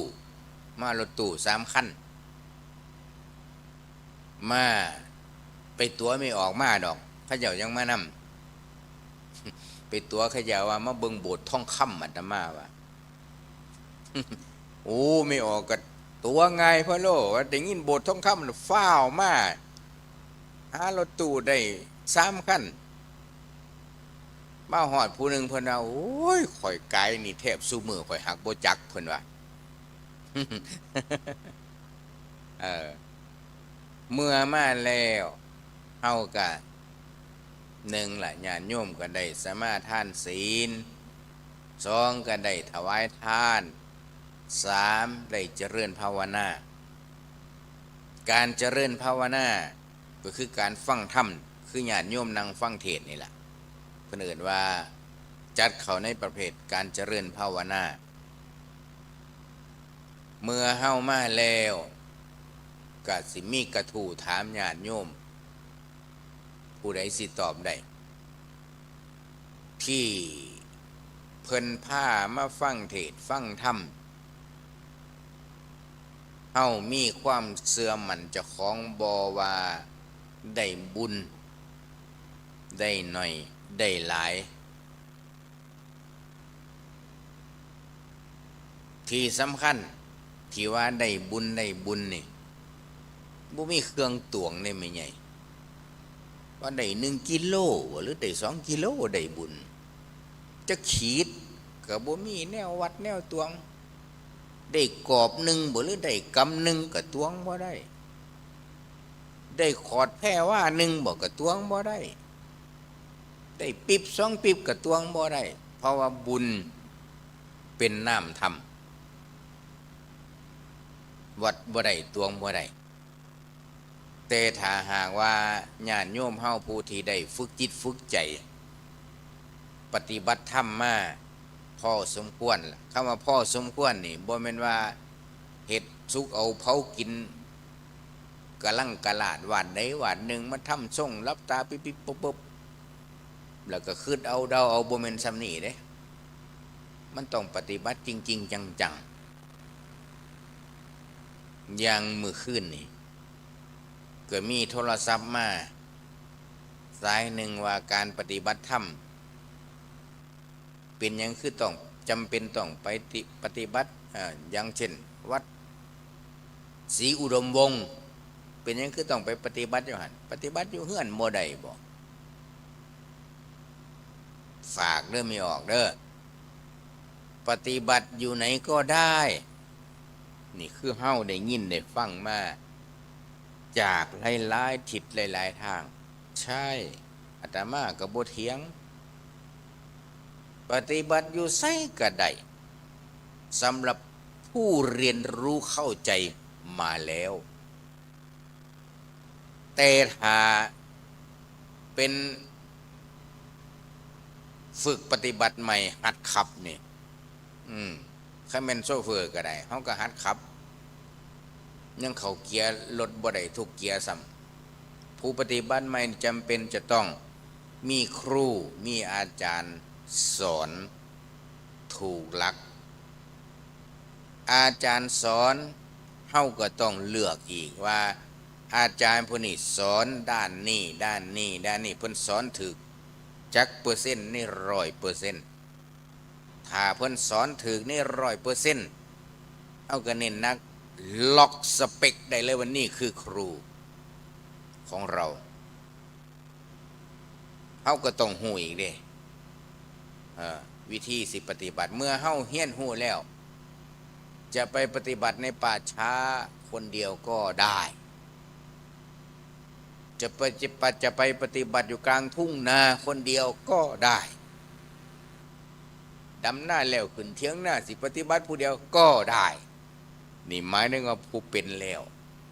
แต่ถ้าเฮาบ่ทันเป็นมันแม้แต่กระทั่งพระภิกษุบ่ว่าแต่แม่ใหญ่บ่ว่าแต่ญาติโยมภิกษุ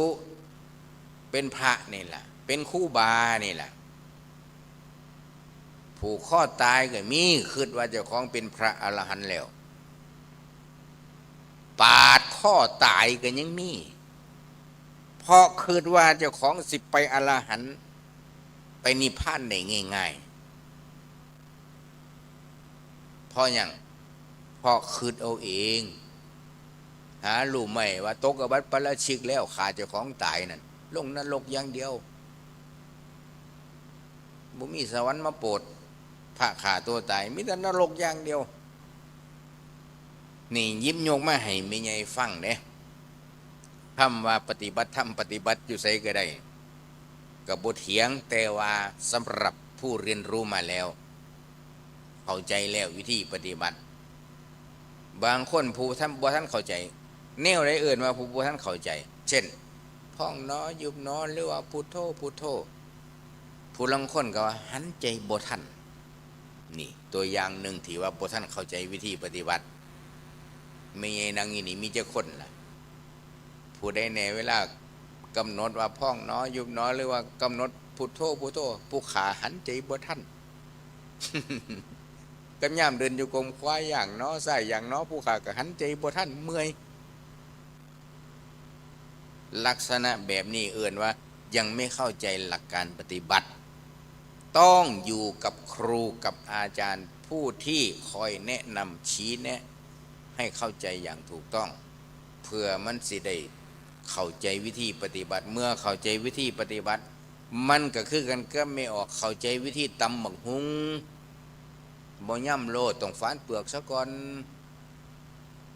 ท่านผู้บอกกระจายจับมากกับย่ำใหญ่เลยล่างยางมันก็บ่ล่างจังสี่เป็นตัวอย่างหนึ่งเอาดังนั้น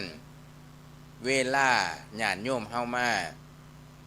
ปฏิบัติธรรมจังสี่หรือว่าไปปฏิบัติธรรมอยู่ไสก็ตามมีใหญ่เคยได้ยินบ่ว่าเพิ่นว่าทำคุ้มครองโลกทำมาในคุ้มครองโลกได้ญาติโยมหลายท่านหลายคนอาจสิคิดข้านในใจก็ได้ว่าธรรมะคุ้มครองโลกได้จังได๋หมู่ว่านผู้ขายอยู่หน้าก็เขามาลักเอานั่นเอานี่อยู่เขามาลักเป็ดลักไก่อยู่ท่านว่าธรรมะคุ้มครองโลกได้แม่นบ่แม่ใหญ่ขนาดอาตมานั่งรถมาไกลสิฮอดวัดศรีอุดมวงศ์เมื่อวานก็ยังมีข้อเซ็นเตอร์โทรมาหาอาตมาโอ้ยโยมเป็นสัตว์นรกบ่เป็นเปรตบ่เมื่อไหร่จะเลิกทำบาปเมื่อไหร่จะเลิกเป็นนรกโยมอาตมาว่า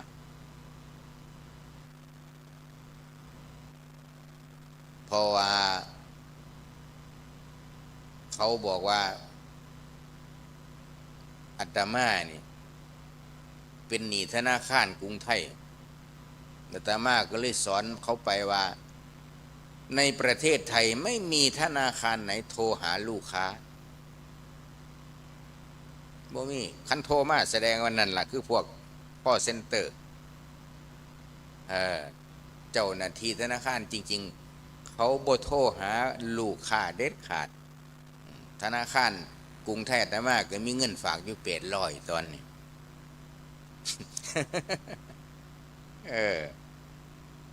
นี่คือพวกมิจฉาชีพอันนี้เว้าถึงว่ามันคุ้มครองโลกได้จริงบ่คันมีธรรมะลักษณะที่กล่าวมานี่หยิบยกมาเว้าให้ออกตนญาติโยมได้คิดว่าลักษณะธรรมะคุ้มครองโลกนี่ก็ชัดเจนได้นี่เป็นหยังเพราะข้อเซ็นเตอร์ที่โทรมาหาอาตมาเมื่อวานเขาบ่มีธรรมะเกิดเลยสิทำลายโลกบ่ฮู้ว่าไปป่นคนมาแล้วจัก100คนก็บ่ฮู้จักเมื่อวานนี่ก็ยังมีผู้ได้ยินอยู่ผู้หนึงก็ว่าเสีย 20,000 ผู้หนึงก็ว่าเสีย 60,000ดีในบัญชีข่อยมีแค่ 60,000 เพิ่นยังวายอยู่เด้นี่คือสังคมโลกมนุษย์เฮาปัจจุบันนี้มันเป็นดาบสองคมโทรศัพท์มีอินเทอร์เน็ตนี่มันเป็นดาบสองคมดีขั้นใส่ถูกทางก็ได้ประโยชน์ใส่ผิดทางก็มันเสียประโยชน์เอาเข้าหัวข้อธรรมะบาดนี้ว่าธรรมะที่คุ้มครองโลกได้มีหยังแน่ก็มีอยู่2อย่างเพิ่นบอกว่ามีหิริโอตตัปปะหรือสิเว้าให้สั้นๆก็ว่าอายชั่วกลัวบาปคนเฮาถ้าอายชั่วกลัวบาปบ่เฮ็ดชั่วแน่นอนทั้งในที่แจ้งและทั้งในที่หลับตาบ่ว่าสิกลางวันกลางคืนก็บ่ทำบาปแต่ว่าพวกคอเซ็นเตอร์มันทำบาปทั้งกลางวันและกลางคืนทั้งในที่ลับและที่แจ้งเด้นี่ออกนั่งฟังเทศอยู่นี่มีผู้ใดแน่แหละเคยเสียเงินให้เขา นั่นล่ะจังว่าให้ระมัดระวังที่สำคัญก็คืออย่าสิอยากได้ของเขาพวกนี้นะยุคแรกอาตมาเนี่ยเขาว่าเขาสิฝากพัสดุมาให้เงิน 2,000 ล้านอาตมาก็คิดในใจว่าเกิดมาบ่เคยหูจักกันมาผิดสวาสเฮาอีหยังคนนี่วะคือลึกๆในใจอาตมาบ่เชื่อมีแต่พี่บ้าเท่านั้นแหละว่าคนบ่เคยจักกันมันสิเอามาส่งมาให้อีหยัง 2,000 ล้านแต่ว่าเป็นกล่องพัสดุบ้านนี้นักเขาโทรมาว่าให้ไปรับพัสดุอยู่ไปรษณีย์อาตมาก็เลยบอกว่าไปรษณีย์ประเทศไทยเขาส่งหอดหัวกระไดเฮือนแล้วบ่มีพัสดุชิ้นใดที่ส่งไปแล้วต้องเสียค่าจ่ายพัสดุขั้นคนส่งมาบ่มีปัญญาเสียค่าส่งก็บ่ต้องส่งมาอาตมาก็เลยว่าเขาก็ว่าโยมเป็นโรคมะเร็งระยะสุดท้ายแล้วเห็นว่าพระคุณเจ้าเป็นผู้ทำงานเพื่อเสียสละเพื่อชาติเพื่อสังคมก็เลยจะส่งเงิน 2,000 ล้านนี่มาถวายแต่ว่ามาติดค่าส่งถ้าติดค่าส่งโยมก็เอาคืนซะอาตมาบ่เอาดอกโยมเป็นมะเร็งระยะสุดท้ายแล้วโยมไม่มีญาติไม่มีพี่น้องระยะสุดท้ายก็รีบตายไวๆนะโยมนะจะได้สมใจเกิดชาติหน้าอย่างโง่เหมือนชาตินี้อาตมาก็เลยบอกไปตั้งแต่หันมาก็เลยเศร้าเพราะว่าส่วนมากเฮาที่ถือหลอกเพราะว่าเฮาอยากได้ของเขาเรื่องของเรื่องคืออยากได้ของเขาแล้วก็เสียลูกเขาผลสุดท้ายเขาตุ่มเฮาสำเร็จ อ้าวก็ย้อนอย่างย้อนคนในสังคมโลกเขานี่ขาดธรรมะคือขาดหิริขาดโอตตัปปะบ่ย่านบาปบ่ย่านกรรมเตปูเตพ่อเตเมเตบรรพบุรุษเฮาสิสอนให้ลูกให้หลานย่านบาปกลัวบาป มาระยะหนึ่งก็มีนักวิชากรมวิชาการบางคนก็กล่าวหาว่าผู้เฒ่าหลอกเด็กโกหกลูกหลานตัวให้ลูกหลานบ่มีเหตุบ่มีผลผัดว่าไปพูดอีกบาดบรรพบุรุษเฮาปู่ย่าตายายเฮาสอนมาว่ามันสิบาปได้ลูกเศร้าอย่าเฮ็ดจังซั่นเช่นย่ายพาหลานไปวัดไปจังหันแล้วหลานน้อยปัดแอวกินเขาย่ายก็ว่าอย่าเฝ้าลูกอย่าเฝ้าพระเพิ่นกำลังสิสันพระสันแล้วเจ้าคนเฮาจึงกินไปสักพัก1 นาที2 นาทีหลานก็แอวอีกย่ายก็ตอบอีกหลานแอวดูหลายยานย่ายละโมโหบาดห่วยให้เพิ่นสันแล้วเจ้าคนมึงจังสิแต่งบ่ได้บอกบ่ได้หลานให้บาดย่ายเว้าแห้งหลานให้อยากกินข้าวว่าซั่นวันสิแตกแล้วเท่ากันมึงยังสันบ่ได้บ่ว่าซั่นนี่เห็นบ่ย้อนหยังย้อนว่าขาดสติขาดสัมปชัญญะคันขาดธรรมะขาดความละอายแก่ใจแล้วมันก็เบรกแตกได้ดังนั้นเพิ่นจึงสอนว่าธรรมะนี่มันคุ้มครองโลกได้ก็หมายถึงว่าคุ้มครองสังคมความเป็นอยู่ของมนุษย์โลกในที่นี้หมายเอาสังคมมนุษย์บ่ได้หมายเอาอย่างอื่นหมายเอาสังคมของมนุษย์นับตั้งแต่ในครอบครัวสถาบันครอบครัวออกไปสู่ชุมชนหมู่บ้านตำบลอำเภอจังหวัดประเทศถ้าหากว่าพุทธศาสนิกชนเฮาเป็นคนที่มีหิริมีโอตตัปปะอายชั่วกลัวบาปอยู่ใส่สังคมก็สงบสุขอย่างน้อยคันคนเฮาอายชั่วกลัวบาปแล้ว1เงินเฮียเก็บเฮียได้ก็บ่เอาแต่คนสมัยใหม่บ่ว่าจังซั่นมาสัวแท้เก็บได้ก็เอาซะตัวมันต่างกันในระหว่างคนที่มีธรรมะในหัวใจกับคนที่หัวใจขาดธรรมะมันต่างกันคิดต่างกันมีความดำริต่างกันและมีการพูดการกระทำแสดงออกทางกายแตกต่างกันคือญาติโยมพ่อใหญ่แม่ใหญ่มานั่งอยู่นี่ล่ะสิแตกต่างกันว่าผู้ที่มีธรรมะแล้วก็พยายามฝักใฝ่สะสมบุญอยู่เรื่อยๆคือยังพ่อใหญ่แม่ใหญ่มาเนี่ยบางท่านบางคนก็เจ็บปวดแต่ว่าก็สู้บ่ยอมให้ความเจ็บความปวดมันมาคมอยู่ตลอดเวลาเจ็บก็สิไปอดได้ก็สิอดบ่ได้ก็สิอดเห็นบ่ก็เพราะว่ายังต้องการสะสมแต้มสะสมบุญเพื่อว่ามาฝึกซ้อมจิตใจเจ้าของให้หูจักอดทนหูจักสู้เมื่อสู้ไปแล้วมันก็ได้ขันติบารมีญาติโยมได้ขันติบารมีแล้วก็ได้ความอดทนเมื่อมันผ่านไปเฮาก็สิได้ฮู้สึกว่ามันได้ความภาคภูมิใจว่าเฮาได้ผ่านมาได้จังไดทนได้จังไดมาฟังเทศน์เบิดคืนสอดแจ้งจังสินะดังนั้นในเมื่อมันผ่านสภาวะผ่านไปแล้วเหตุการณ์ผ่านไปแล้วก็สิมีความภาคภูมิใจในใจลึก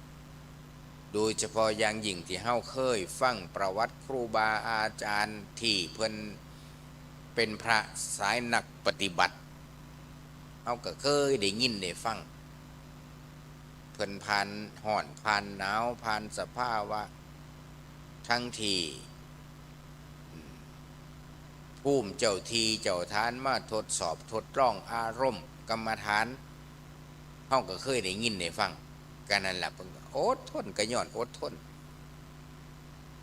ศรัทธาญาติโยมคุมวัดศรีอุดมวงศ์กับพานห่อนพานหนาวมาคือกันนี่ได้ศาลาใหญ่ๆนี่บางทีน่ะ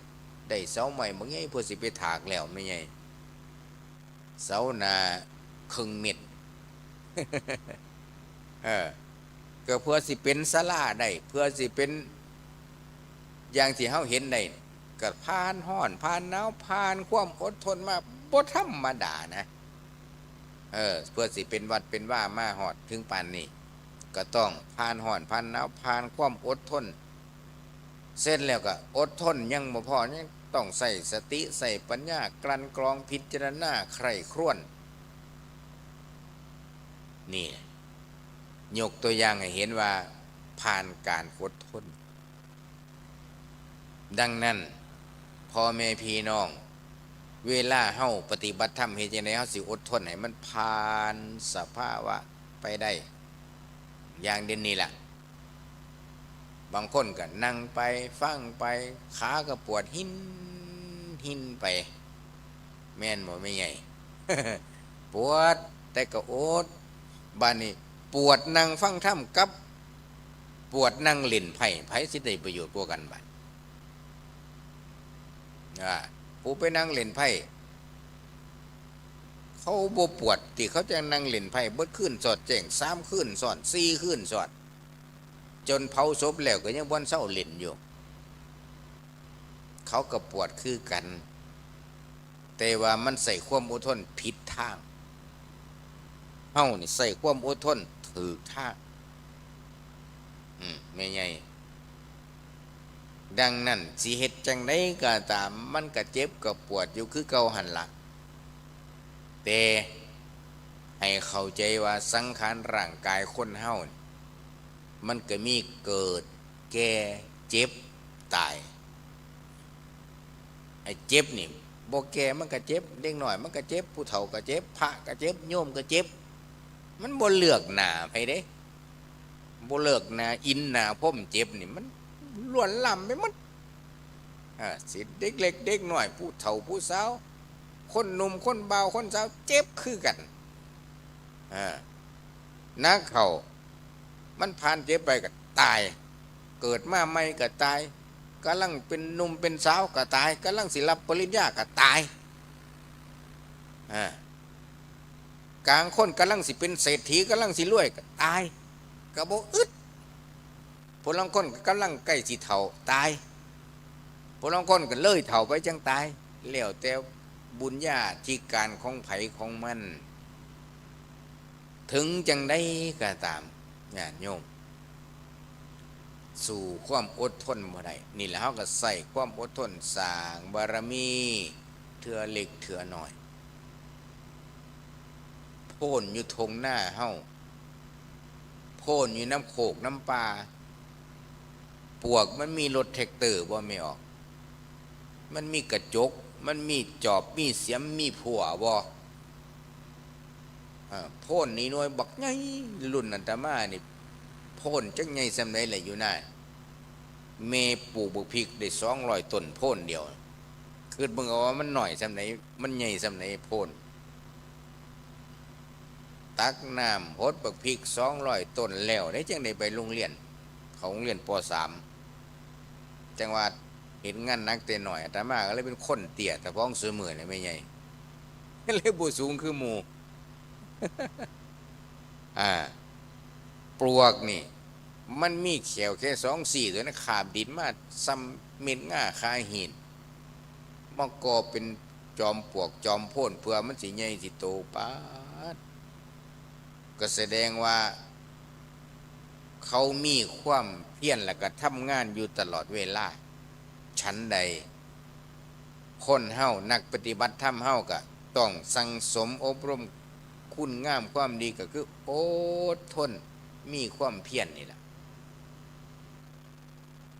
ถึงจังไดก็ตามธรรมะสิคุ้มครองโลกได้ก็เพราะว่าเฮาต้องอาศัยเป็นผู้ที่มีความละอายต่อบาปมีความกลัวความย่านต่อบาปต่อกรรมเฮาสิเฮ็ดหยังทำหยังต้องมีสติซะก่อนเช่นไปวัดมาวัด ก็ต้องพิจารณาใคร่ครวญคักๆยกตัวอย่างไม่ออกมาจังหันเวลาสิกลับเมื่อรองเท้าครูนี่มันของเฮาบ่วะบนว่าท่านได้ซุบกลับไปเลยครูใดมันไม่ซุบถือตีนเจ้าของปั๊บโหลดครูใดมันเก่าซุบบ่เข้านี่ก็ตัวอย่างหนึ่งทราบบ้านอาตมาวะสองบ้านมาจังหันกับติ๊บเขาก็ได้ติ๊บไม่เมื่อเลยโบเบิงของเพิ่นของโตว่าอันไหนเป็นติ๊บเขาเจ้าของอันไหนเป็นถ้วยเป็นจานเจ้าของอันไหนเป็นหมอกกับเจ้าของถือมาอันไหนโบเป็นของเฮาขั้นคนมีหิริโอตปะอายชั่วกลัวบาปสิบ่เป็นคนบาปในคราบนักบุญเด็ดขาดแต่นี่ในสังคมแท้เฮายังมีอยู่ยังมีนักบุญอยู่ในคราบนักบาปนี่นะคือมาเพ่นมาจังหันนี่แหละหมออันไหนมันดีจานอันไหนมันดีติ๊บเขาอันไหนมันดีเป็นของเพิ่นหมดโอ้เมื่อกองอิเลอยู่เฮือนบ่เถื่อเป็นน้ำหอนป้าโตติ๊บเขามากองอิเลอยู่มองนี้มองเดียว อันนี้ยกตัวอย่างให้เห็นว่านี่คือลักษณะคนบ่อายชั่วบ่กลัวบาปบ่ย่านบาปย่านกรรมย่านแต่บ่ได้มีได้ไม่ออกคนลักษณะนี้ยังมีในสังคมโลกบ้านนี้เฮาล่ะญาติโยมนะเฮาเคยปฏิบัติได้จักเปอร์เซ็นต์เฮาก็มาวัดมาตวงเจ้าของเอาเป็นหยังในภาคอีสานเฮาจังมีบุญนั่นบุญนี่บางครั้งบางข้าวบางหมู่บ้านก็ยังมีเด้ย่ามสงกรานต์ก็มีบุญเฮ็ดบุญอีหยังต่างๆมันก็ตักทรายมากองไว้ในวัดพาลูกพาหลานเฮ็ดเป็นบุญเอาดินมาทดแทนวัดย่านมันเป็นบาปเป็นกรรมนี่คือความฉลาดของคนปราชญ์โบราณทัดปราชญ์โบราณคักๆแต่ก่อนบ่พูนเกือบถอดอยู่หน้าพักตูโขงพุ่นเจ้าสิซื้อมาคูละ5 ล้านก็จอดไว้หน้าพักตูโขงพุ่นเกือบซูเมอร์นี่มันยางใส่เขาเสยแต่งโตโก้แห้งบ่ถอดเกือบนี่ตัวอย่างหนึ่งก็ขาดหิริโอตปะบ่อายบาปบ่อายบุญบ่ย่านบาปบ่ได้ย่านบาปแต่ได้อุ้ยจังว่ามื้อเช้าน่ะอาตมาเดินทางมาแวะพระธาตุพาโยมไหว้พระธาตุอยู่ขอนแก่นอาตมาเห็นโยมใส่รองเท้าขึ้นไปอาตมาก็เลยบอกโยมที่มานำอาตมาไม่ออกแท้เฮาพากันถอดเกิบเด้อจะใส่เกิบเข้าไปในบริเวณเจดีย์ผู้เพิ่นยางก่อนอาตมางวกมาแนมหน้าอาตมาผู้ใดก็ตามสิแต่งโตโก้ปานใดก็ตามเกิบต้องถอดจะใส่เข้าไปในบริเวณเจดีย์อาตมาเว้าส่งจังซี่ล่ะ ว่าแล้วว่าเป็นนักบุญนี่มันบ่จักควมเนี่ยแต่มาทำทาหายไม่ออกเจ้าของถึงยางน้ำกุ่นนะแต่ความจริงไม่ออกที่มาน้ำข้าเจ้าถอดแล้วล่ะก็อยากหายผู้ยางก่อนอาตมาจะคนบันให้กับบ่จักล่ะ ง่วงมาเบิ่งแม่เราก็เลยถอดเราก็ได้นี่คือพุทธศาสนิกชนเฮาสู่มือนี่อันนี้ก็ยกตัวอย่างมาให้เห็นง่ายๆว่านี่คือเฮาบ่คิดเลยเรื่องจังซี่ย่านแต่เกือบเสียย่านแต่ตีนถูกฝุ่นโอ้ยก็โพดคันว่าล้านเจดีย์ก็ปูด้วยกระเบื้องแผ่นละหลายร้อยบาทอยู่ก็ยังบ่กล้าถอดรองเท้าย่างน่าสงสารนะโยมนะ ชาวพุทธเฮาลักษณะที่ว่านี่เป็นตาคืดเบิ่งจะเนินแล้วก็เป็นตาญาติโยมเคยฟังบ่ล่ะธรรมะย่ำครูบาอาจารย์เพิ่นเทศน์พระเจ้าอาชาติศัตรูเป็นหยังยังจับพอแล้วก็ขังพอผลสุดท้ายเอามีดกรีดฟ้าเท่าเอาเกลือเอือบบางทีล่ะคันสีว่าไปแล้วก็ย้อนอดีตไปก็คือบาปกรรมนี่แหละใส่เกิบเขาเขตพุทธาวาสนี่แหละบ่มักถอดเกิบนี่ละ บาปกรรมอันนี้ฝากให้พ่อใหญ่แม่ใหญ่บ้านเฮาซอยนำไปถ่ายทอดบอกลูกสอนหลานถ่ายทอดไปให้ลูกหลานเฮาเข้าใจเพราะว่ามันเป็นเรื่องที่ควรจะศึกษาให้เข้าอกเข้าใจในการอ่อนน้อมถ่อมตนในการเข้าไปสู่เขตพุทธาวาสสังฆาวาสในเมื่อเขาไปวัดว่าอารามแล้วจะต้องมีความอ่อนน้อมถ่อมตนหูจักสัมมาคารวะจังว่าเพิ่นก็มีธรรมะสอน2 ข้อนี่ล่ะ1ให้หูจักจักอาย2ให้หูจักญาณคำว่าอายบาปอายแนวใดแม่ใหญ่เห็นเสือนี่สิอยากอายเสือบ่สมมุติว่าแม่ใหญ่ย่างออกจากวัดเมื่อนี่ไปพ้อเสือแม่ใหญ่สิอุ้ยเขินเห็นเสือสิว่าอยู่บ่ แต่มาว่าห่วยหน้าเปลี่ยนสีจืดเบิดบ่จักน้อยเห็นเสือนี่แม่นบ่ล่ะนั่นล่ะคำว่าความอยากอายบาปคันสิอุปมาเปรียบเทียบกับเปรียบเสมือนกับว่ามีหญิงสาวคนงามบอกภาษาบ้านนอกเฮาว่าสาวซาทะแต่งโตโกเตยางเข้าไปในที่ชุ่มชนยางไปพิษทาประการได้บ่ฮู้ไปเหยียบเปลือกกล้วยล่มหงายทวนกลางคนหลายๆนั่นล่ะอุปมาประไม้มีความอยากอายซั่นน่ะคืออยากอายบาปมันต้องมีความรู้สึกนึกคิดจังซั่นญาณในที่นี้ก็บ่ได้หมายความว่าญาณในที่นี้ก็หมายถึงว่าคือคนลักษณะญาณคนลักษณะคือคนญาณเสือนี่แหละญาณเสือตะปบญาณเสือเอาไปกินเฮ็ดจังไหนเฮาจังสิปลูกจิตสำนึกให้ลูกเฮาหลานเฮาญาณบาปกลัวบาปคือจังไปเห็นเสือในป่าให้มีสามัญสำนึกเกิดขึ้นในจิตในใจใดจังสันเขาสิปลูกฝังลูกหลานเขาแนวใดแต่บ่ได้หมายความว่าตัวให้ลูกเป็นคนขี้ยานเด้อย่าเขาไปในเฮือนได้กับแก่กัดคอมึงได้นี่อันนี้ก็บ่แม่นนี่ปลูกฝังลูกบ่แม่นบ่ถูกทางนี่อาตมานี่สั่งกับแก่ถ้าพ้องซุมื้อนี่ล่ะย้อนหยังย้อนคำมา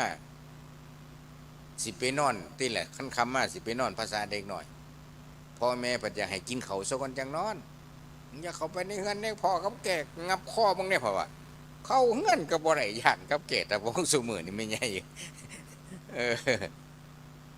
ดังนั้นการบอกลูกสอนหลานดาถ้าพ่อใหญ่แม่ใหญ่พ่อแม่ผู้ปกครองผู้เพิ่นฉลาดเพิ่นเข้าใจเพิ่นก็สิมีเทคนิคของเพิ่นในการบอกลูกสอนหลานว่าอันใดควรให้กลัวให้ย่านอันใดบ่ต้องย่านบ่ต้องกลัวก็ได้บ่เป็นหยังอย่าสิไปย่านของบ่มีเหตุบ่มีผลดังนั้นเรื่องเฮาสิปลูกจิตสำนึกลูกหลานนี่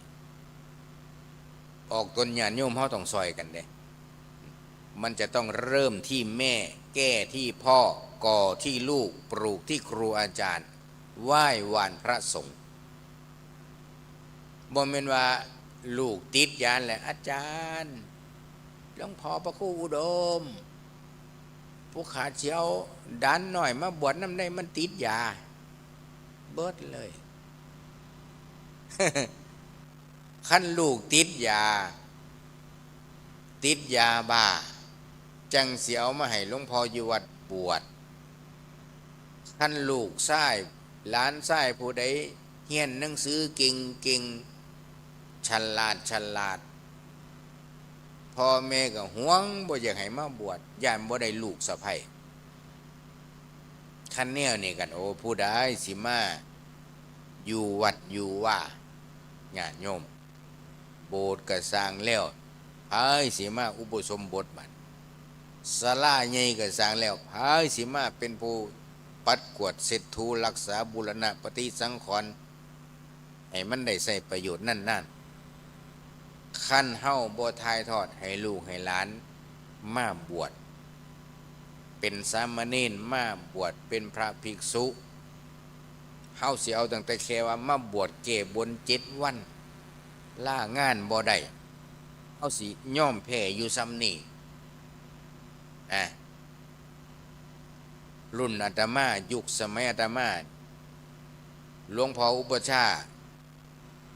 มีกติกาบวชต้องได้1 พรรษา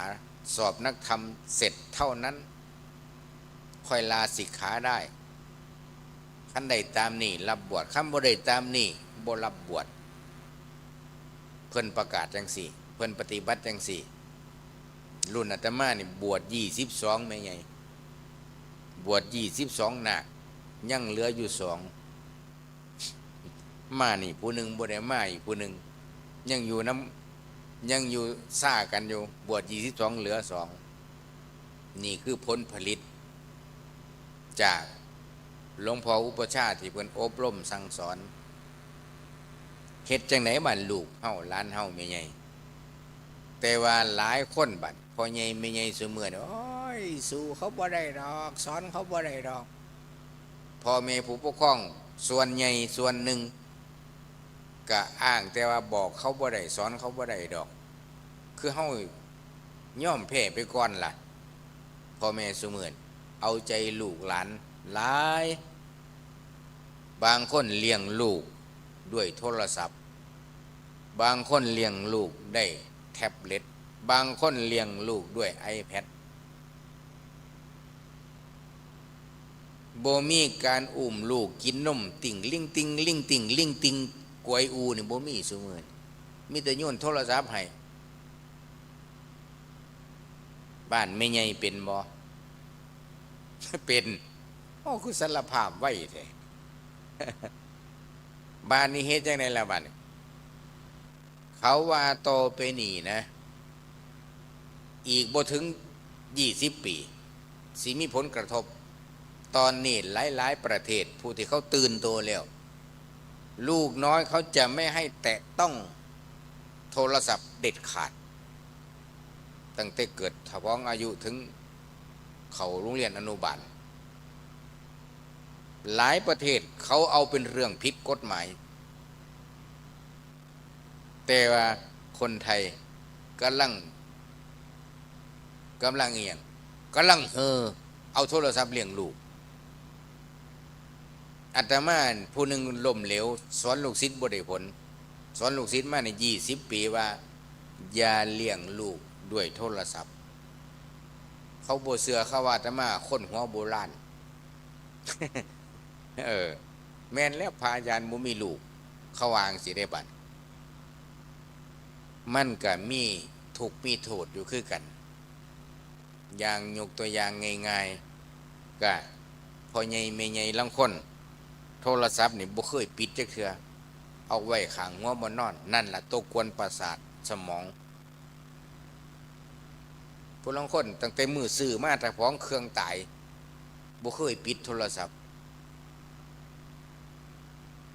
มันก็มีผลกระทบกับสมองคือกันได้ไม่ไงอาตมาขั้น4 ทุ่มติดโลดนอนมันจังสิบ่มีแนวมารบกวนสมองมีมื้อคืนนี่ล่ะย่านมีคนโทรนำก็เลยเปิดป้าไว้แต่ก็บ่มีไผโทรนำดอก นอกจากข้อเซ็นเตอร์อันนี้ก็เป็นเกร็ดความรู้เล็กๆน้อยๆไม่ใหญ่เฮาที่จะได้นำไปพิจารณา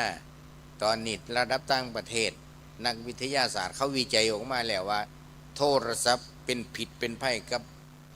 เด็กหน่อย โทรศัพท์เป็นผิดเป็นภัยกับทุกคนที่อยากรวย ก็คือเจอข้อเส้นเตอร์หลวงข้อกระทุกมาหลายคนแล้วขั้นโพโบมีบ่เนี่ยก็บ่เป็นอย่างอ้าวธรรมะสิคุ้มครองโลกได้นี่แหละญาติโยมเห็นชัดบ่คนเฮาคันอายสัวกลัวบาปแล้วบ่กล้าทำบาปทำกรรมบ่กล้าเบียดเบียนผู้อื่นและบ่กล้าเบียดเบียนเจ้าของแต่คนส่วนมากสิบ่ได้คิดเรื่องนี้มีแต่ว่านักเขาโอ้ยแม่นเลยไม่ใหญ่เจ้าไปแต่วัดแต่ว่าครูบาตัวเอาแต่เงินโพูนไปกันไกลละบาดไปหุ่มไปห่อผู้เฒ่าผู้แก่ผู้คนไปวัดไปว่าเขาแม่นละเจ้าไม่ใหญ่เจ้าคนโบราณผู้เฒ่าไปตั้งแต่วัดให้ครูบาโยเอาเงินอันนี้ก็เคยได้ยินมาโยมโอ้ยนี่คือบ่ได้คิดบ่ได้ย่านบาปย่านกรรมว่าเว้าหยังออกไปคันสิเว้าไปแล้วถ้าลูกหลานเว้าน้ำพอน้ำแม่น้ำตาลน้ำยายแบบนี้เขาเอิ้นว่าละลาบละล่วงผู้ใหญ่บ่มีสัมมาคารวะเขาเอิ้นว่าเด็กก้าวร้าวอ้างแต่ว่าเผยแผ่พุทธศาสนาผู้หนึ่งคือกันได้ก้าวไกลสามารถก้าวไกลมันสอนผัวที่เป็นฝรั่งต่างชาติต่างศาสนานี่มาไหว้พระได้แต่ว่าบัดนี้บางคนไปแต่งงานกับคนต่างศาสนาไปเป็นเขาหมดทุกอย่างมาบ้านกันยังนักเขาบางคนบ่ไหวหอดพ่อหอดแม่เจ้าของตกไก่แค่นี้นี่เรียบร้อยอันนี้ก็เพราะอย่างเพราะขาดธรรมะสองประการนี่แหละบ่อายบาปบ่กลัวบาปคือเบิ่งว่ามาบ้านเกิดเมืองนอนเจ้าของบ่แม่นมาแนวอื่นดอกพอมันตาย มางานศพพอบ่คือนั่งเฮือนนี่ไม่ใหญ่คือเบิ่งเอาที่ว่ามันเปลี่ยนแปลงไปขนาดใดนี่คือไปเป็นเขยต่างศาสนานะบ่ขึ้นนั่งเฮือนพอเฮือนแม่เจ้าของเลยนี่มันซ้ำใดโยมว่าเอ้าคันแม่นโยมเจอจังซี่โยมสิคิดจังไดกับลูกหนักนี่เอิ้นว่าหนักเพราะฉะนั้นอันนี้ก็ยกตัวอย่างมาเห็นว่าขาดธรรมะสองอย่างคือบ่อายบาปบ่กลัวบาปก็เลยเป็นคนเสียคนเป็นคนเสียคน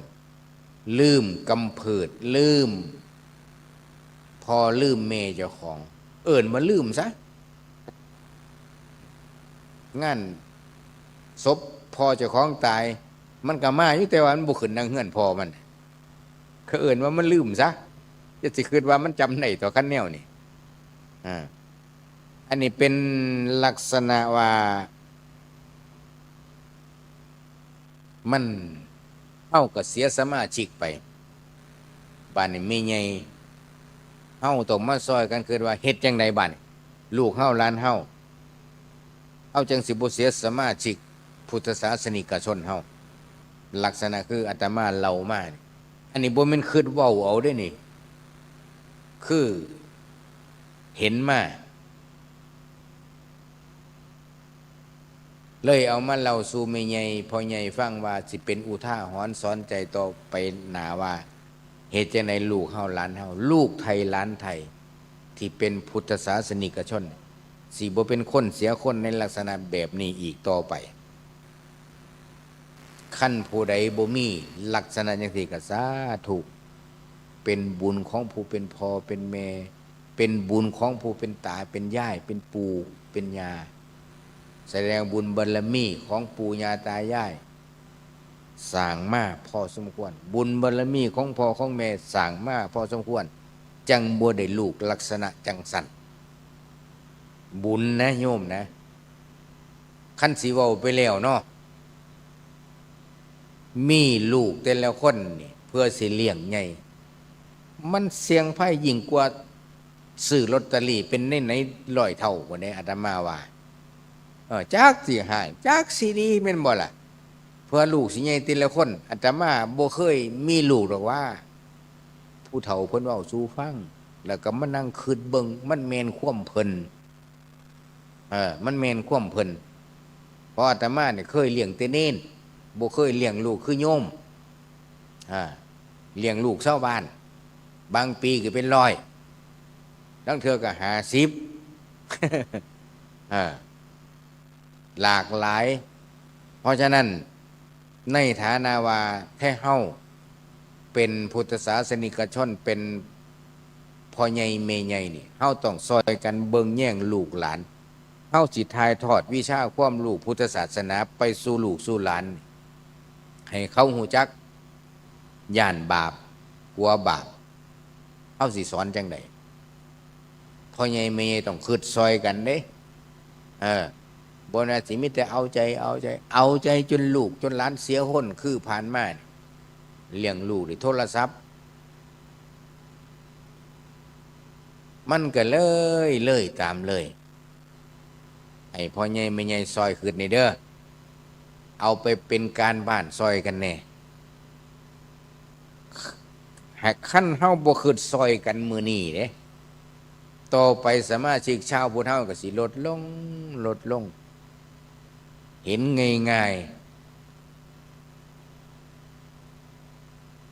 ทะเบียนบ้าน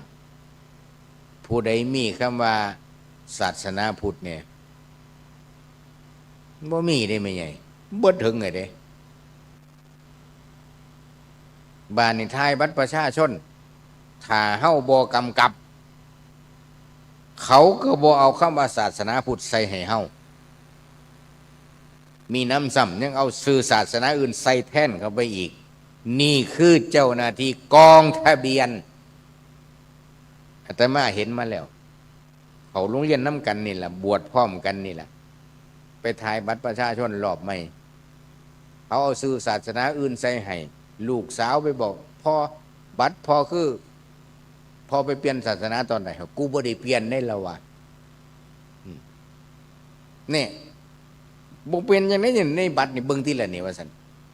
สร้างหัวมาแล้วกูบ่ได้นับถือมันได้เพิ่นว่าบ่นับถือก็ตาม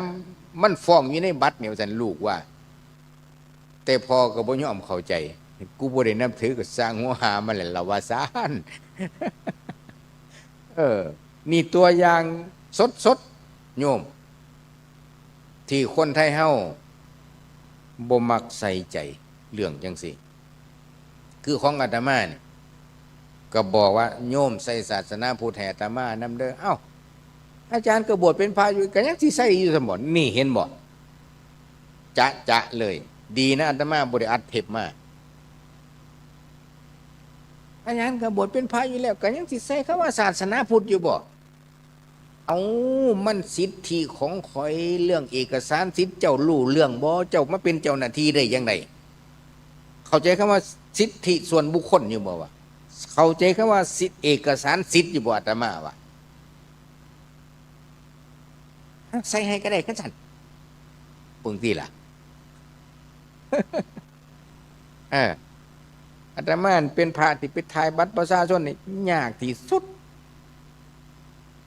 เป็นยังจังหูยาวายากเวลาเอาบัตรประชาชนไปใส่สิทธิ์อยู่ไปรษณีย์เขาว่าอาจารย์ขอบัตรประชาชนแน่เขาก็เอาไปเอียงภาษาบ้านเราเอาไปลูดเอาบัตรประชาชนอาจารย์คือบ่มีข้อมูลหยังเอาก็บ่จักแล้วบ่ได้เฮ็ดเอาเองนี่บัตรประชาชนเขาเฮ็ดให้อาจารย์ไปเฮ็ดมาใหม่เด้อบัตรประชาชนไม่มีข้อมูลอะไรเลยในการ์ดนี่ไม่มีอะไรเลยว่างเปล่าไปเฮ็ด2 เทื่อก็ว่างเปล่าคือเก่าจนได้ย้ายหม่องเฮ็ดบัตรประชาชนอาตมาจังใส่ได้อันนี้เพราะหยังก็เพราะว่าเจ้าหน้าที่เฮาไม่มีหิริโอตปะบ่อายซัวบ่กลัวบาปบ่ย่านบาปนี่ก็ตัวอย่างหนึ่งคือกันว่า ขั้นคนในสังคมเฮาเป็นผู้ที่มีจิตสำนึกระลึกถึงหน้าที่มีกตัญญูเบิ่งเหตุเบิ่งผลแล้วสิบอกล้าทำความชั่วทั้งต่อหน้าและรับหลังก็อย่างบัตรประชาชนอาตมาเนี่ยย่ามไปธุระไปรษณีย์เขาก็ขอบัตรไปรูดแก๊สเขาก็บอกว่าบัตรพระคุณเจ้าไม่มีข้อมูลอะไรเลยทำมาได้ยังไงอ้าวอาตมาก็บ่อยากแล้วอาตมาบ่ได้เห็นเอาเองอาตมาว่าเจ้าหน้าที่ได้เขาเฮ็ดให้ว่าอาจารย์ไปเฮ็ดหม่องใหม่เด้อว่าซั่นเขาว่าถ้าไปเฮ็ดหม่องเก่ามันเป็นคือเก่าไปเฮ็ดอยู่หม่องใหม่ประเทศไทยไปเฮ็ดอยู่ไสก็ได้เขาว่าก็เลยหนีไปเฮ็ดหม่องใหม่จังจบจังได้อันนี้ก็ย้อนหยังย้อนจิตใจขาดหิริโอตตัปปะเพราะฉะนั้นธรรมะสองข้อนี่จึงเป็นเหตุเป็นปัจจัยเพิ่นยังตั้งชื่อว่าธรรมะที่คุ้มครองโลกสองอย่างเป็นยังไงไม่ใหญ่ขั้นสิคืดเบิ่งแล้วแต่มาวันนาซึ่งเนี่ยที่พระพุทธเจ้าเพิ่นทรงตรัสสอนไว้2,600 กว่าปีมาแล้วได้นี่หิริโอตตัปปะอายชั่วกลัวบาปขั้นคนเฮามีธรรมะสองประการนี้แล้วสภาพปัญหาที่อาตมาเล่ามานี่สิบ่มีในสังคมแต่ที่มีปัญหาในสังคมทุกจุดต่างๆนานานี่ก็เพราะอย่างก็เพราะว่าคนเฮามันขาดธรรมะสองประการนี้จึงได้เอาหยิบยกเอาเรื่องนี้มาเล่าสู่ญาติสู่โยมฟังเป็นอุทาหรณ์สอนใจเพื่อที่จะได้ไปเป็นการบ้านเป็นแนวความคิดเพื่อที่จะวางแผนบอกลูกสอนหลานให้เขาเข้าใจเหตุผลเรื่องอายชั่วกลัวบาปบ่แม่นว่าเฮาสอนให้ย่านบาปซื่อๆเฮาต้องมีเหตุมีผลประกอบหลายๆด้านแล้วก็มีเหตุมีผลประกอบให้ฟังพร้อมเพื่อสิได้เข้าใจอย่างถูกต้องและเป็นเหตุเป็นผลดังนั้นพ่อแม่พี่น้องญาติโยมที่มาร่วมในงานผูกพัทธสีมาวัดศรีอุดมวงศ์อำเภอวังสะพุงจังหวัดเลยในค่ำคืนมื้อนี้ก็ฝากไว้เป็นการบ้านเด้อญาติโยมท่านผู้ใดรับอยู่ก็ขอให้ไปเข้าฝันว่าพระครูเกษมว่าให้ว่าซั่นดอก ให้ไปเข้าฝันคือจังได้ยินอีหลีนี่ล่ะเรื่องนี้สำคัญมากๆแต่คันเบิ่งเพิ่นฟังเพิ่นก็คือเป็นพื้นแต่ว่าพื้นนี่แหละสำคัญยกตัวอย่างนี่ละศาลาที่โยมนั่งอยู่นี่เฮานั่งพื้นนี่บ่ได้นั่งอยู่ชั้นที่2นี่เฮานั่งพื้นแต่ว่าพื้นนี่ฮู้บ่เพิ่นตอกเสาเข็มบ่ศาลาหลังนี่เทข้านข้อดินเบิดปูนจักตันอยู่นี่เพื่อสิรองรับให้ศาลาแข็งแรงทนทานพื้นฐานดีศาลาก็ทนพื้นฐานบ่ดีศาลาก็พังชาวพุทธเฮาถ้าพื้นฐานดีลูกเฮาหลานเฮาบ่มีเรื่องสิไปเปลี่ยนศาสนาแต่ว่าลูกเฮาหลานเฮาไปเปลี่ยนศาสนาเพราะหยังเพราะพื้นฐานบ่แน่นนับมาตั้งแต่สถาบันครอบครัวคือพ่อแม่บ่ได้ถ่ายทอดให้แบบเข้มแข็งแต่ถ้าครอบครัวใดพ่อแม่ถ่ายทอดให้ดีลูกหลานก็ฟังถอยฟังความปู่ย่าตายายให้ความเคารพปู่ย่าตายายให้ความเคารพพ่อแม่ให้ความเคารพวงศาคณะญาติในตระกูลเจ้าของและผู้อื่นเพราะอย่างเพราะว่าพื้นฐานดี เพราะฉะนั้นพื้นฐานของชาวพุทธเฮาก็คือกัน ต้องมีหิริโอตตัปปะสองประการนี่แหละจังสิเป็นเหตุเป็นผลให้พุทธศาสนิกชนเฮามีพื้นฐานที่แข็งแรงและเข้าใจอย่างถูกต้องหลักการดำเนินวิถีชีวิตก็สิบ่ได้เดินผิดทางบ่ได้ทำความชั่วทางกายบ่ได้ทำความชั่วทางวาจาบ่ได้ทำความชั่วทางด้านความคิดกะบาปได้ไม่ใหญ่จิตวาจากายวาจาจิตกายวาจาจิตสามทางเป็นทางให้บาปเกิดขึ้นก็ได้เป็นช่องทางให้บุญเกิดขึ้นก็ได้ทั้งสองอย่างขึ้นอยู่กับว่าทัศนคติขณะนั้นจิตคิดอีหยังอยู่ในขณะนั้นถ้าจิตดีก็คิดเรื่องดีมันก็เป็นบุญเส้นแล้วก็เปล่งวาจาออกมาทางปากทางวาจามันก็เป็นกุศลผู้ฟังก็รื่นหูมันก็ได้บุญลงมือทำในทางดีมันก็เกิดเป็นบุญเป็นกุศลเพราะฉะนั้น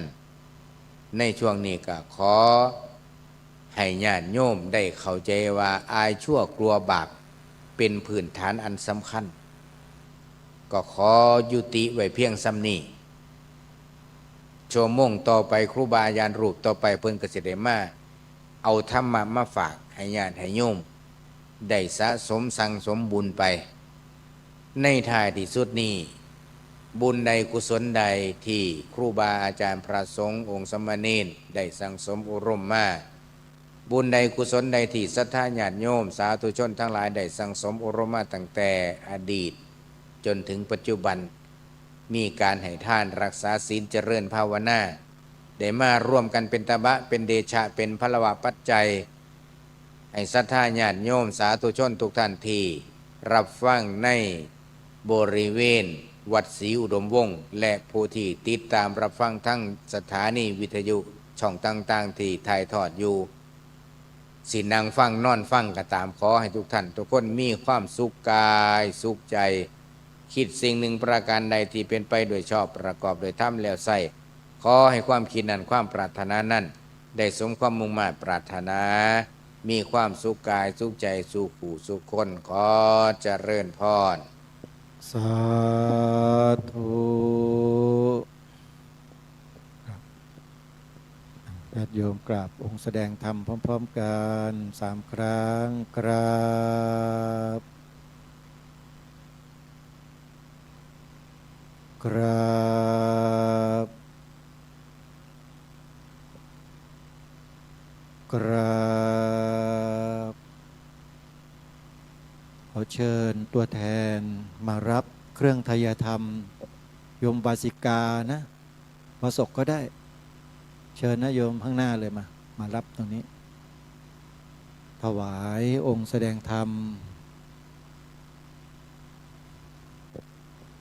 รูปต่อไปก็จะได้กราบนิมนต์ท่านพระอาจารย์ต้นพระอาจารย์สรายุทธศิริสาโรสาธุได้ขึ้นแสดงธรรมเป็นกันต่อไปจากนั้นก็จะเป็นท่านพระครูจริยสารธรรมปิดท้ายในช่วง6 นาฬิกานะโยมนะก็ขอกราบรัตนานิมนต์ท่านพระอาจารย์พระครูเกษมพิโสพลพักผ่อนนะครับกราบขอบพระคุณอย่างสูงครับขอกราบรัตนานิมนต์ท่านพระอาจารย์สรายุทธได้เมตตาให้ธรรมะข้อปฏิบัติดีๆแก่ญาติโยมของเราในวาระช่วงต่อไปกับพระนานิมนต์นะครับญาติโยมที่อยู่ทางบ้านนะโยมนะทางวัดศรีลมวงศ์ได้ถ่ายทอดสดกิจกรรมนี้ให้ญาติโยมได้ติดตามรับชมมาตั้งแต่ช่วงเช้าของเมื่อวานจนทั้งถึงเวลานี้นะฮะตลอดทั้งคืนจะมีการแสดงธรรมก็ยังเหลืออีก2 รูปนะฮะ2 รูปนิมนต์ครับอาจารย์ครับเหน็บนั่งสมาธินาน สังขารไม่เที่ยงหนอนะโยมนะเลี้ยงลูกด้วยโทรศัพท์ดีนะญาติโยมบอก แต่ท่านอาจารย์พระครูบอกว่าเขาวิจัยกันแล้วว่าเป็นอันตรายนะทำให้เด็กๆทำให้เยาวชนนั้นนะครับมีข้อผิดพลาดทางชีวิตมากมายเลยนะฮะอันนี้เขาวิจัยกันมาแล้วนะถ้าใครนะถ้าใครคิดว่าเป็นสิ่งที่ดีก็ให้เข้าใจเสียใหม่นะโยมนะเป็นอันตรายนะต่อนะสมองต่อความรู้สึกนึกคิดของลูกหลานเยาวชนเรามากเลยนะเรื่องนี้ก็คอยติดตามข้อมูลกันนะโยมเดี๋ยวกราบองค์แสดงธรรมกันอีกครั้งหนึ่งนะโยมนะพร้อมแล้วกราบกราบกราบกราบอาราธนานิมนต์ครับ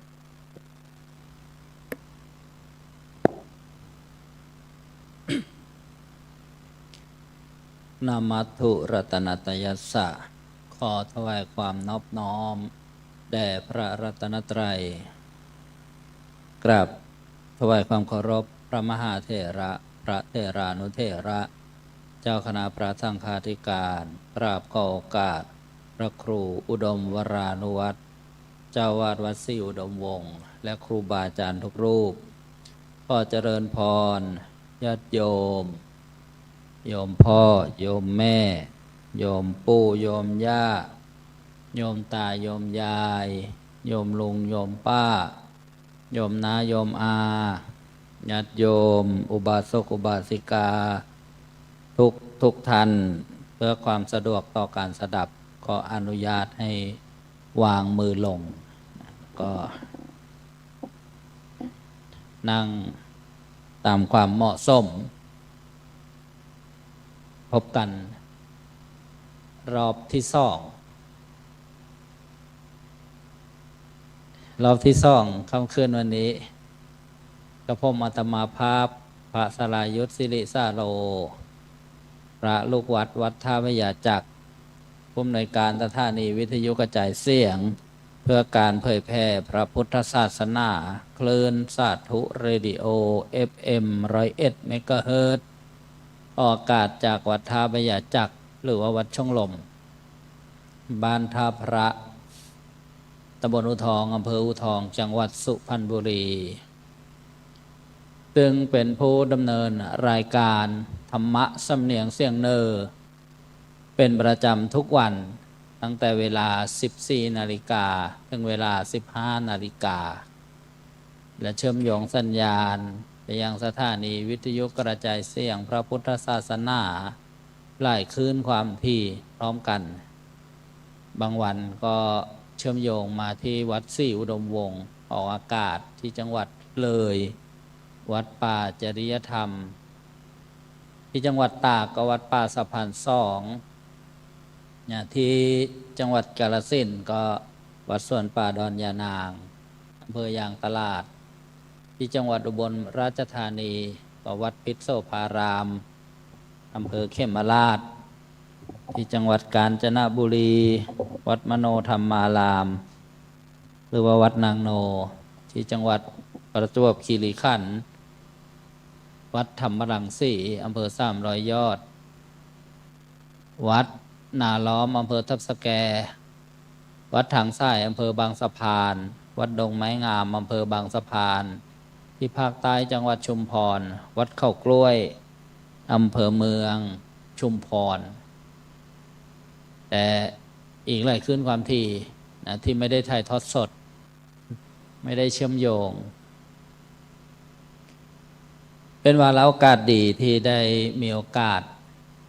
นำพาคณะญาติโยมมาร่วมงานบุญฉลองสมโภชอุโบสถหรือว่าโบสถ์ญาติโยมมาจากอำเภออูทอง1 รถบัส2 ชั้นมาไม่มากก็ญาติโยม47 คนแต่มา1 รูปคนขับอีก2คนรถอีก2ก็เป็น49 ชีวิตมาตั้งแต่เมื่อวาน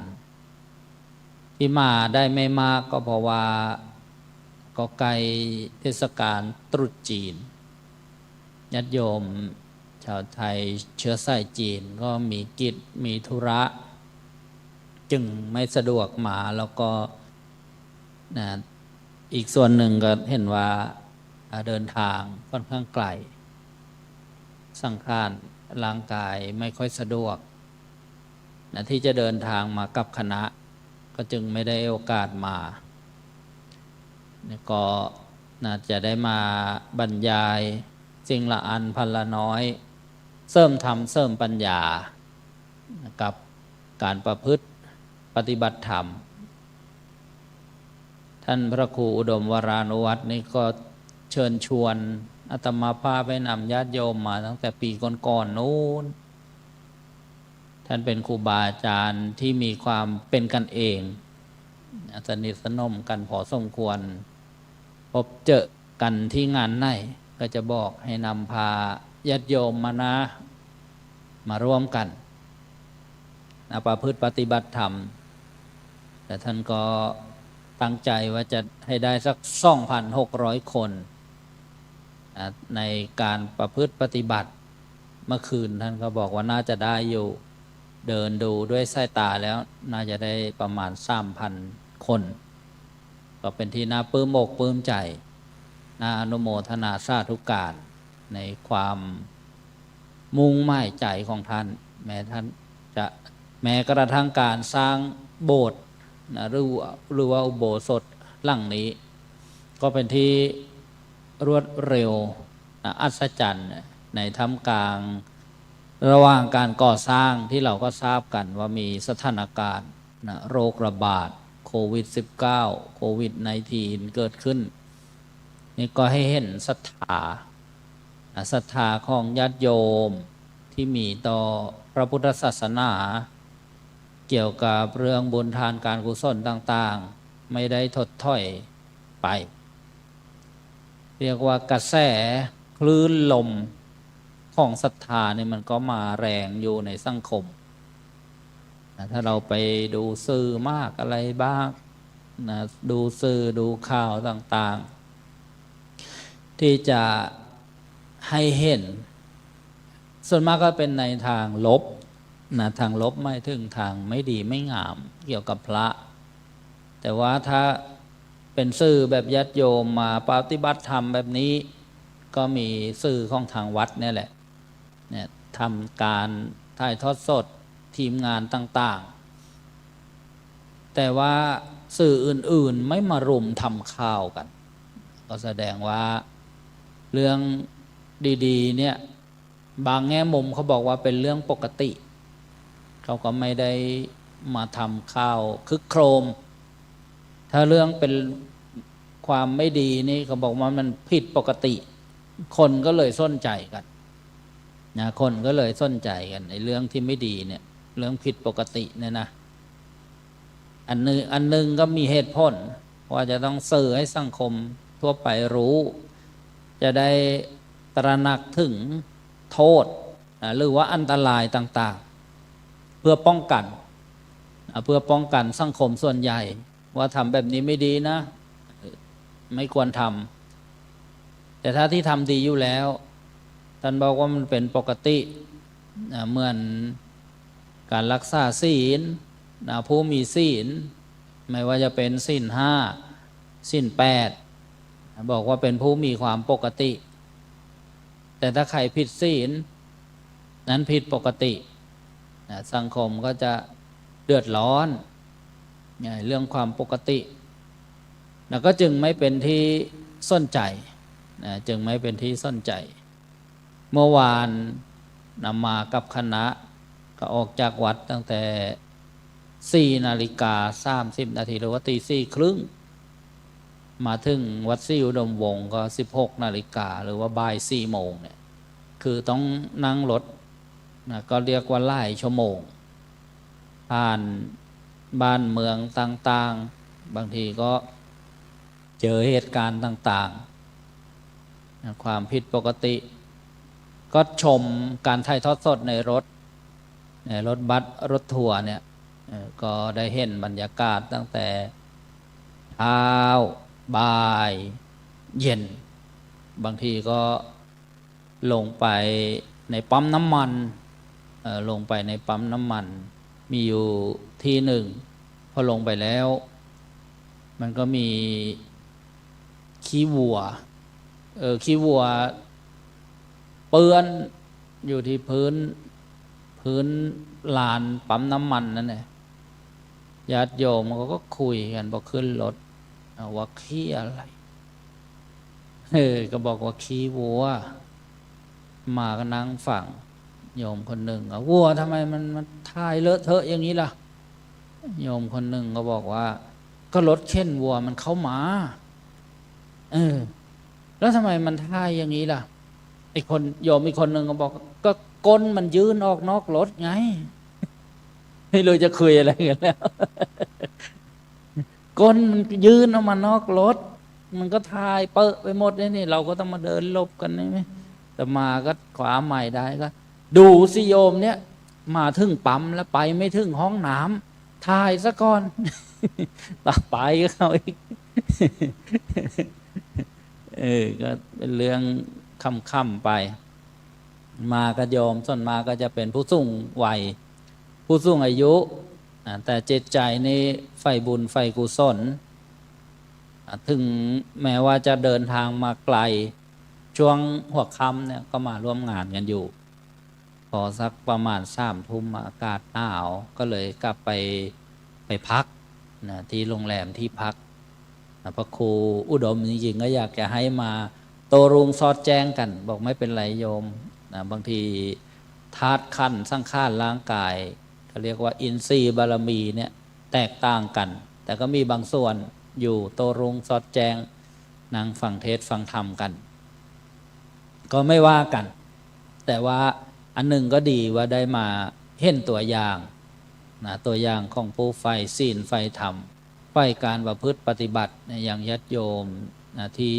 กำลังนั่งรับฟังอยู่เนี่ย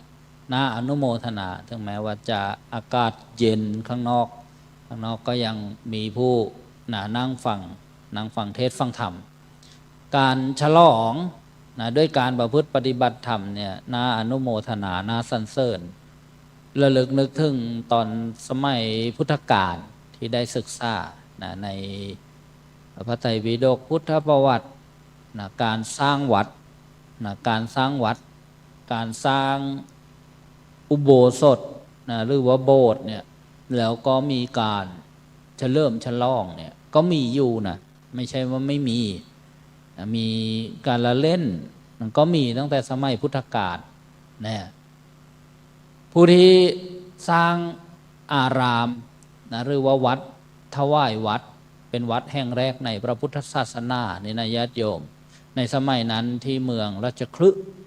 มีผู้ปกครองชื่อพระเจ้าพิมพิสารพระเจ้าพิมพิสารนี้นะเป็นผู้ที่ได้ถวายส่วนไม้ไผ่เรียกว่าส่วนเวรุวันซึ่งเป็นที่ให้อาหารของกระรอกกระแตนะที่เมืองนี้นะเมืองราชคฤห์เนี่ยพระพุทธเจ้าเสด็จไปโปรดพระเจ้าพิมพิสารนะเพราะว่าท่านเคยขอพรไว้ตอนที่พระพุทธเจ้าออกบวชพระพุทธเจ้าออกบวชไม่ถึงตอนยังไม่ตรัสรู้เนี่ยนะจากเจ้าชายสิทธัตถะออกบวชเนี่ยเรียกว่าพระมหาบุรุษพระโพธิสัตว์เมื่อยังไม่ตรัสรู้เรียกว่าพระมหาบุรุษพระโพธิสัตว์เมื่อตรัสรู้แล้วก็เรียกว่าพระสัมมาสัมพุทธเจ้าตอนนั้นเนี่ยพระมหาบุรุษมาพบกับพระเจ้าพิมพิสารที่เมืองราชคฤห์ถ้าใครเคยไปประเทศอินเดียประเทศเนปาลแล้วก็คงจะนึกภาพออกว่าที่เราไปเมืองราชคฤห์เนี่ยเมืองที่มีภูเขาล้อมรอบ5 ลูกเรียกว่าปัญจคีรีมหานครอิสิคิริปันดวะคิชกูตะเวปุลละเวภาละ หรือเราคุ้นเคยที่ชื่อเข้าคิจกูฏเข้าคิจกูฏเข้าที่มีลักษณะคล้ายๆหัวนกแร้งนะมีหินอยู่ก้อนหนึ่งนั่นนะเมืองนั้นแหละเมืองราชคฤห์แล้วก็พระมหาบุรุษนะเสด็จผ่านมาพบพระเจ้าพิมพิสารพระเจ้าพิมพิสารคิดว่าน่าจะทะเลาะกับพระประยุรญาติแย่งสมบัติกันหรือเปล่าพระเจ้าพิมพิสารก็ทูลเชิญนะพระมหาบุรุษพระโพธิสัตว์เนี่ยให้อยู่เมืองราชคฤห์นี่แหละจะแบ่งสมบัติให้ครึ่งหนึ่งเลย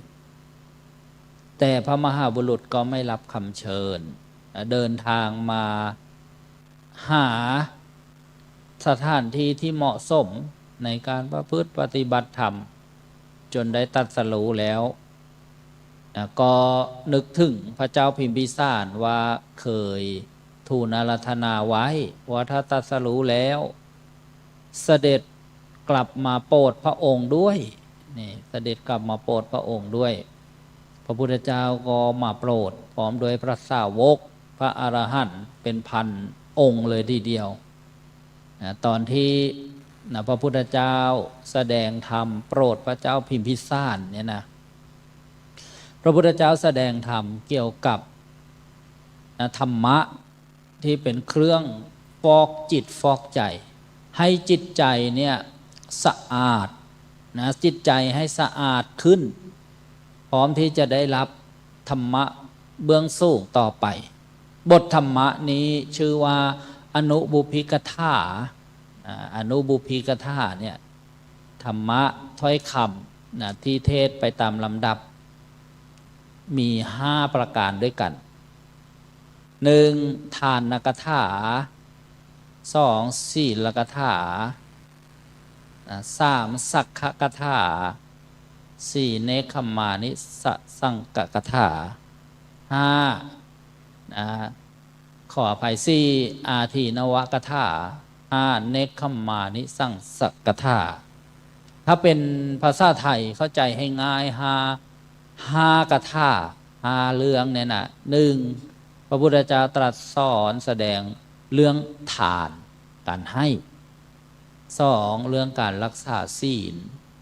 3อานิสงส์ของการให้ทานรักษาศีลได้ไปเกิดในสวรรค์4โทษของกามการหมกมุ่นอยู่ในกาม5อานิสงส์ของการออกจากกามในคัมมะเนี่ยเป็นธรรมะที่พระพุทธเจ้าแสดงมากแสดงแก่ฆราวาสธรรมะข้อนี้จะแสดงกับผู้ครองเรือน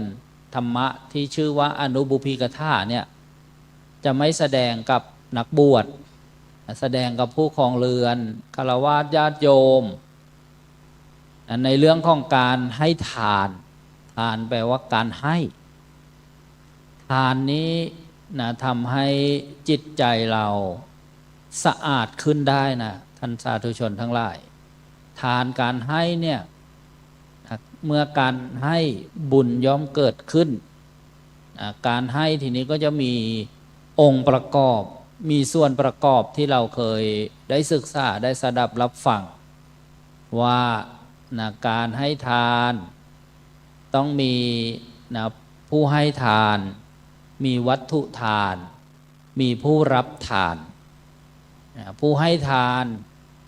ถ้าเป็นผู้มีศีลให้ทานเนี่ยอานิสงส์ก็จะมากอีกนะเกี่ยวข้องกันอีกผู้ให้ทานมีศรัทธามีเจตนาเนี่ยมาเกี่ยวข้องกันอีกที่ได้ฟังไปตอนแสดงธรรมส่องธรรมาสกับหลวงพ่อบัวเรียนนะว่าผู้ให้ทานต้องมีจิตใจก่อนให้ขณะให้หลังจากให้ทานหลังจากการให้นี่นะบุพพเจตนามุนจะเจตนาอัปปะเจตนาบางท่านก็อาจจะเคยฟังแล้วเข้าใจแล้วก่อนให้เนี่ยต้องทำใจให้ยินดีประกอบพร้อมไปด้วยความรู้ความเข้าใจเรียกว่าพร้อมไปด้วยปัญญาไม่ใช่ให้ตามกันไป ให้สักแต่ว่าให้นะต้องตั้งจิตตั้งใจให้ทานแบบว่านะเพื่อมรรคผลนิพพานจึงจะเป็นทานบารมีเหมือนเราได้มาสละทรัพย์สละปัจจัยบูชานะสิ่งนะที่เป็นวัตถุทานต่างๆกับวัดสี่อุดมวงศ์ของเราเนี่ยมีไล่งานบุญเกิดขึ้นนะก่อนจะเข้าโบสถ์มีโฉนดกันหรือยังอย่างเงี้ยนะท่านโฆษกก็เชิญชวนนะโพเงินโพทองนะโพเงินของแม่โพทองของพ่อนะเชิญชวนอันนี้เรียกว่าการกระตุ้นการเชิญชวนให้บุคคลที่ยังไม่ได้ทำทานก็จะได้เกิดจิตใจเกิดขึ้นมาเพราะฉะนั้นเนี่ยจึงต้องมีการเชิญชวนเกิดขึ้นด้วยนะแต่ถ้าในมหากุศลกุศลที่มีกำลังแรงเนี่ยท่านบอกว่าการให้ทานนะโดยสติปัญญายินดีไม่มีการชักชวนเนี่ยกุศลแรง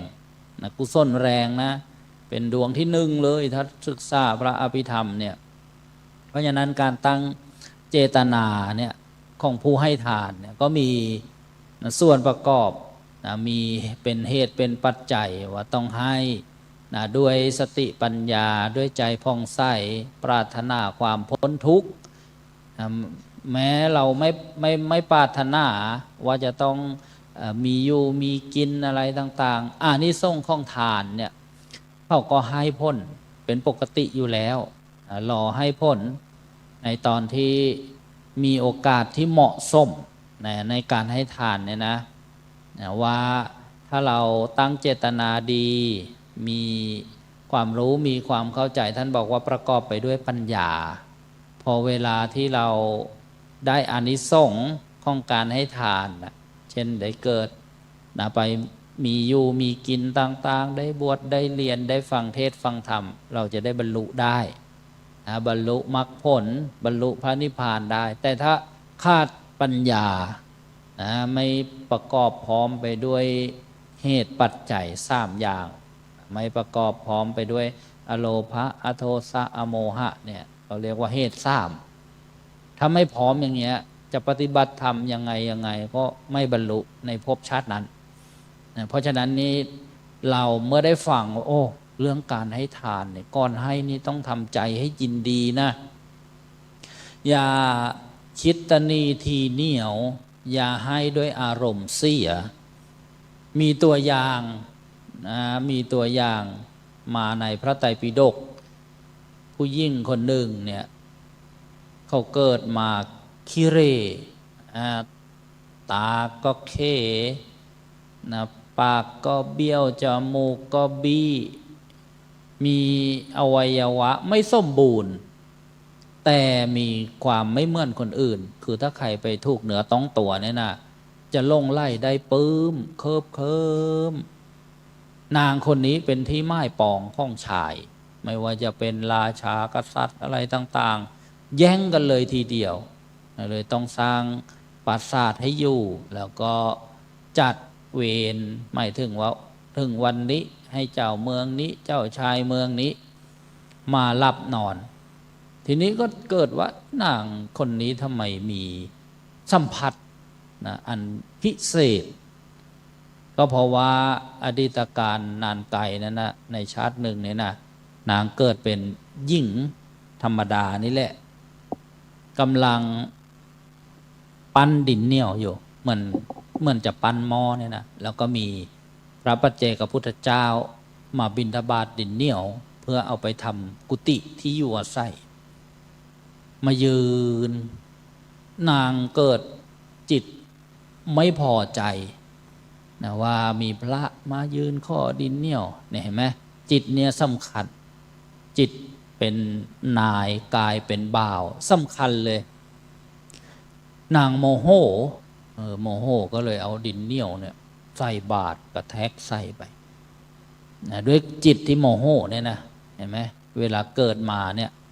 นะรูปร่างคิเร อาเคจมูกบี้อย่างเงี้ยเป็นต้นแล้วก็แต่ในส่วนของบุญน่ะได้ทำบุญกับพระปัจเจกพุทธเจ้า ซึ่งเป็นพระอรหันต์นะบางท่านฟังพระปัจเจกพุทธเจ้า พระสัมมาสัมพุทธเจ้าแตกต่างกันอย่างไร คือในยุคสมัยเนี่ยบางยุคเนี่ยก็มีพระสัมมาสัมพุทธเจ้ามาอุบัติตรัสรู้เช่นในยุคที่เราเกิดเนี่ยนะโลกใบนี้ก็จะมีในระยะเวลาอยู่เวลาหนึ่งพระพุทธเจ้าจะมาอุบัติตรัสรู้5 พระองค์ตรัสรู้แล้ว4 พระองค์ยังไม่มาตรัสรู้อีก1 พระองค์เนี่ยกัปนี้เรียกภัททกัปแต่พอพระพุทธเจ้าตรัสรู้แล้วจะมีอยู่ช่วงหนึ่งเรียกว่าวางเว้นจากพระพุทธศาสนาในอายุของพระสัมมาสัมพุทธเจ้าที่ตรัสรู้ชอบได้โดยพระองค์เองและสอนธรรมะบัญญัติพระวินัยเหมือนพระพุทธเจ้าของเราเนี่ยพระสมณะโคดมเนี่ยก่อนเป็นพระพุทธเจ้าเป็นเจ้าชายสิทธัตถะเนี่ยเมื่อตรัสรู้แล้วท่านบัญญัติพระธรรมพระวินัยเพื่อให้พระพุทธศาสนาเนี่ยมีอายุยืนยาวไปตราบนานเท่าที่จะทำได้แต่พอถึงยุคที่เรียกว่าวางเว้นจากพระพุทธศาสนาของพระสัมมาสัมพุทธเจ้าเนี่ยก็จะมีผู้มาตรัสรู้เหมือนกันแล้วก็มาทีละไล่องค์ได้เรียกว่าพระปัจเจกพุทธเจ้าตรัสรู้โดยตัวท่านเองคือไม่ต้องฟังธรรมจากใครนะผู้เป็นพุทธเจ้าเนี่ยพระสัมมาสัมพุทธเจ้าตรัสรู้เองโดยไม่มีใครสอนใครบอกไม่ต้องฟังธรรมะจากใครพระสัมมาสัมพุทธเจ้าเนี่ยตรัสรู้เองแล้วสอนผู้อื่นบัญญัติพระธรรมวินัยตั้งพระศาสนาตั้งพระพุทธศาสนามาอุบัติครั้งละ1 พระองค์จะไม่มา2 พระองค์พระสัมมาสัมพุทธเจ้าเนี่ยแต่ที่ได้กล่าวว่าพระปัจเจกพุทธเจ้าเนี่ยมาครั้งละไล่พระองค์ได้มาไล่องค์ได้500 องค์ก็ได้ตรัสรู้เองนะทำอาสวะกิเลสให้แห้งให้หมดเลยนะถึงพระนิพพานไม่ต้องฟังธรรมจากใครนะมาพร้อมกันไล่ๆองค์ได้แต่ไม่บัญญัติพระวินัยนะไม่เทศนาสั่งสอนธรรมอะไรเยอะอันนี้เรียกว่าพระปัจเจกพุทธเจ้าก็เป็นนาบุญที่ดีที่เลิศที่ประเสริฐเพราะท่านหมดกิเลสนางปัญจ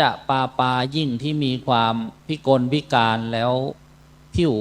มีสัมผัสอันเป็นทิพย์เนี่ยนางได้ใส่บาตรด้วยดินเหนียวแต่ด้วยอารมณ์ที่เสียอารมณ์เสียเนี่ยเพราะฉะนั้นเนี่ยการตั้งจิตตั้งใจตอนถวายทานให้ทานเนี่ยมีความเกี่ยวข้องก่อนให้ต่อมาขณะให้ล่ะเราจะตั้งจิตตั้งใจยังไงนะเรียกว่าถูกต้องเราต้องมีสติสัมปชัญญะรู้เนื้อรู้ตัวทำใจให้ยินดีในขณะให้เป็นบุญอันดีของเราหนอที่ได้มีชีวิตอยู่ได้ถวายทานทุกอย่างโยมไม่จำเป็นหรือนะไม่เจาะจงว่าถวายกับพระจะต้องเป็นพระสุปฏิปันโนแม้กระทั่งให้ทานกับสัตว์เดรัจฉานม้าแมวนกหนูปูปีกอะไรเราให้ทำใจยินดีว่าเราได้ให้ทานนะข้อทานนี้เป็นปัจจัยซึ่งมรรคผลพระนิพพานประจัดความตระหนี่ที่เหนียวมีสติสัมปชัญญะรู้เนื้อรู้ตัวเนี่ยขณะให้ต่อมา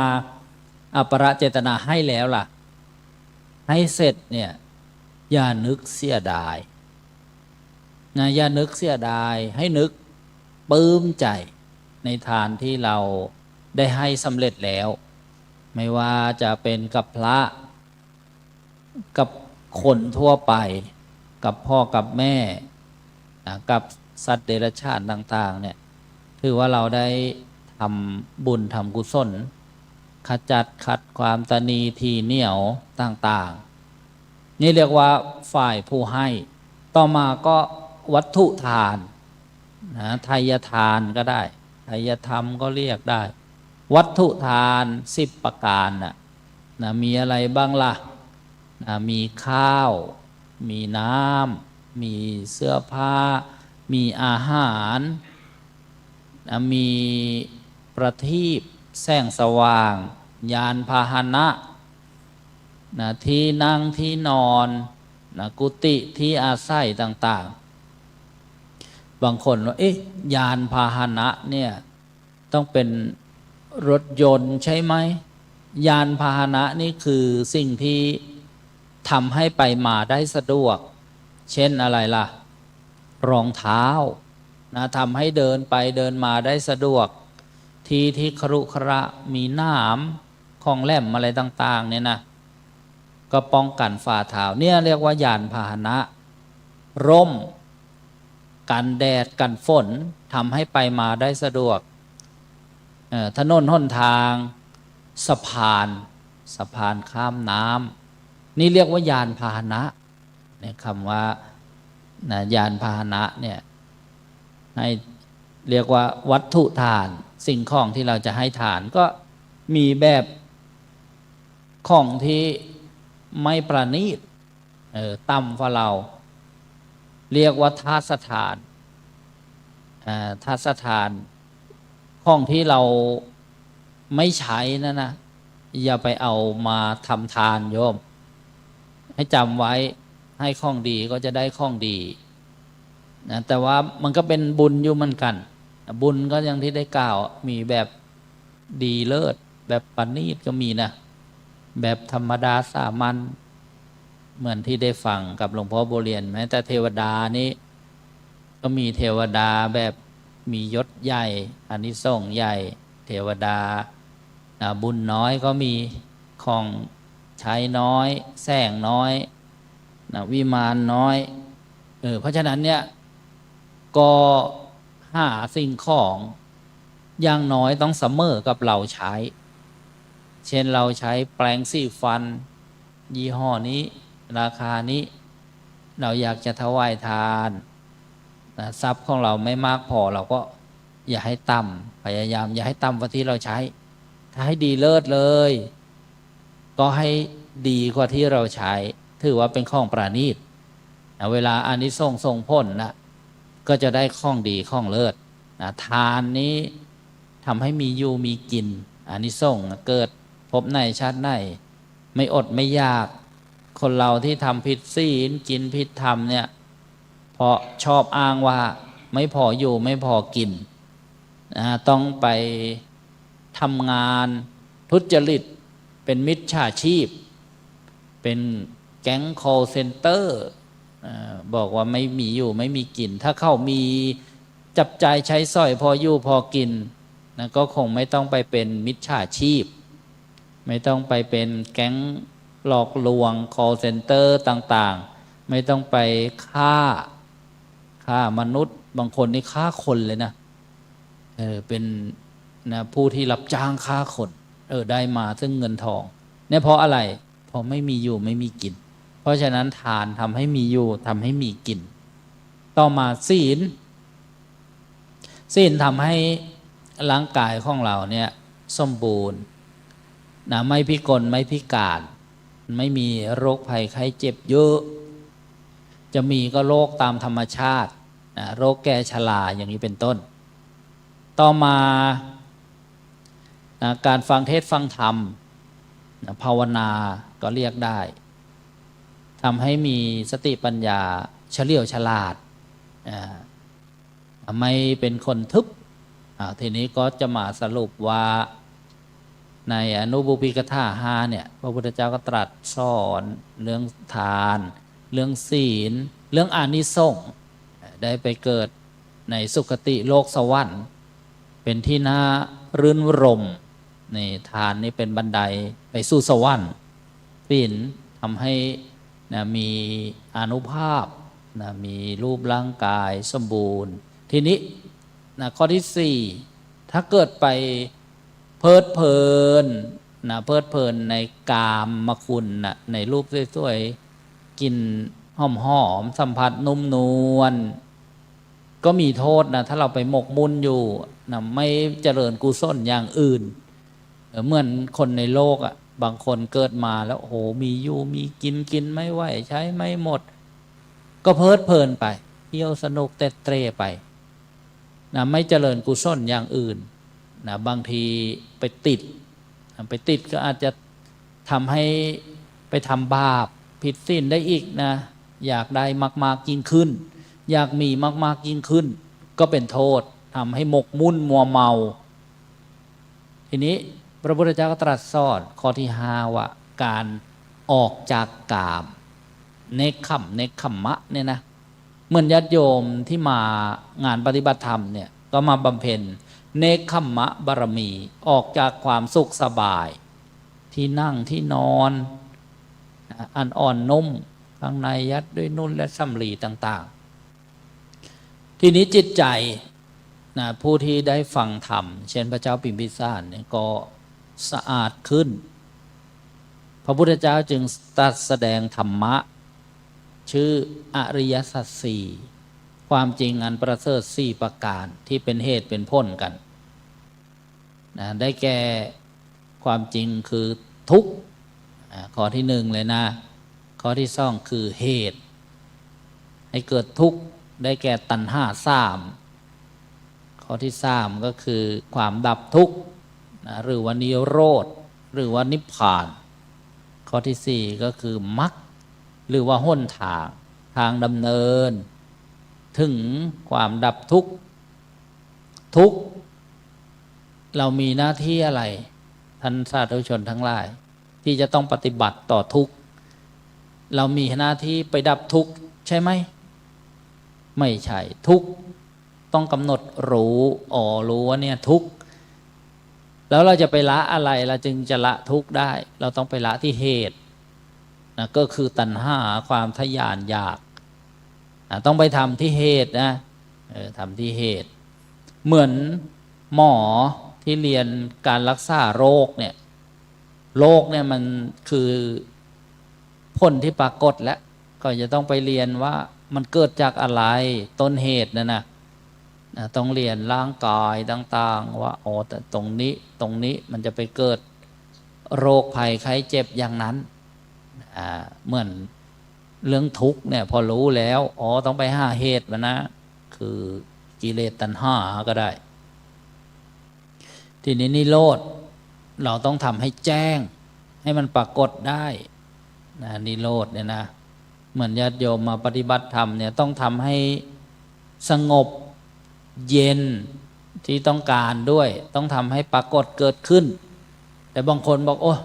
ตอนนี้ไม่ต้องทำอะไรก็เย็นแล้ว เย็นด้วยอากาศแต่ยังไม่ได้เย็นจากการทำใจให้สงบเย็นจากกิเลสนะต่อมาก็มรรคข้อปฏิบัติเราจะเรียกว่าไตรสิกขาก็ได้เช่นชื่อของวัดไตรสิกขาทรามละตารามของหลวงพ่อใหญ่หลวงพ่อสมภพโชติปัญโยนะไตรแปลว่า3สิกขาแปลว่าพอศึกษาคือศีลสมาธิปัญญาในการปฏิบัติธรรมะ8ก็8ข้อนั่นแหละเริ่มจากสัมมาทิฏฐิจนถึงสัมมาสมาธิย่อลงเป็น3ได้นะศีลสมาธิปัญญาทำปฏิบัติตามมรรคเรียกว่าพระพุทธเจ้าแสดงอริยสัจสี่พระเจ้าพิมพิสารได้ธรรมจักษุเรียกว่าดวงตาเห็นธรรมแล้วก็ถวายส่วนเวลุวันไม้ไผ่เป็นอารามแห่งแรกในพระพุทธศาสนาปัจจุบันวัดนี้ยังอยู่นะที่เมืองราชคฤห์เวลาไป กราบสังเวชนียสถาน4 ตำบลเนี่ยก็จะไปกราบสถานที่แห่งนี้ ซึ่งเคยเป็นที่ประทับของพระสัมมาสัมพุทธเจ้า เป็นสถานที่พระพุทธเจ้าแสดงโอวาทปาติโมกข์นะเรียกว่านะเกิดวันมาฆบูชา วันจาตุรงคสันนิบาตเกิดขึ้นก็ยังอยู่นี่เรียกว่าพระเจ้าพิมพิสารถวายอาราม ต่อมาก็มีเศรษฐีชื่ออนาถบิณฑิกะเศรษฐีมาค้าขายที่เมืองราชคฤห์นี่แหละได้มาฟังธรรมจากพระพุทธเจ้าได้ดวงตาเห็นธรรมท่านมาจากเมืองสาวัตถีต่อจากนั้นท่านก็ทูลอาราธนาพระพุทธเจ้าให้ไปโปรดชาวเมืองสาวัตถีท่านก็ไปซื้อที่สร้างวัดนะชื่อวัดเชตวันมหาวิหารสร้างวัดซื้อที่ดินก่อน18 โกฏ10 ล้านเป็น1 โกฏแล้วก็สร้างวัดใช้เวลาหลายเดือนเสร็จแล้วต้องฉลองด้วยนะฉลองอีก18 โกฏสร้างวัด18 โกฏนี่มีมาในพุทธประวัติในพระไตรปิฎกฉลองแล้วก็มีนางวิสาขามหาอุบาสิกาสร้างวัดแล้วก็ฉลองเดินไล่ลำรอบโบสถ์เลยนี่ก็เป็นตัวอย่างเพราะท่านเหล่านั้นปลื้มอกปลื้มใจในบุญกุศลเพราะฉะนั้นการที่ได้มาร่วมงานบุญเนี่ยงานปิดทองฝังลูกนิมิตผูกพัทธสีมา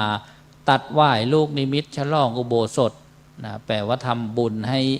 ยิ่งใหญ่ยิ่งขึ้นให้โอฬารยิ่งขึ้นให้เกิดกุศลจิตบางท่านทำมาแล้วแหละสร้างมาแล้วตอนนี้มาฉลองต่อไปอุโบสถหรือว่าโบสถ์หลังนี้ก็จะได้เป็นที่ทำสังฆกรรมให้อุปสมบทแล้วก็มอบผ้ากฐินเกี่ยวกับกฐินหรือว่าลงพระปาติโมกข์หรือว่าพระวินัยให้อภันกรรมแก่ภิกษุบุญก็จะเกิดขึ้นมากมายก็ขออนุโมทนาสาธุการกับท่านเจ้าภาพญาติโยมทุกท่านวันนี้ท้ายที่สุดแห่งการได้มากล่าวธรรมเสริมปัญญาเช้ามืดวันนี้ก็เห็นพอ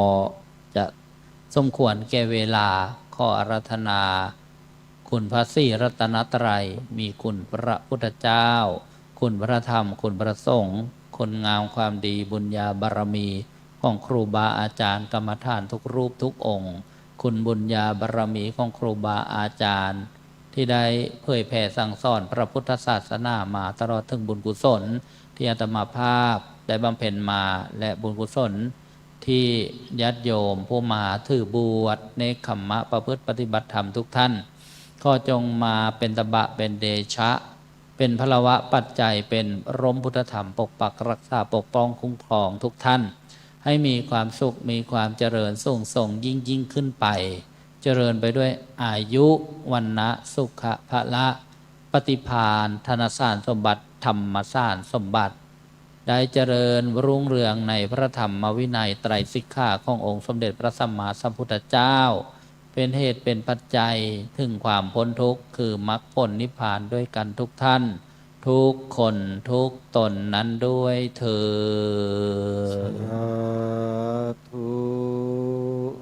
โยมกราบองค์แสดงธรรมกัน3 ครั้งกราบ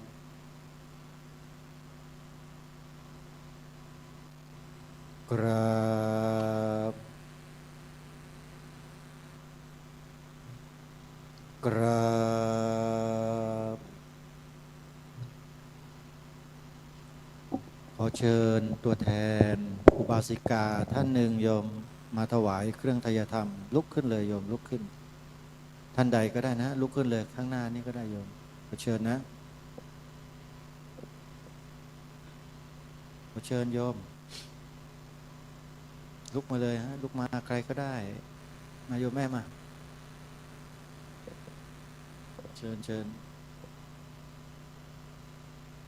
เดี๋ยวน้อมจิตถวายทายธรรมแด่องค์แสดงธรรม พร้อมๆกัน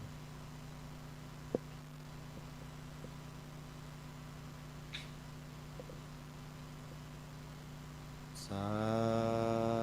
ธุครับขอบคุณครับมนจันทร์ให้พรครับโยมรับพรนะ ภวตุสัพพมังคลังขอสัพพมงคลจงมีแก่ท่านรักขันตุสัพพเทวตาขอเหล่าเทวดาทั้งปวงจงรักษาท่าน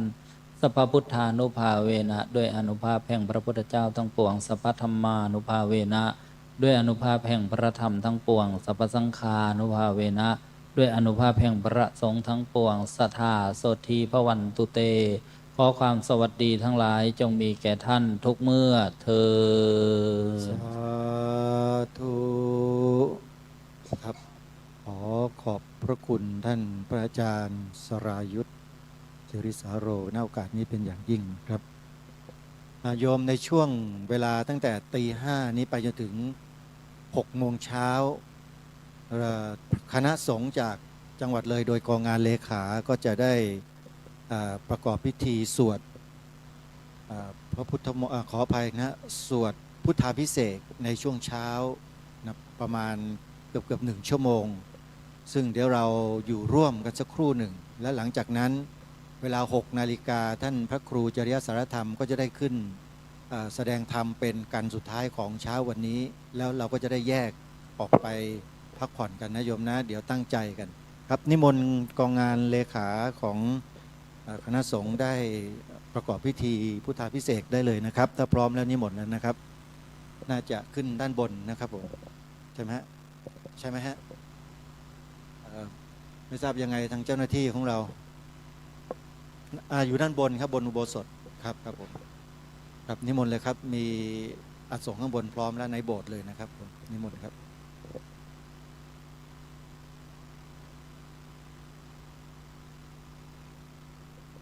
ทางเจ้าหน้าที่นะครับถ้าเกิดพร้อมแล้วนิมนต์นะครับพระเจ้าหน้าที่ที่ดูแลเครื่องเสียงข้างบนไมโครโฟนต่างๆนะครับไปจัดพิธีด้านบนได้เลยนะครับญาติโยมก็ทยอยกันไปทำธุระส่วนตัวแล้วก็เข้ามาร่วมสวดเหมือนอย่างเมื่อวานตอนเย็นนะโยมนะเดี๋ยวสวดพุทธมนต์สวดพุทธาภิเษกนะเราก็จะได้รับอานิสงส์แห่งการสวดในครั้งนี้ด้วยนะโยมเดี๋ยวคณะสงฆ์จากกองงานเลขาท่านกำลังขึ้นสู่ด้านบนแล้วก็จะได้ทำพิธีกัน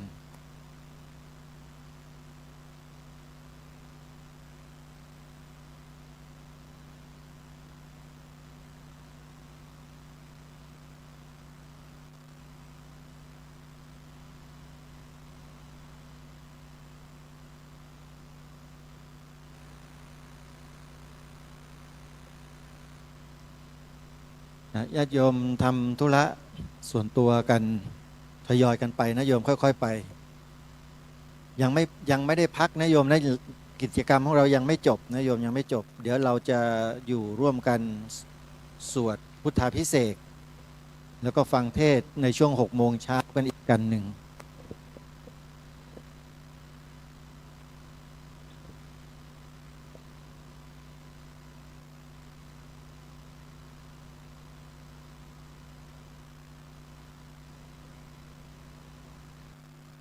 ครับถ้าพร้อมแล้วนิมนต์เลยนะครับด้านบน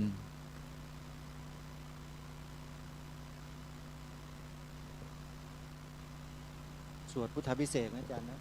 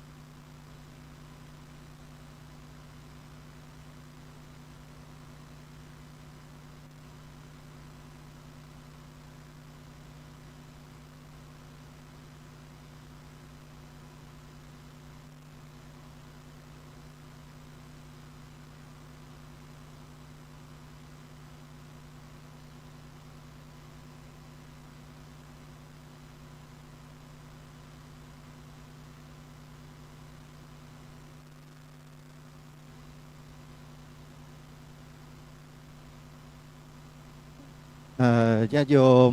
ที่อยู่ภายในบริเวณอุโบสถก็ดี ด้านนอกก็ดี เดี๋ยวเราจะร่วมสวดพุทธาภิเษกกับพระคุณเจ้า ซึ่งท่านกำลัง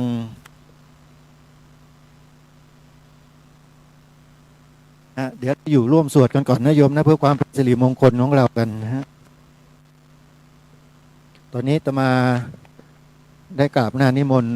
เจ้ากองงานเลขาของเจ้าคณะจังหวัดเลยได้ลงมาที่บริเวณอาสงฆ์ด้านล่าง เพื่อมาสวดที่บริเวณด้านล่างนะโยมนะ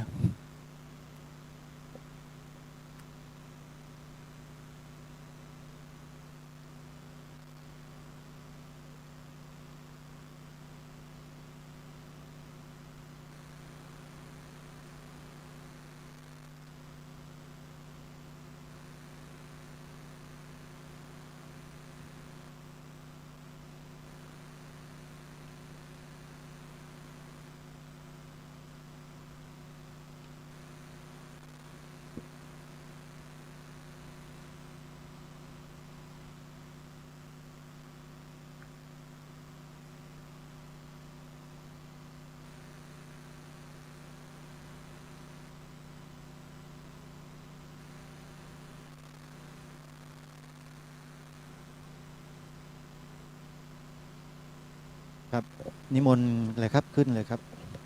เดี๋ยวญาติโยมอยู่ด้วยกันนะ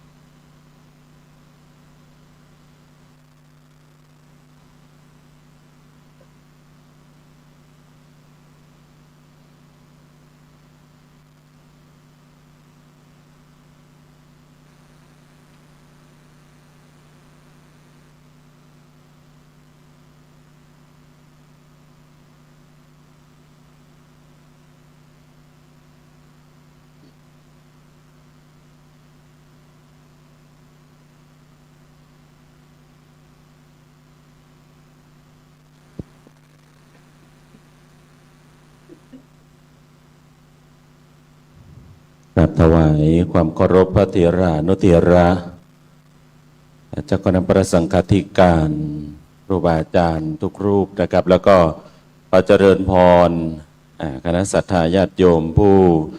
มีจิตเป็นบุญเป็นกุศลทุกท่านที่มาร่วมในงานฉลองอุโบสถปิดทองลูกนิมิตในวันนี้ลำดับต่อจากนี้ไปก็จะได้เป็นการสวดพุทธาภิเษกเพื่อเป็นสิริมงคลในการฉลองอุโบสถเป็นการสวดพิเศษสาธยายบทของสมเด็จพระสัมมาสัมพุทธเจ้าเพื่อให้เสกตัวเองด้วยเสกอุโบสถด้วยเพราะฉะนั้นตั้งจิตตั้งใจคณะสัตยาญาติโยมก็คงจะไม่นานเราก็ได้รับฟังพระธรรมเทศนามาตลอดทั้งคืนก็ขออนุโมทนาเพื่อไม่เป็นการเสียเวลาลำดับต่อจากนี้ไปก็จงตั้งจิตตั้งใจ